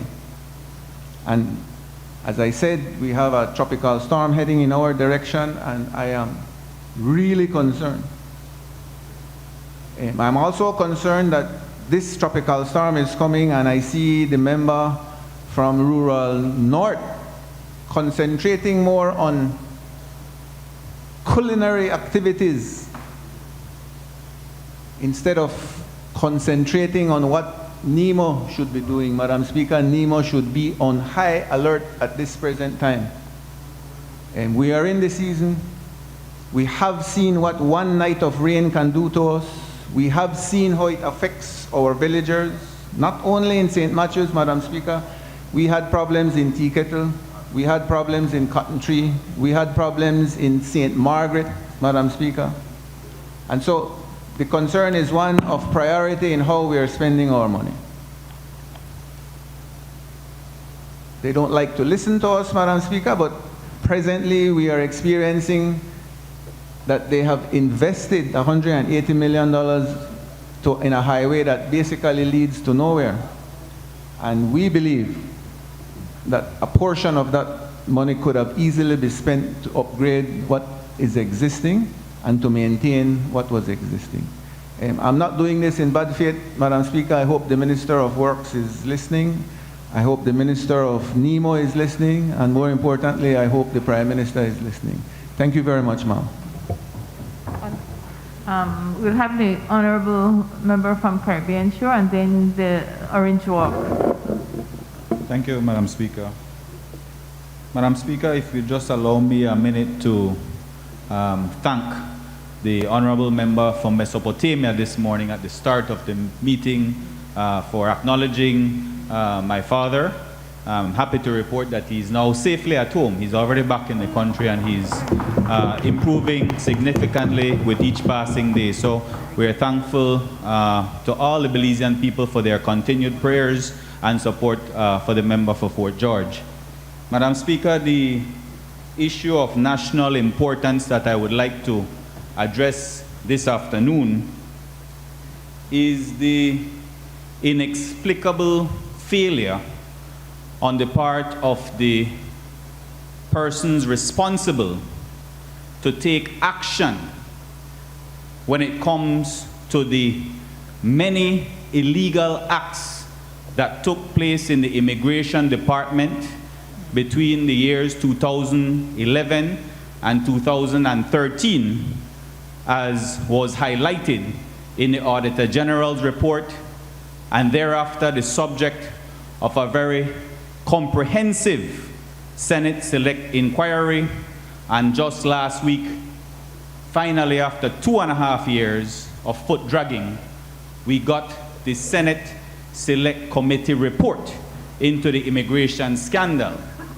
Madam Speaker, even in that report, the committee laments, the chairman laments, and as we know, the chairman is a senator from the United Democratic Party. Even he lamented on the fact that many people are just sitting around waiting to see the results of this report, when in fact the Auditor General's report, when it was released, contained many instances of irregular acts, illegal acts that warrant criminal prosecution, but no action has been taken by this government, Madam Speaker. And in particular, we have a Minister of Immigration. He's not here today, Mr. Hulse. I mean, when you talk about sanctimonious, self-righteous individual who for many years talks about he's against corruption, but yet he has failed to go to the police station to make a criminal report into all of these instances, Madam Speaker, of wrongdoing. And I am certain that he's taking his lead from his Prime Minister, who over the years has an incredible track record of defending corruption in his administration, starting with Elvin Penner. Right here in this honorable house, the Prime Minister got up and said that there's a difference between legal guilt and factual guilt, and he does not think that Elvin Penner deserves to be criminally prosecuted. Madam Speaker, Mr. Penner was then subjected to a private prosecution by COLA and Mr. Brackett. We had to take him to court, and even then, the police department, the commissioner at the time, Mr. Wiley, did not want to turn over the criminal file. And here we are in 2020. Since 2011, 9 years later, and the commissioner of police has still not turned over the file. Or the DPP has failed to take action. We don't know what it is. Even the Supreme Court judge, the Chief Justice, ordered the commissioner of police to investigate. So, Madam Speaker, this government has a rich legacy of bullying. They're quick to bully the Belizean people. Whether it is that they are turning on the teachers. I mean, Minister, you speak so proudly over there about your history, but you are the one that called teachers child molesters. You don't remember that? You are the one who referred to them as child molesters. We are talking attacks. They have bullied the public officers for the last 13 years. They have bullied farmers, Madam Speaker. They have bullied tour guides. And yesterday they shot rubber bullets at the stevedores. The normal people of Belize have been subjected to oppression, arrogance, and victimization by this administration. A rich legacy, Madam Speaker. No, I am not saying that Elvin Penner needs to be shot with rubber bullets, I already said that. Well, I hope not. I am not saying that, not at all. So, but I'm saying, Madam Speaker, that this administration of the Prime Minister has defended corruption in the immigration department time and time again. And it's just not just Elvin Penner, the member for Belize Rural North. Honourable Member, I Yes, hope Madam you're not Speaker. imputing proper motives. Madam Speaker, all of this came out in the report, all of it. On an individual, be careful. Madam Speaker, it's facts. It came out in evidence. Careful. Evidence that ministers had a visa quota system. The Prime Minister said it himself. This is going to bring down my government. For God's sake, stop it. The Prime Minister was well aware that ministers in his government were writing recommendations for Asian and other nationality individuals to come into this country to get visas. They don't know those individuals, When the member for Belize Rural North is writing a recommendation for the Asian individuals to come into this country, he does not know them. But somehow, somebody gave permission at the Ministry of Immigration that whenever you see Mr. Minister come in, he got 10 for this month, you hear? Make sure all 10 get their visas. the visa quota system. And I don't know if you're not a part of that too, Mr. Leader. I don't know. And why you sit over the man? The Constitution say you supposed to be there? No make the man trick you know. You might need a lie. I could represent the man, Prime Minister. Constitution say he's supposed to turn over. But anyway, we know why you're still there, member. We know why you're still over there. And so, Madam Speaker, the inquiry report started off with an investigation into 8 missing visas. That's what triggered it, you know. 8 missing visas at the western border. And then we got all into the guts and bowels of this department. And the director, Ruth Main, again, Madam Speaker, this is all part of testimony, said that some 2,000 individuals got their nationality irregularly. They did not deserve to receive their nationality. Madam Speaker, and they still have it. And this report is saying that they need to be revoked. So again, there is a dereliction of duty on the part of the Minister of Immigration and the Minister of State. I would hope she could answer because Mr. Hulse is not here. But why is it that action is not being taken? Why are we not making criminal reports? Even the committee is saying that there's somebody is sleeping at the wheel. And who would have thought it would have been Mr. Hulse that is not making these criminal reports, Madam Speaker? And so I want to urge the Minister, the Belizean people expect that you would go into the police station to make a criminal report. I want to urge the Commissioner of Police to investigate all of these instances. And they even spoke about, again, evidence, Madam Speaker. One, Eric Chang, the committee referred to his testimony as puzzling.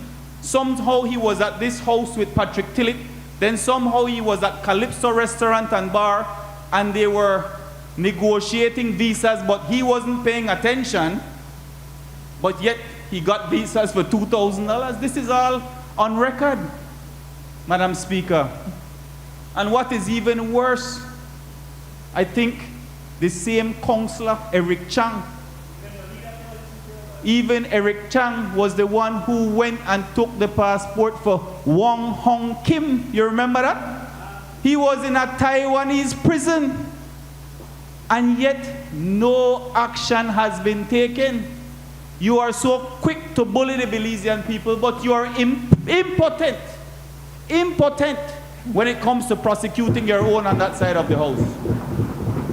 And Madam Speaker, even though the report talks about Eric Chang, we all know who the mastermind Chang is. But we not call no name.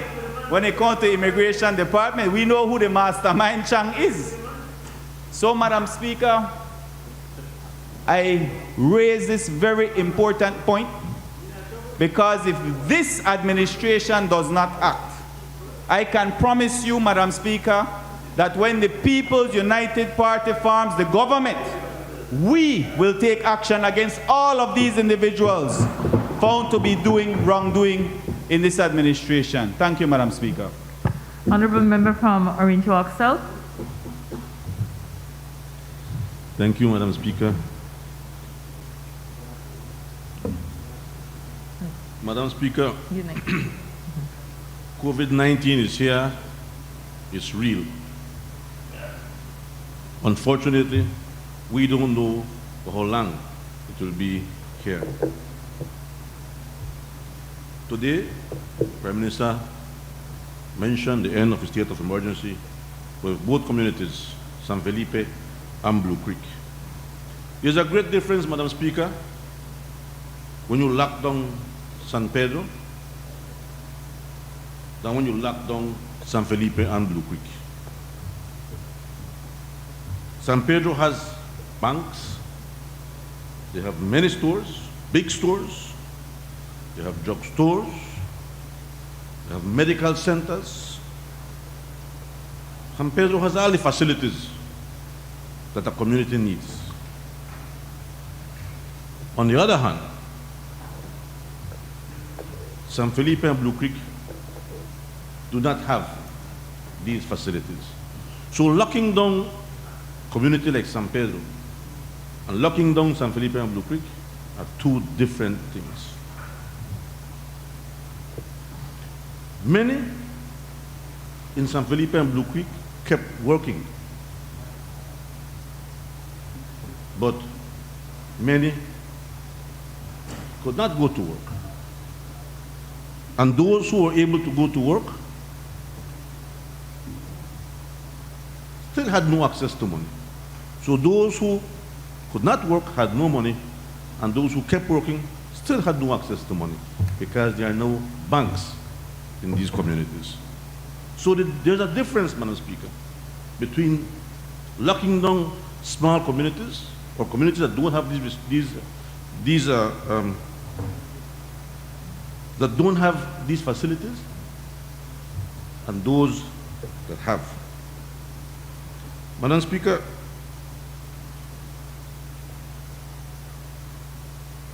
we should never, ever again lock down a community and forget about it totally. Not even cattle are treated like that. Lock them, one checkpoint north, one checkpoint south, nobody come in, nobody come out. But what? No Nemo, no food, no access to medicine, no access to doctors. I think it went wrong. You don't lock down people and forget about them, man. Even when you lock down cattle, you have to feed them in the corral. You don't treat people like that. Worse than that. Every action. COVID is here, Madam Speaker. Today, it was San Felipe and Blue Creek. Tomorrow, it could be another community. And this is not the way to do things. No Nemo, no food, no access to medication. Kids taking CXC, they couldn't come out. What will happen? There was no plan. This ought not to have happened in this manner. Madam Speaker, this should not be repeated. Today, I repeat, it is San Felipe and Blue Creek. Tomorrow, it could be another community. And, Madam Speaker, we need to learn from this experience. Lockdown in San Felipe and Blue Creek was a nightmare. It was chaotic. And this ought not to have happened. Every lockdown must have a plan of action to follow immediately. You must have a plan of action to follow immediately. You must have access to food, fresh drinking water, access to money. If you have food in the stores, but you have no money, how do you buy? And you can't get to the bank. There were people that were on dialysis that had to come out. And I will tell you something, Madam Speaker. I will take my hat off and I will congratulate Superintendent of Police, Mr. Juanito Cocom. We had so many phone calls, so many discussions, everybody's calling everybody, total chaos. But he maintained his professionalism. And where he had to apply the law, he applied the law.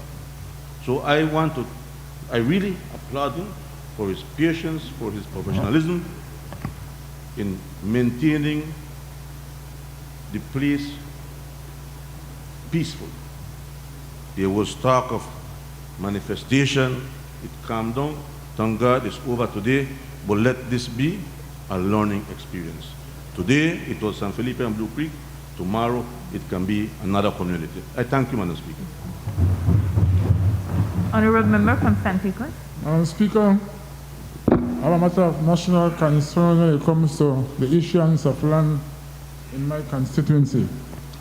I remember when the Prime Minister was away, he mentioned that the Lands Department is a bed of corruption, hotbed of corruption, and there is no control into the Ministry of Lands. I'll explain to you why as I go along. Land inspectors, village council chairmen, standard bearers or caretakers have become the Minister of Lands. What they do, they go around and they issue land, and then they say, you have to pay me a certain portion for me to give you a recommendation, or I can guarantee you that the land will be yours. Under our National Lands Act, only the Minister of Lands can sign on any lease and any title in this country.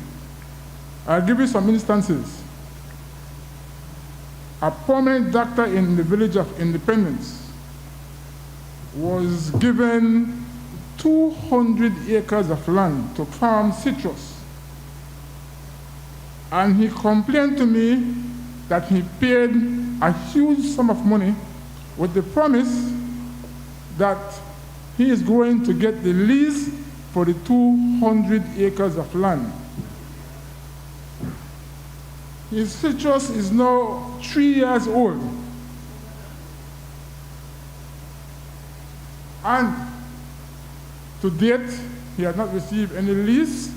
Lo and behold, a developer on the Placentia Peninsula got approval from Cabinet to lease almost 2,000 acres of land in front of Santa Cruz village, which is an emerging town. And he went and he claimed the entire frontier of that village. There have repercussions later. And this 200 acres that was promised to this doctor is also in that 2,000 acres. So that developer went to court and is now given eviction to that doctor and all the other small farmers that were given permission by land inspectors, by farmer ministers, by caretakers to farm. And today it's a chaos. I want to commit to all village council leaders, because what they do, they go to the Ministry of Lands to request permission to survey for expansion of their communities. Sometimes the commissioner gives them a word of mouth permission. And he said, go ahead and do X, Y, and Z, and I'll give you the written permission afterwards. And afterwards, he failed to give them the permission. And now the chaos began because people contribute money. Because in 1995, the survey department was abolished. And so there is no survey department. So for you to survey a piece of land, you have to be innovative. And you have to collect a certain portion from the people to pay the surveyor. But that is not guaranteed that that person will get their land, because sometimes their money gets lost. And so I want to commit to all those villagers in all my villages that pay towards their survey costs. Sometimes they want to take some village council to court, but the receipt mark contribution to village council. So if you go to a court of law, they are going to lose. But I want to give the village council kudos to a certain extent, because they are elected to serve the people of their village without any budget. And they try to find a way to provide for their people. But when they find the hiccups in the Ministry of Lands, then they can't proceed to give the people the proper documentation that they deserve. So many people are living on these lands or these lots with no documents, and they are claiming that the land is theirs. I hope the Minister of Lands is hearing me, and he should respond to the needs of the people, especially today. So I want to put on hold, and I hope my party, when we become the government in 3 months from today, that 2,000 acres in front of Santa Cruz, which is an emerging community, which will become a town in one day, have to be revoked and given and be on hold for the people of Santa Cruz.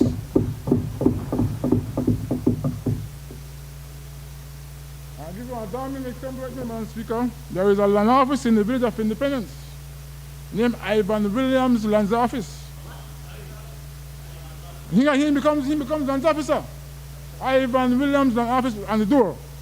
And there's one Curtis Godoy who issue the receipts on behalf of Ivan Williams Land Office. The Ministry of Lands gave the past Independence Village Council permission to survey 2,000 lots. He said the Ministry of Lands in care of the Independence Village Council. The guard has changed. And so that Village Council no longer exists. But everything now has been passed over to Ivan Williams Land's office. And he is the one now collecting money, saying that it's survey costs, or it is costs for opening the roads and for electrification and water expansion. But he have absolutely no authority under the laws of this country, under the National Act, to be acting as a land officer using government land. I'm quite sure. I'll give you an example right now.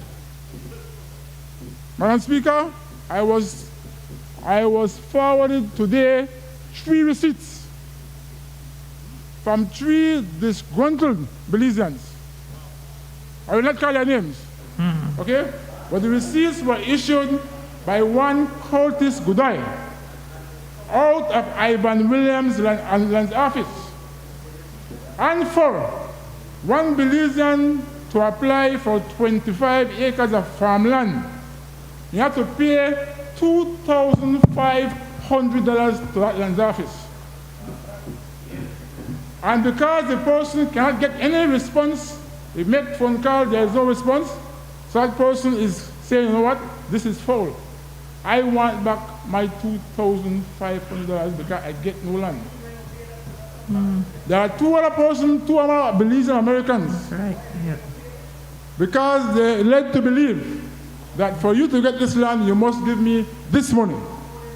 Well, they don't understand the system. Okay, they don't understand our land system. They believe that the village council or Ivan Williams have the authority to issue land on behalf of the government. It is so unfair to them.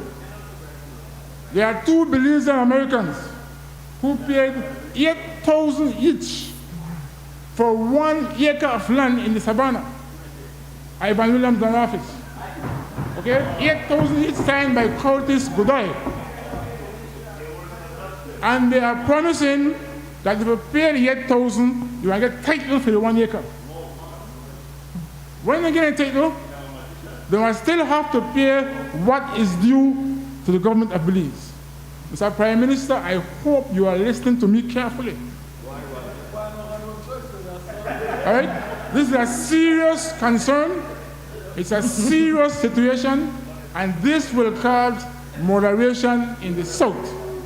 Okay, moderation is difficult.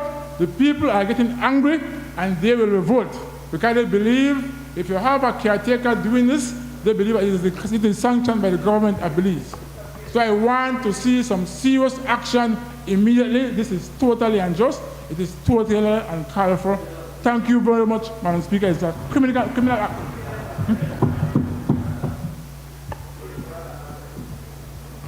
Member from Lekai. Afternoon, Madam Speaker.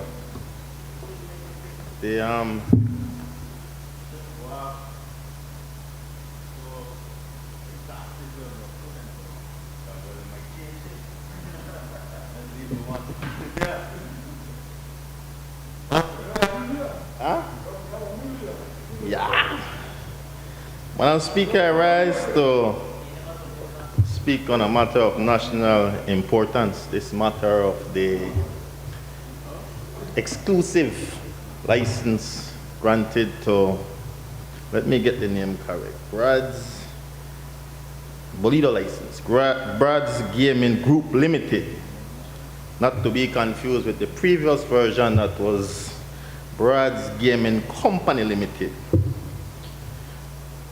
You know, Madam Speaker, I cannot believe this. I am flabbergasted that we are here, that today we have approved, this House has approved that exclusive license for this very profitable company just a couple months before elections. 10-year contract. I think it's the audacity to issue this license, this license that is worth hundreds of millions of dollars, this close to elections, that has blown me away. I mean, at which point does common decency prevail? At which point do we say, you know what, an election is coming up in a few months, let us wait and see which government will emerge, which party will emerge, and let them deal with this matter. You're not talking about a 6 months contract or a 1 year contract, you know. You're talking about a 10-year contract, as if the previous 10 years of eating was not enough. Like, at which point does common decency prevail? You know, we've watched Madam Speaker over the long 10 years, almost 11 years, where Mr. Brads and his silent, mysterious partners have laughed all the way to the bank. Some experts surmise that it's in excess of $20 million a year in profits they make. There are others who suggest that it may be well over $30 million because they insist that a lot of underreporting is taking place, or has taken place. We have watched this year after year since 2009, and we don't red-eye nobody when they're making money. We understand that they are business persons, but it's obscene the amounts of money they are taking in, and it's even more obscene when you consider the era we are in. We are here to borrow money. The last 2 times we have been in this parliament, it's to borrow money for food assistance. We are talking about cuts to the UB budget. We are talking about cuts here, there, and everywhere. And we have this NHI, and we have this wonderful opportunity to say, you know what, make the government start getting tens of millions of dollars every year so that we don't have to embarrass ourselves running around begging for money. I've said it before and I'll say it again. This Bolido business, this is we national vice. This is we national bad habit, poor people bad habit. Millions of dollars are sucked out of the pockets of poor people every year to buy Bolido. We can't help ourselves. We're just into Bolido because we think we want to get one break. We think we want to win our money. And sometimes we do. Lots of times we don't. But we spend millions of dollars because we're a hopeful people. We think the next night that we will get it. Those millions of dollars should not be going into private pockets. Those money should be spent on programs for the very same poor people.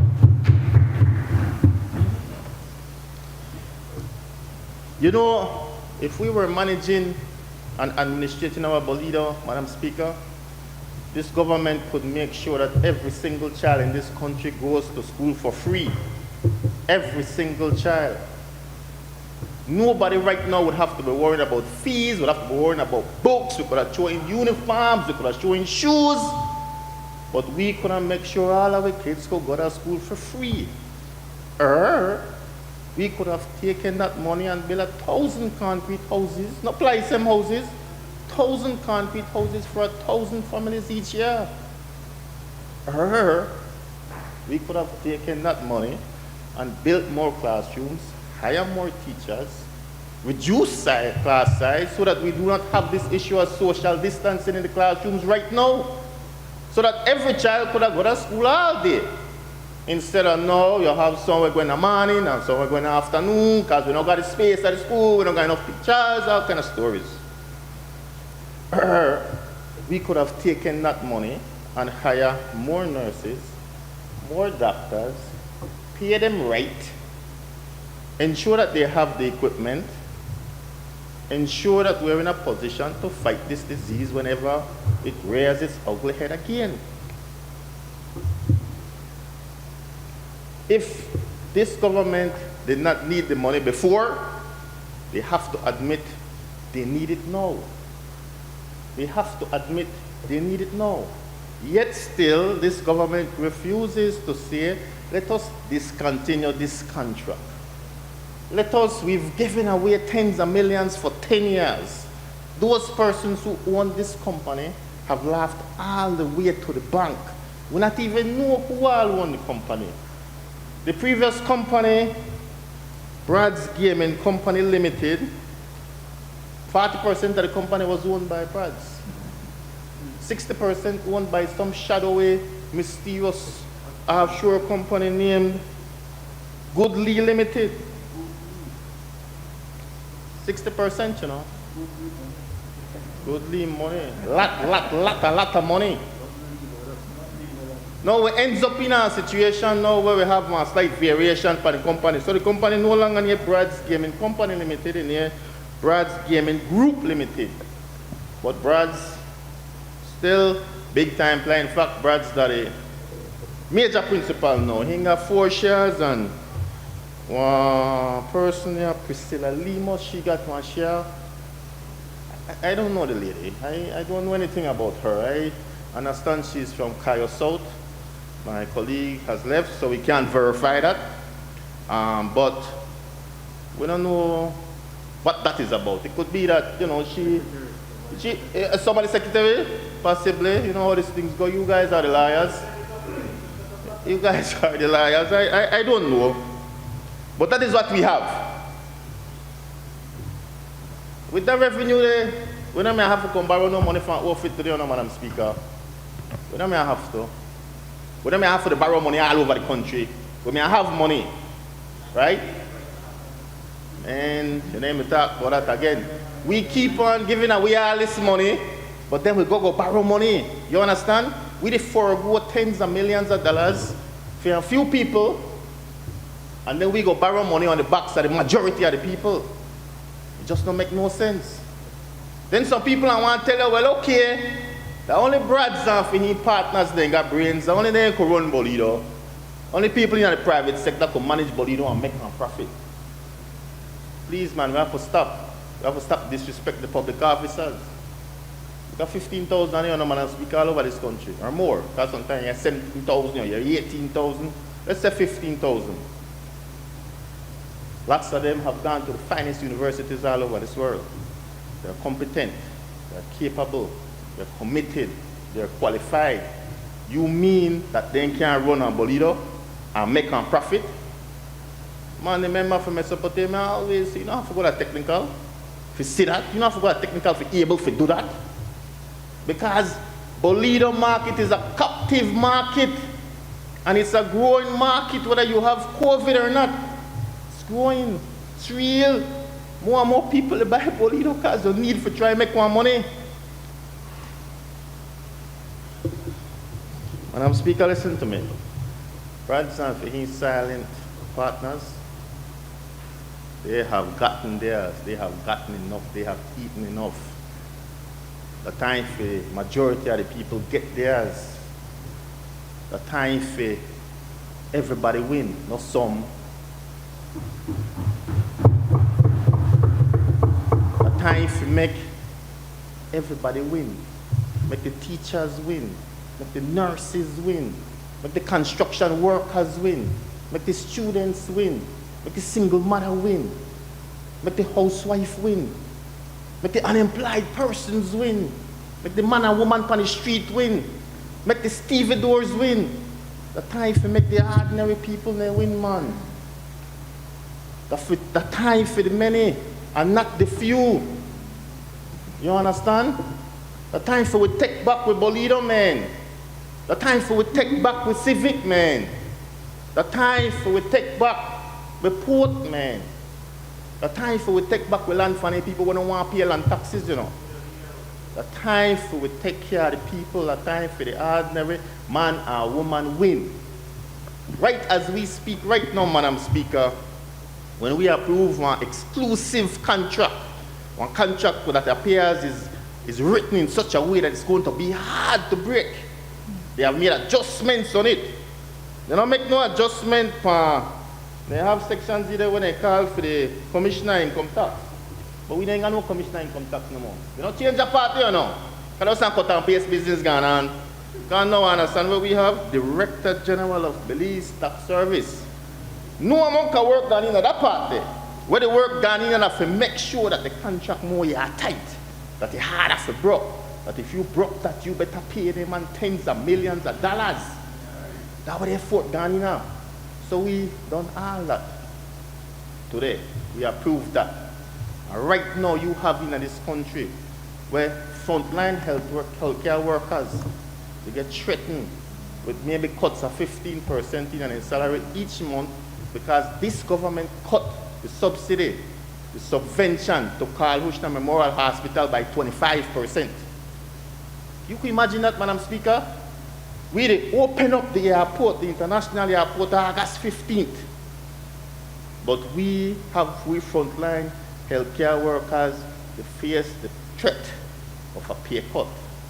The senior people there, who we expect to put their life on the line, you know, to save we in the event that one true second wave come. So that we take with tens of millions we could get from the Bolido and make sure that then people get their money. We give it away. We give it away. Madam Speaker, the pure madness, man, everything upside down. Right? Government of Belize just cut the monies for NHI on the south side of Belize City. For the most vulnerable people who they got through, who they face the most vulnerable time. They cut that, and if Minister of Health, they're on national TV, the boss, they say, how? The only Belize City get cut. Only there. Foolish boy, man. You don't have no idea what that means for we people, you know. You don't have no idea what that means for the single man and the unemployed people who battle with respiratory problems, hypertension, heart problems, diabetes. When there are people that go to Belize Family Life or Medical Associates or Universal for the south side, and they give them a bill for buying their medication for the month for $139, $140. What used to be for free. They have to find that money there. In a time of COVID, when everybody they lose their job, when everybody they get pay cut, when everybody try to figure out how they want to send their picking to school. You the force poor people to have to choose between buying their medication or buying their food. Got $139, $140 for their medication. I see the paper. I've seen a number of the papers. And we are cut NHI, brother. We don't understand where they go on. But we come right here, and laugh and talk, and make Brad's get for him hundreds of millions of dollars for the next 10 years. That's for more than one government, you know. You understand? So 10 years from now, someone will name out there. 10 years from now, someone might be 6 foot under. 10 years from now, who knows where we are there. But Mr. Brad's and his people, they know where they are there. By then, COVID had done gone. So now I could go to Miami and go eat caviar and drink the finest and smoke cigar and kick back and drink the what did you drink there? Where go with the umbrella in the cup? No, I didn't think that. No, different kind of drink that. Yeah, a pina colada or something. They were by some pool. That's pool cell for Miami might be too small for me. They're going to Europe better. We have to fly up on a big plane far. You don't play this man out, You have to go far. Because that's the kind of money they have got. Hundreds of millions of dollars, you know. I don't know what small money. But right now, poor people have to choose between whether they are buying their medicine or sending their picking to school. Whether they are buying their medicine or buying their food. Things upside down in this country, no, Madam Speaker. For the last 13 years, the Minister of Health and my electrician. I know to get personal, I also be real. I'm disappointed in myself. I'm disappointed in myself for shocked at the government's actions. For shocked at the government for issue this exclusive license. I'm disappointed in myself, but you have to expect anything from this government. But at some point in time, Madam Speaker, we have to turn things over. We have to try to do things the right way. Man, we shouldn't do this, man. We could rethink it, you know, Madam Speaker. We could rethink this Bolido thing, you know, have to be. We could rethink it. You know, bad shame to rethink something, you know. You know, bad shame to come back tomorrow and say, you know what, we make a mistake. We've been making a mistake for the last 10 years beginning by with Bolido. And we'll have to make a mistake for the next 10. We could rethink it, man. You know, weakness, not just smartness. We could do something, man. Thank you, Madam Speaker. Honorable member, please. Oh, so sorry. Thank you, Madam Speaker. As I listen to my colleague from Lake Eye, I am reminded of that old maxim. He who comes to court must come with clean hands. You see, Madam Speaker, he prides himself in being a champion for the poor. But where was he, Madam Speaker, when his government gave away the housing grant that was provided by the Venezuelan government? And where was he when his government gave away practically BTL? And where was he, Madam Speaker, when they gave away the port? And where was he, Madam Speaker, when they gave away universal health services? I ask you, Madam Speaker, where was he when they gave away millions of social security funds to cronies of his administration? And where was he, Madam Speaker, when they gave away the companies, the shipping registry? He's looking for ghosts, always looking for ghosts with this contract to administer the lotteries here in Belize. He has been on this since I have been a member of the House. But I can assure you, Madam Speaker, as I can assure my colleagues on that side of the House, no ghosts, no day. This contract has been executed to the fullest extent of the law. There was the cabinet, Madam Speaker, the lotteries tender panel, the lotteries commission, the gaming control board. There was the Solicitor General's chambers and the Contractor General's office that had a full review, not only of the license agreement and the contract agreement, but of the entire process, Madam Speaker, that started back in August of last year. I asked the technical officers that were involved in this process, Madam Speaker, to put together a timeline for me. The request from Brad's Company Limited came in to us in August.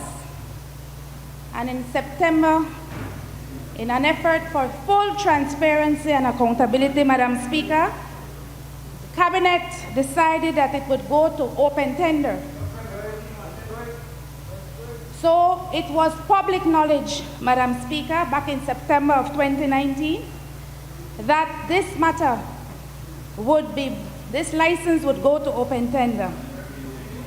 In October of last year, Madam Speaker, we established the Lotteries Tender committee. That was also public information. And in November of last year, Madam Speaker, the tender panel looked at the terms of reference, looked at the methodology, and agreed on how this process would be evaluated and how the contract would be finally awarded.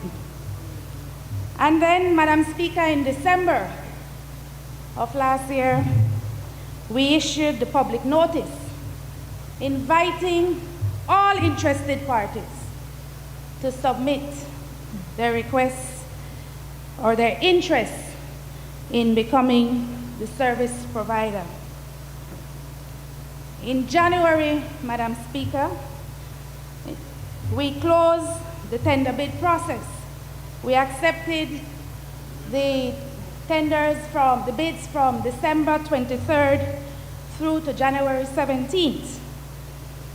And then, during the course of January, the tender committee met and interviewed and reviewed the bid proposals, both the technical proposals, Madam Speaker, and the financial proposals for the 3 companies that expressed an interest in providing this service. At the end of January of this year, Madam Speaker, the recommendations of the tender committee went back to Cabinet, and the recommendation of the tender committee was accepted. We started the negotiations, Madam Speaker, with Brad's Gaming Group Limited. There was some delay in the negotiation process because we were dealing with COVID, but no step as provided in laws of this country were left undone.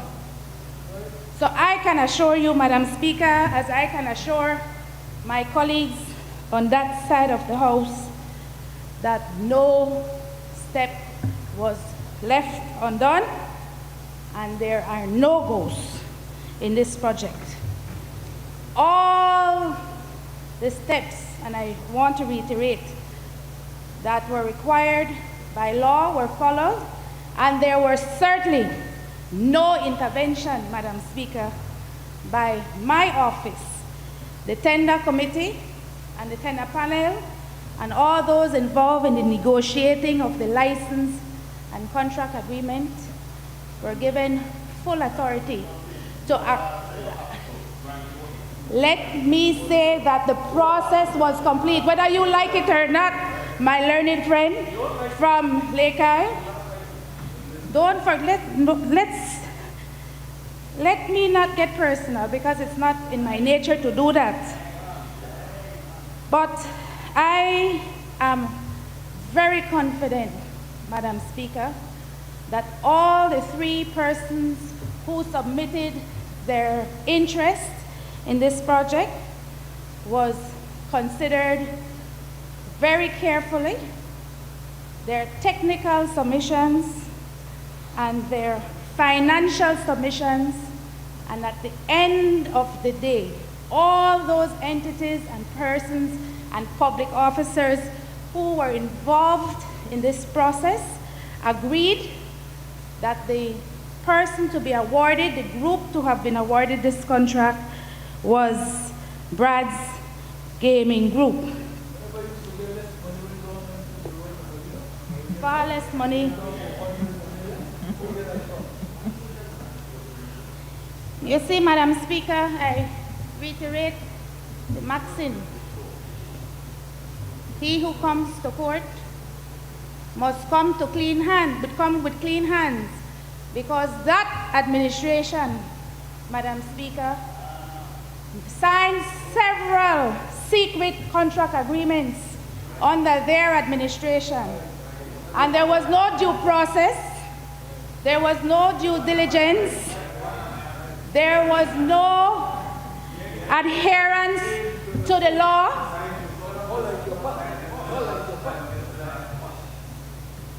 There was no laying of those license and contracts and agreements before this honorable House.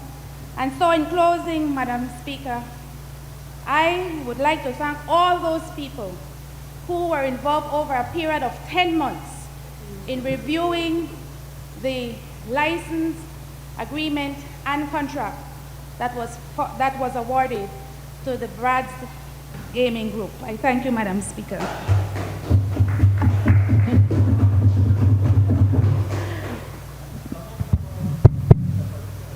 Madam Speaker, I rise to make my contribution on the motion for adjournment. I want to speak on a matter of public importance, Madam Speaker. It has to do with precisely what the Honorable Prime Minister spoke about, this hotbed of corruption. It has not cooled down. In fact, it's getting even hotter, Prime Minister. Madam Speaker, Madam Speaker, Madam Speaker, it is so hot that we better call the fire engine, Prime Minister. Madam Speaker, the matter...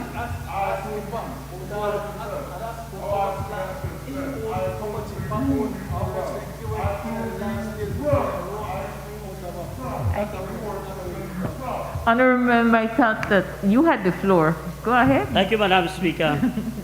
You see, what happens is that the Prime Minister can't take the lick because he himself acknowledged, Madam Speaker, he himself acknowledged that under his tenure, the Ministry of Natural Resources is a hotbed of corruption, and it has not stopped. And I'm going to tell you why, Prime Minister. Madam Speaker, land is a valuable asset in this country. And land, you know, is a birthright that every Belizean should be entitled to. And every Belizean should have a right to own either a house lot or a piece of farmland.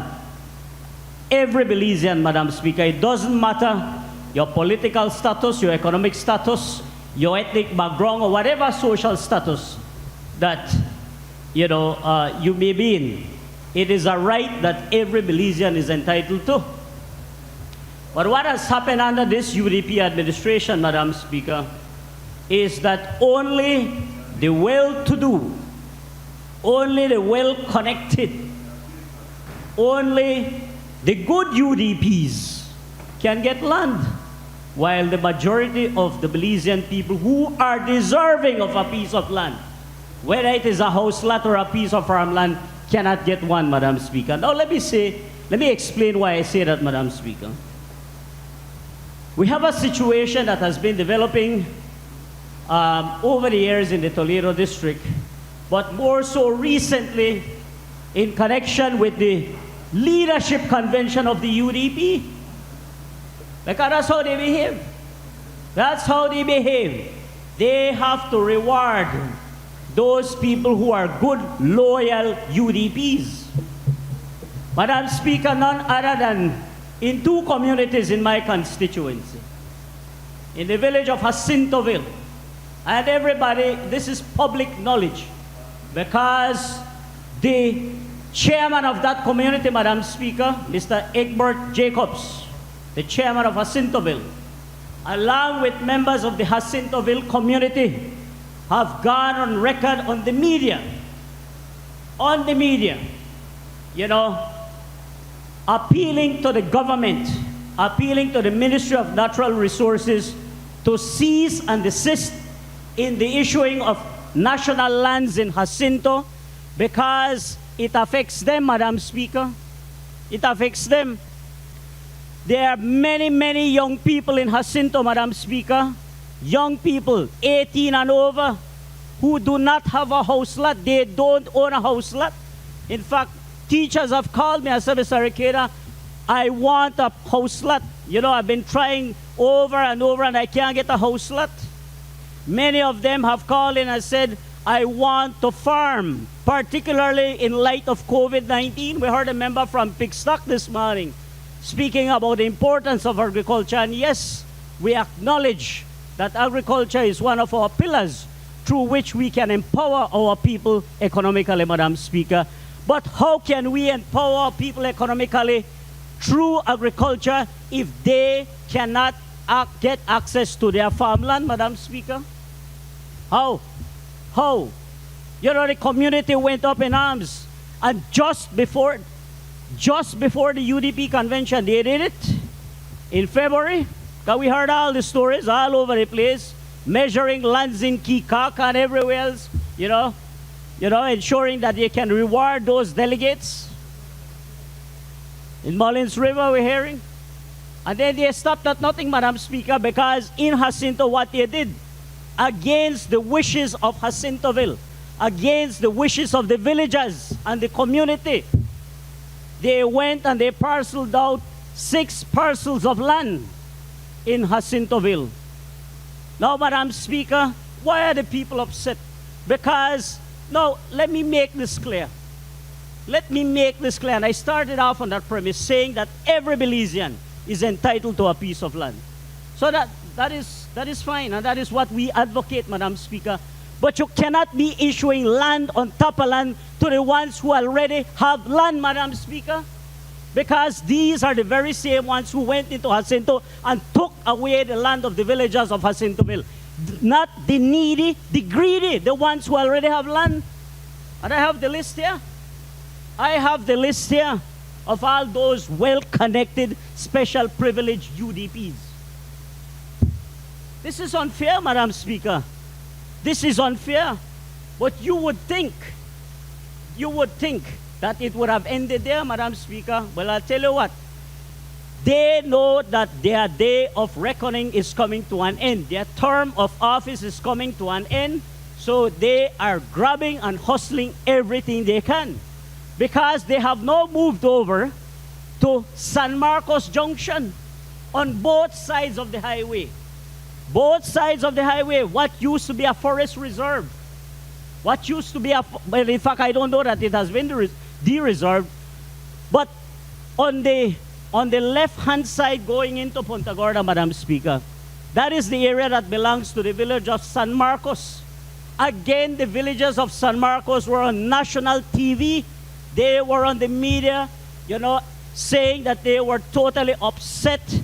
They were upset with what the ministry was doing in parceling out parcels of land in that area.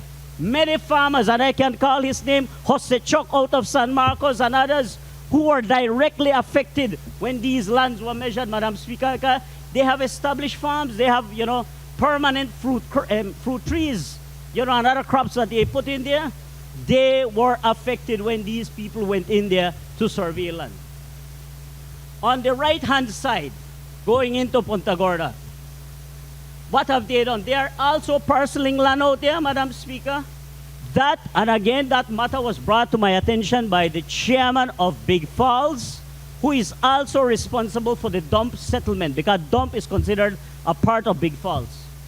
That area, Madam Speaker, many years ago, the village council in Big Falls had written the Ministry of Natural Resources requesting that that area be set aside for village expansion for Big Falls and dump. Madam Speaker, Big Falls and the dump area are landlocked. They can't go anywhere. They are all surrounded by private parcels of land. So there is the need. There is the need to expand Big Falls. There is the need to expand the dump area and to ensure that the young people can at least get a piece of our jewel, Madam Speaker, be it a house lot or be it a piece of farmland. But lo and behold, these well-to-do, well-connected UDPs, they are the preference, Madam Speaker, and to hell with the people of Big Falls, to hell with the people of San Marcos, to hell with the people of Dump, to hell with the people of Jacinto.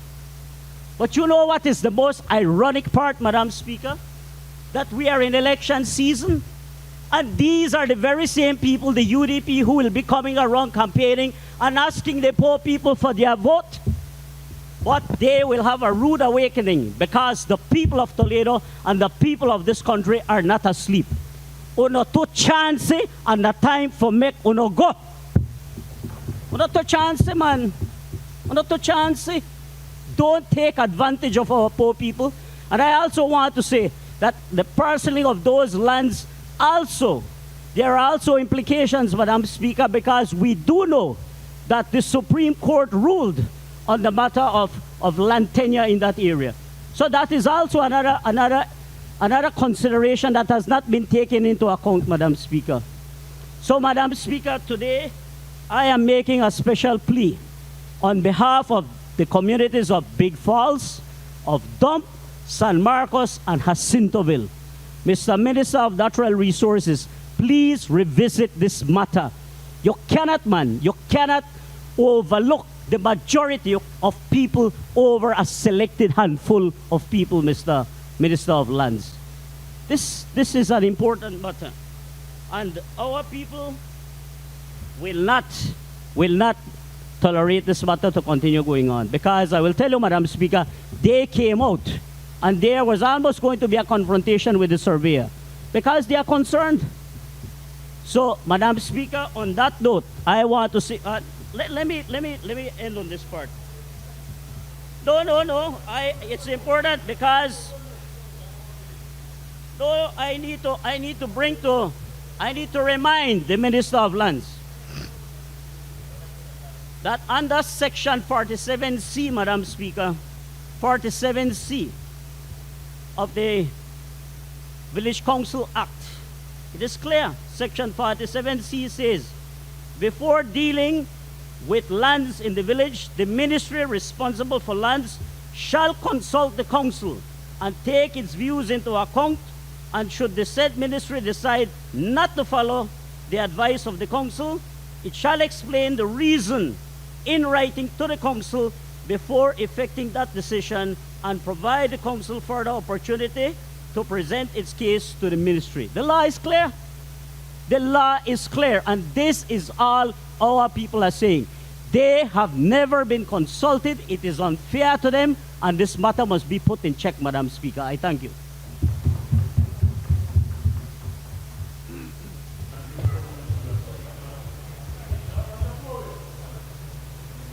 Well, Madam Speaker, in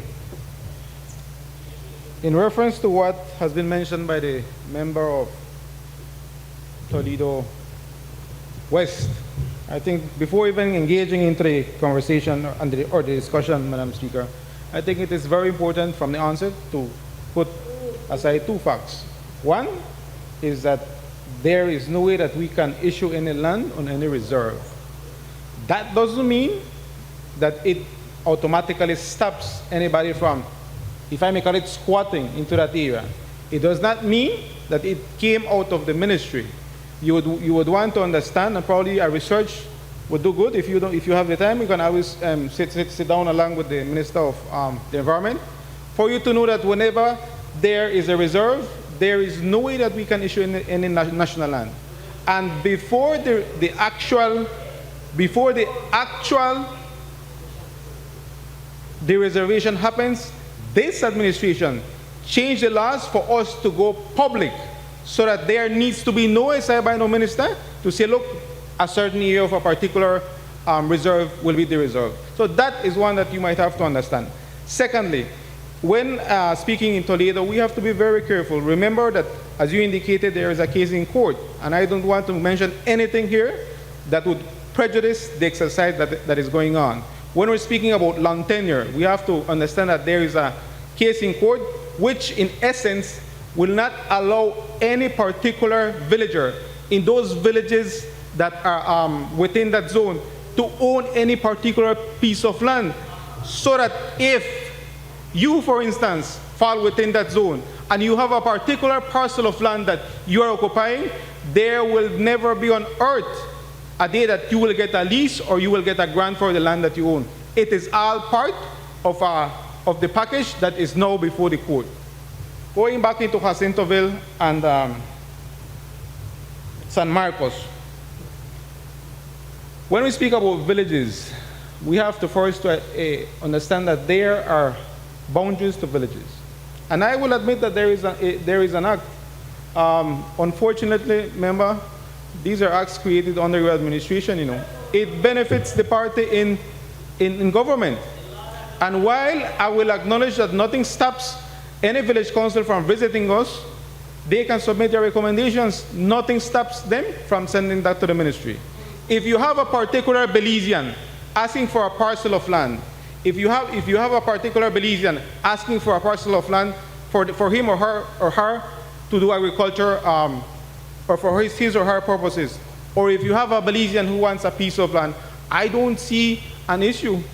A Belizean can own a piece of land as long as the land is not in any particular kind of dispute. Then the transactions are eventually carried out. All it takes is for the person to go into the lands department, make his or her application. Secondly, an inspection is conducted to ensure that there is development in the land or that the land is national land, and then the transaction is processed. I don't see what is the issue. When it comes to expansion, we can always sit down and talk about it. There are certain expenses that are attached to expansions, and there are certain constituencies or certain communities that the communities themselves have actually sat down with us and agreed that surveying costs, if I may call it that way, would be shared. And so those are the kinds of initiatives that we're doing. So I don't know where you're coming from the bonanza. This is not a 2008 bonanza, that I can reassure you. But nothing stops you from indicating what are the particular parcels in question, and I can always revisit. All right? Pardon, Madam Speaker, I wasn't around in terms of your issues, but remember, in terms of land in your constituency, I know that there are a number of issues that need to be addressed. The first one that comes to my mind just after the back is Santa Cruz, where we have had a number of consecutive problems that have actually led the people to just go into the actual areas that are designated for expansion, and literally it is a no man's land. Stan Creek District, if I may call it that way, each village council is the Minister of Lands, so that they will stand and say, look, this is a few, that a few, that a few. When the problem comes, when the issue comes to us, it's because a problem has been created. And so, look, all I'm saying, if there is an issue that we need to settle, always visit us, but don't bring the problems to us, especially if there is money involved. Because what happens in many instances is that people go collect money from people, and when it's time to deliver, they can't because permissions have not been obtained from the ministry. So that we have to be very cagey in the way that we deal with land. And if I may speak of a district particularly, we're having a big issue in Stan Creek. Bea Vista is another one that comes to mind. As a village council wins, they would go about selecting who gets a piece of land, and all they do is just get some stick markers, and that is your piece of land. How do we go about addressing it? It cannot be that you will come to us after the fact. Come to us when the actual expansion will happen, and then we can assist. As I indicated, there are communities that are flexible and are willing to share the costs, okay? So that if you have any village, in your case, remember, I'm sure that all of your villages have issues, so that we can address them one at a time, okay? One thing I will mention though, for monies that are not accounted for, we cannot take responsibility for that.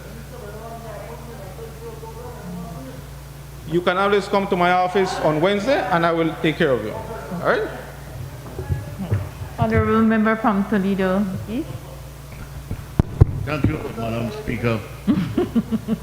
What I have witnessed today, Madam Speaker, is simply whether the ministers know what is happening out there. And I think one minister scold another minister that, oh, you only stay in your office, you don't come out, so you don't know what the heck is happening outside. My interest today is vital statistics, Madam Speaker. Why do they call it vital to begin with? Because it's an essential, and it is something that every single Belizean should have. When they did the re-registration in the Toledo East constituency, some 90 people were dumped off the voters list. Now, I'm not going into who the UDP or who PUP in those 90 people. very, very unfair to those people in that for the last 20 years, these people have been voting, and then all of a sudden, they are dumped off the voters list. In Conejo Village, one director from the Vital Statistic Office went down there some years ago and took away their Schedule I, what we call the Schedule I. And that's the only kind of or evidence that these people have that they were born in Belize.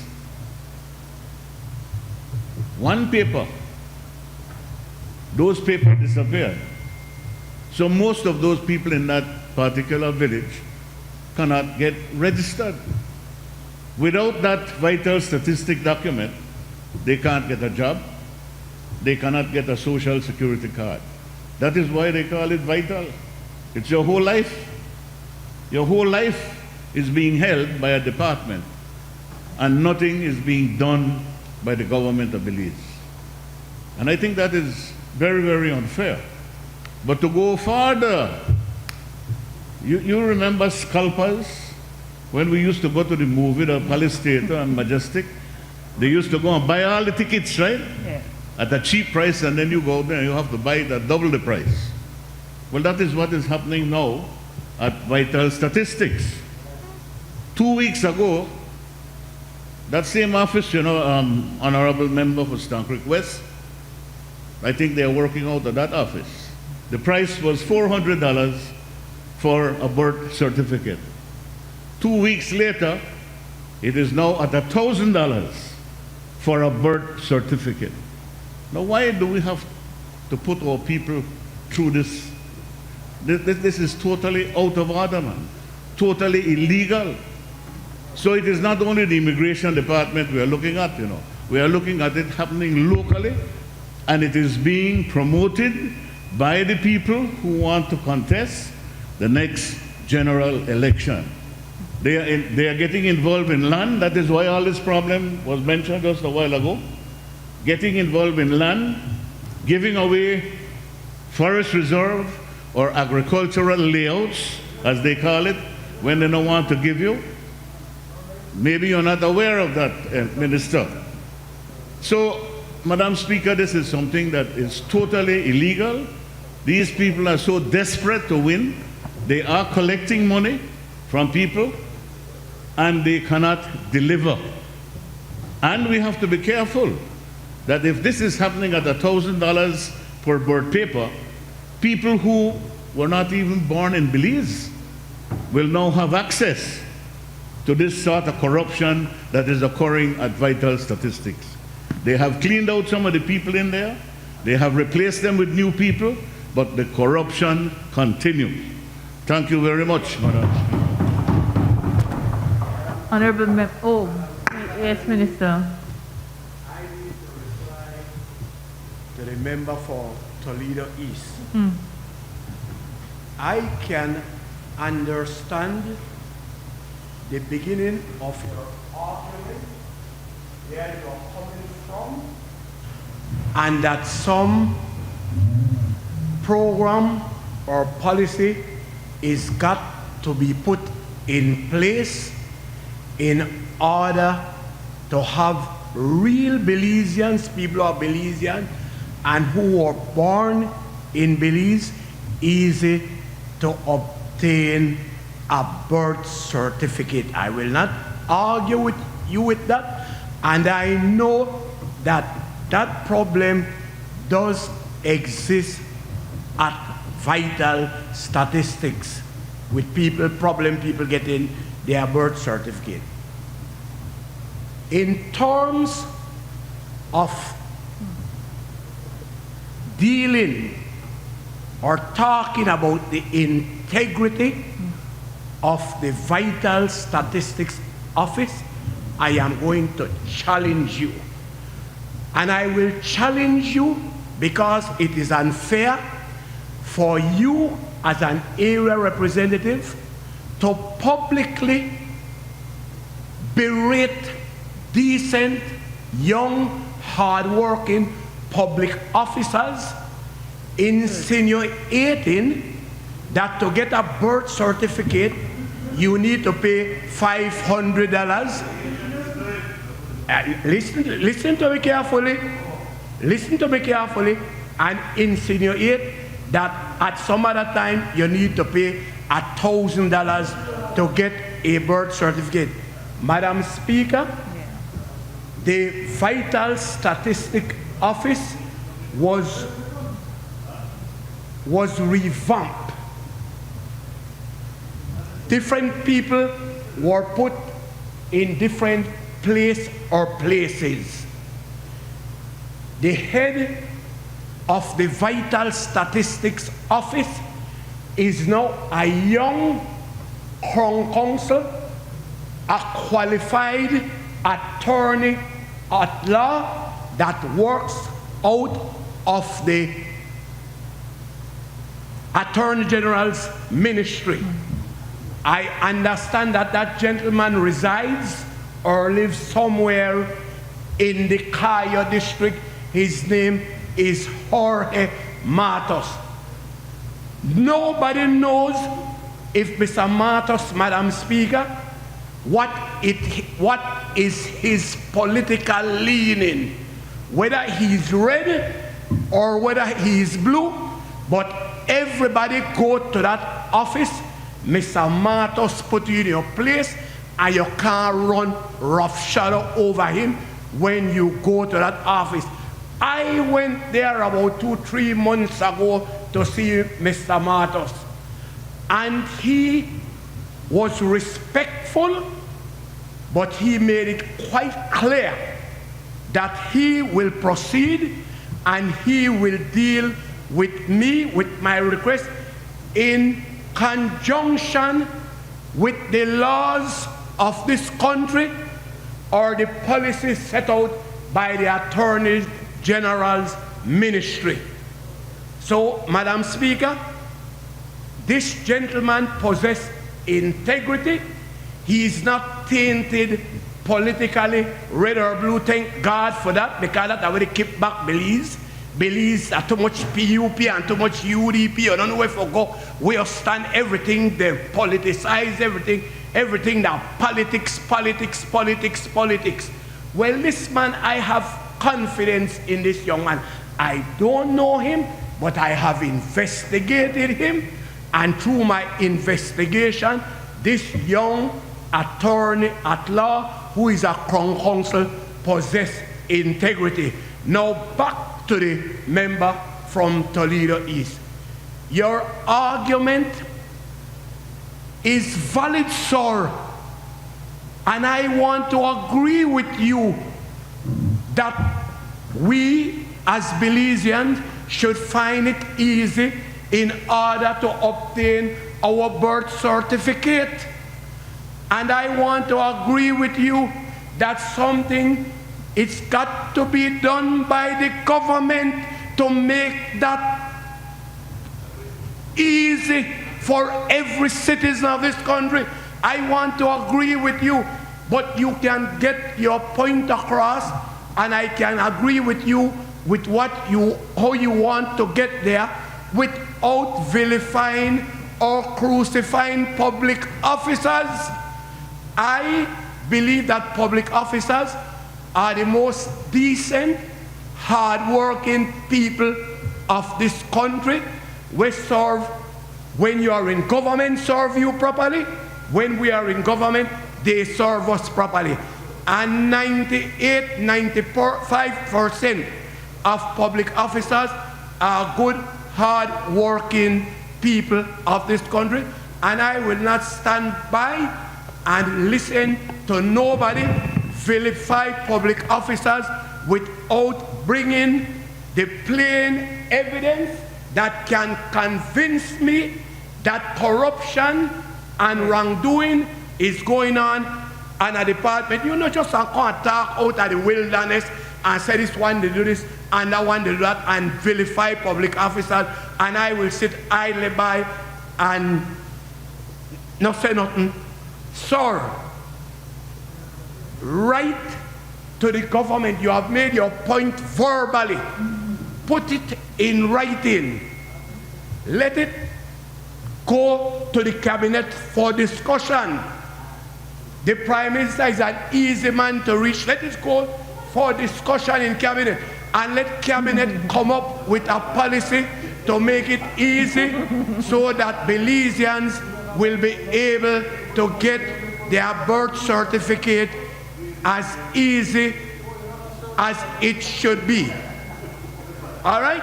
But please, please, let us get it done. And I will repeat again, I totally agree with you, sir, that people should not have that kind of problem in obtaining a birth certificate, which is their birthright. Thank you, ma'am.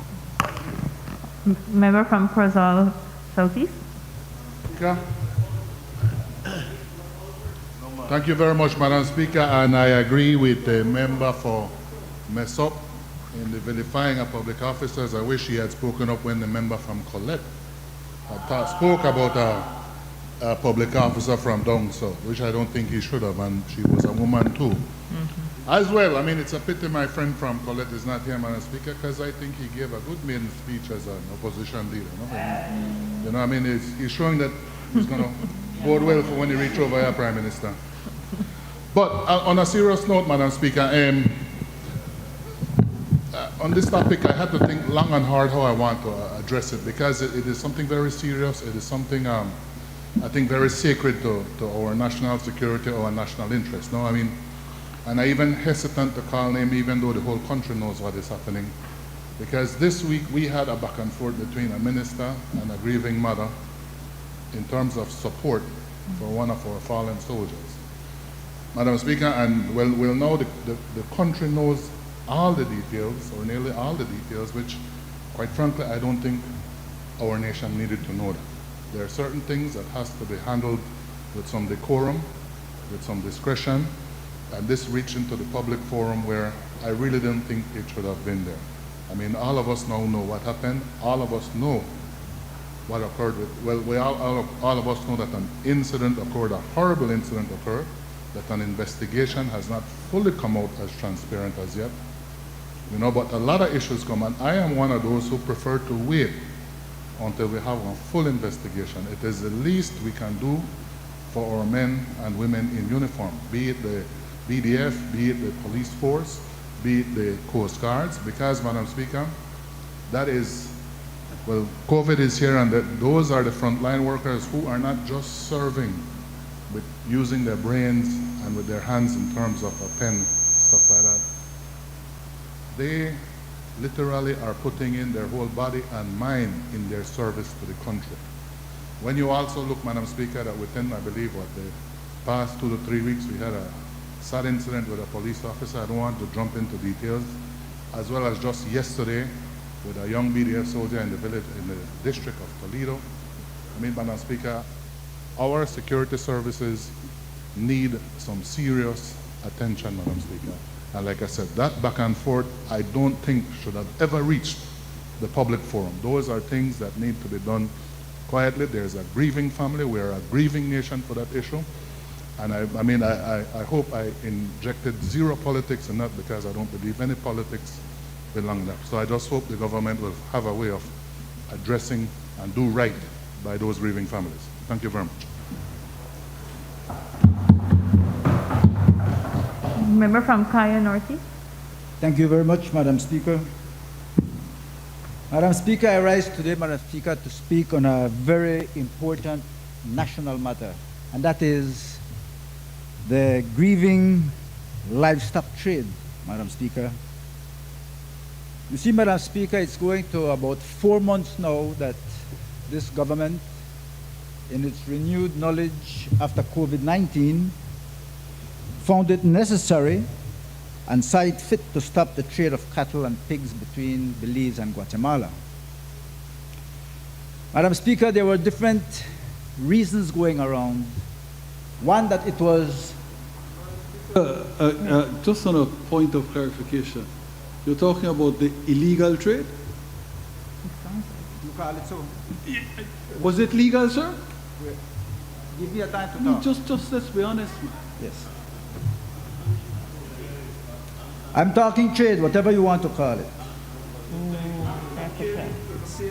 Madam Speaker, they said that at one time that it was the chairman of Bullet Tree who had stopped the trade because he wanted to charge $75 per truckload of cattle that were going through. Others then said that it was the honorable member from Cayo North, upon request from the chairman, and others say that it couldn't have been. It had to have gone to the Minister of Agriculture and then ultimately to the Prime Minister. But Madam Speaker, the fact is that this type of trade, whatever they call it, not only in cattle but also grains, has been occurring for the last 25, 28 years. It was even the Right Honorable Prime Minister Esquivel who once said that once it is going across, it is trade. If it comes in this side illegally, then it is contraband. So if you want to stop it, let the Guatemalans stop it. But we have been selling cattle and pigs and rice and grain, other grains, corn, Madam Speaker, to Guatemala for many, many years. You see, Madam Speaker, in Belize we have 3 to 4 times the amount of cattle that is grown in Belize, more than we need for our local consumption.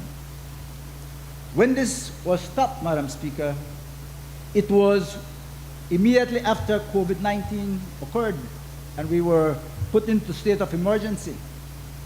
It was at the time, Madam Speaker, when we were at the peak of the dry season and there was no feed. And so people had to resort to make loans to buy feed to feed their cattle and pigs. But how can you buy if you cannot sell? Last year during the dry season, people sold a few head of cattle, a few pigs, so that they could get monies to buy the feed to feed the other animals and maintain them. But Madam Speaker, in this case that could not happen. Madam Speaker, it was the Minister of Agriculture, the Honorable Hulse, who called me and said he was concerned about what I was writing on Facebook and what I had sent to the media. He said, and I know that the Minister of Trade said it also, and the Prime Minister said it in an interview with Love FM, that it was the government of Guatemala that stopped the trade. That they called and that the Minister said it cannot happen. As a matter of fact, the words the Prime Minister used on the interviews was that they said, no, don't do it. We will come after you. Madam Speaker, if an official from Belize calls an official from Guatemala or any other country, it is an official call. So you have to expect what? An official response. And that official response is internationally you can't do it because it's going, as the Prime Minister said, through the informal market. You know, as I know, that in any country there is formal trade and there is informal trade. And informal trade can be very significant. You see, you call this informal trade, but what do you call the prensa libre that comes from Guatemala into Belize and sells all over this country? That is informal. The cashew vendors who come from Guatemala to sell cashew in San Ignacio and other areas, that is informal too. But it passes through our borders. You see? The shoe shiners who come from Melchor to shoe shine in San Ignacio and Santa Elena and Belmopan, exactly. That is informal. You don't stop that, but you stop our cattle and our pigs from going through. Madam Speaker, in Spanish Coast and in Cayo area, there were more than 250 pigs in about a period of 2 weeks that the farmers could not sell. We were told that in Shipyard there were over 1,000 pigs that they wanted to sell and they could not sell. One farmer sent me a video and showed me where after 3 weeks that he could not sell an animal that were already ready for sale, that he had to take them out to pasture. These are animals that are raised in confinement, where you have to provide all the feed, water, minerals, everything else. And so it's a big investment. And these animals had to be taken out to pasture like cattle to eat grass because he did not have enough money or no money at all to feed the pigs. Minister Horace told me about Landy, we can assist the farmers with money so that they can buy feed to maintain the animals a little bit longer. And my response was, Minister, unless I feed the animals the money because there's no grass, it was the dry season. So that is a big problem, Madam Speaker. Madam Speaker, although they said that it was the government of Guatemala, 9 weeks after there were no sales, some Belizean cattle farmers became very ingenious. And apparently they left the route where they were stopped through Bullet Tree, and they went to Arenal. And they started to sell cattle by the truckload and trailer loads for 2 weeks. And not one day did the government of Guatemala, the authorities in Guatemala, stop that trade in those 2 weeks. So was it really Guatemala that stopped it, or was it our government that stopped it, Madam Speaker? That is my question. That is the question of most farmers in Belize. Madam Speaker, the industry surely welcomes the formal trade, and we understand that. And the minister said that, the Prime Minister said that we have to establish formal trade. I understand that. But by the time they establish this formal trade with Guatemala or with Mexico, and the one from Mexico is a failure, because we can recall what happened in 2013 under then Minister of Agriculture, Minister Vega. They said that a pilot project had already been arranged. We had started this program with Baja and doing all the cattle sweep, and today nothing has happened. As a matter of fact, there was a farmer in Blue Creek who sent 2 truckloads of cattle, and today, after 5 or 6 years, he hasn't been paid for it. So, Madam Speaker, while we await the formal trade, which is medium and long term, and yes, we need to do it, what do the farmers do in the immediate term, in this short term? What did they do with the cattle? Now the rain started, Prime Minister, Madam Speaker, and there is grass. But what will you do? The animals will get fat until they burst because you can't sell them. What has occurred internally now, because there is a glut, if we had 3 times the amount, now we have 5 or 6 times the amount that we need. So what has happened now, Madam Speaker, is that the price, especially internally now, has gone down 40 to 45% for heifers and about 35% for the steers that are ready to slaughter. So farmers are losing. I have been called, Madam Speaker, because the Ministry of Education announced that schools will reopen on the 10th of August. There are a lot of small farmers, Madam Speaker, that have 8 or 10 animals. If you go to the villages, you'll see them tied, not even in pasture because they only have 4 or 5, they're tied, and they move them from place to place to graze the grass on the streets and everything else. And they tell me that they need assistance to pay their registration for high school, which is $1,200, $1,300. And what they normally do is they sell 1 or 2 animals to pay those fees, but right now they can't because nobody is buying, because there's no sale for it. These are the things that the government had to consider, Madam Speaker, before they did something like that. Madam Speaker, in terms of economic development, Madam Speaker, livestock development plays a significant role in economic growth and poverty reduction. It provides insurance and ready cash to rural poor as household capital reserves. Growth in demand for agri-food products represents a potential increase of income for livestock producers. Livestock is a major source of regional trade. Basically right now with Guatemala, where this informal market accounted for exports in 2017 of 16,750 animals, 19,798 animals with a potential of $25 to $30 million in 2018, and scaled to 20,000 in 2019 with an estimated wholesale value of more than $30 million. It was the Prime Minister last year who stood here during the time of his presentation of the budget and said that there was a significant increase in sales in cattle and pigs over 2017, and he was right. But those sales were only 1/3 of the sales were in Belize, 2/3 of the sales were in Guatemala. Now this year, Prime Minister, you will not be able to say that again, because there's, I know you're not there, right? You can't say anything, but you already have caused the effect. Madam Speaker, this represents an increase of 18% and 20% in exports respectively over 2017.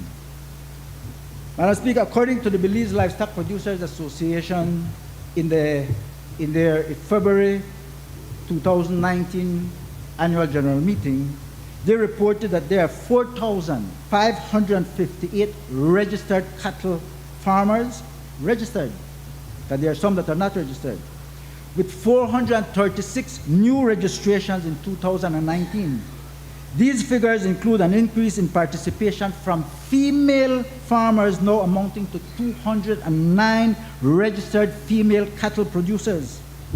But government's decision, Madam Speaker, to stifle the livestock trade will stop this growth and negatively affect this industry. In terms of cash to the rural poor, Madam Speaker, these small cattle owners are today being strangled too. And I have explained that in terms of their use of cattle as a small bank to buy certain things for their children, books and everything else, and to pay tuition. And so, Madam Speaker, we go back and remember the fiasco with trade in Mexico. We are awaiting what the Prime Minister mentioned, that we are waiting to have some type of solution by fixing a partial scope agreement or something with Mexico, but that has not occurred as yet. Madam Speaker, if this administration really wanted to help this industry, then why not pursue the partial scope agreement signed in 2006, in which the Guatemalan Congress approved in 2009, and for which the Guatemalan president has issued a decree to give effect to the agreement since April 4, 2010. Madam Speaker, on that partial scope agreement, I was a member for 1 year for the Trade Negotiating Committee. Minister Holtz was also a member. He was a co-chair along with former CEO Alpuche. I represented the livestock sector in the Trade Negotiating Committee, and I was a member of the team in Guatemala. And it was, Madam Speaker, for a meeting in Petén, where we started to negotiate livestock, pigs, poultry, and everything else. And what Guatemala wanted was reciprocity. But we could not afford reciprocity with Guatemala, especially with poultry, because they had just signed the CAFTA agreement, where they were getting over 20,000 metric tons of chicken each Central American country from the US for very, very cheap. It's what you call dumping. And we were afraid that that cheap chicken would find itself into Belize and affect our national industry. And so we refused to negotiate poultry. But when it came to pigs and cattle, before it went into the negotiating room, because they had already said only if there was reciprocity, we agreed around a table where we were eating during lunch. And that is why during negotiation, what you can't negotiate in the negotiating room, it can be done as what you call a backdoor or corridor negotiation. Or you do it with a beer or a steak around a table. And that is how it happens. You know that, Prime Minister? You should know. Or you should know then.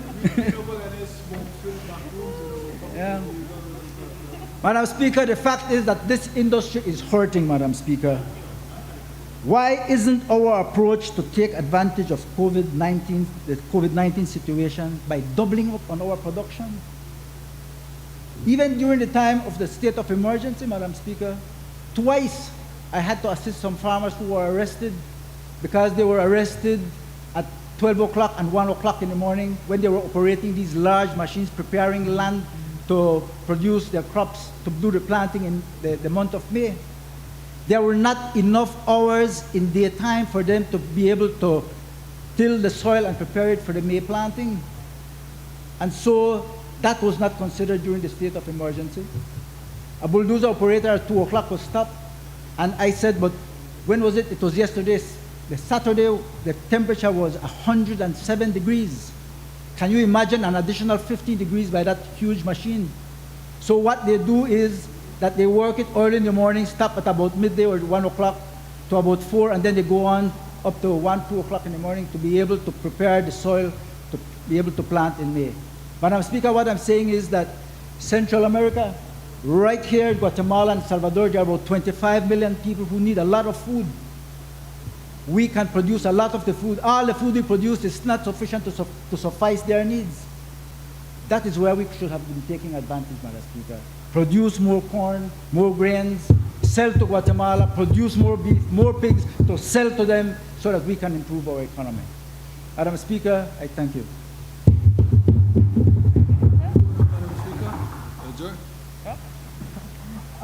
Honorable members, the question is that the House do now adjourn. All those in favor? Those against? The House now stands adjourned.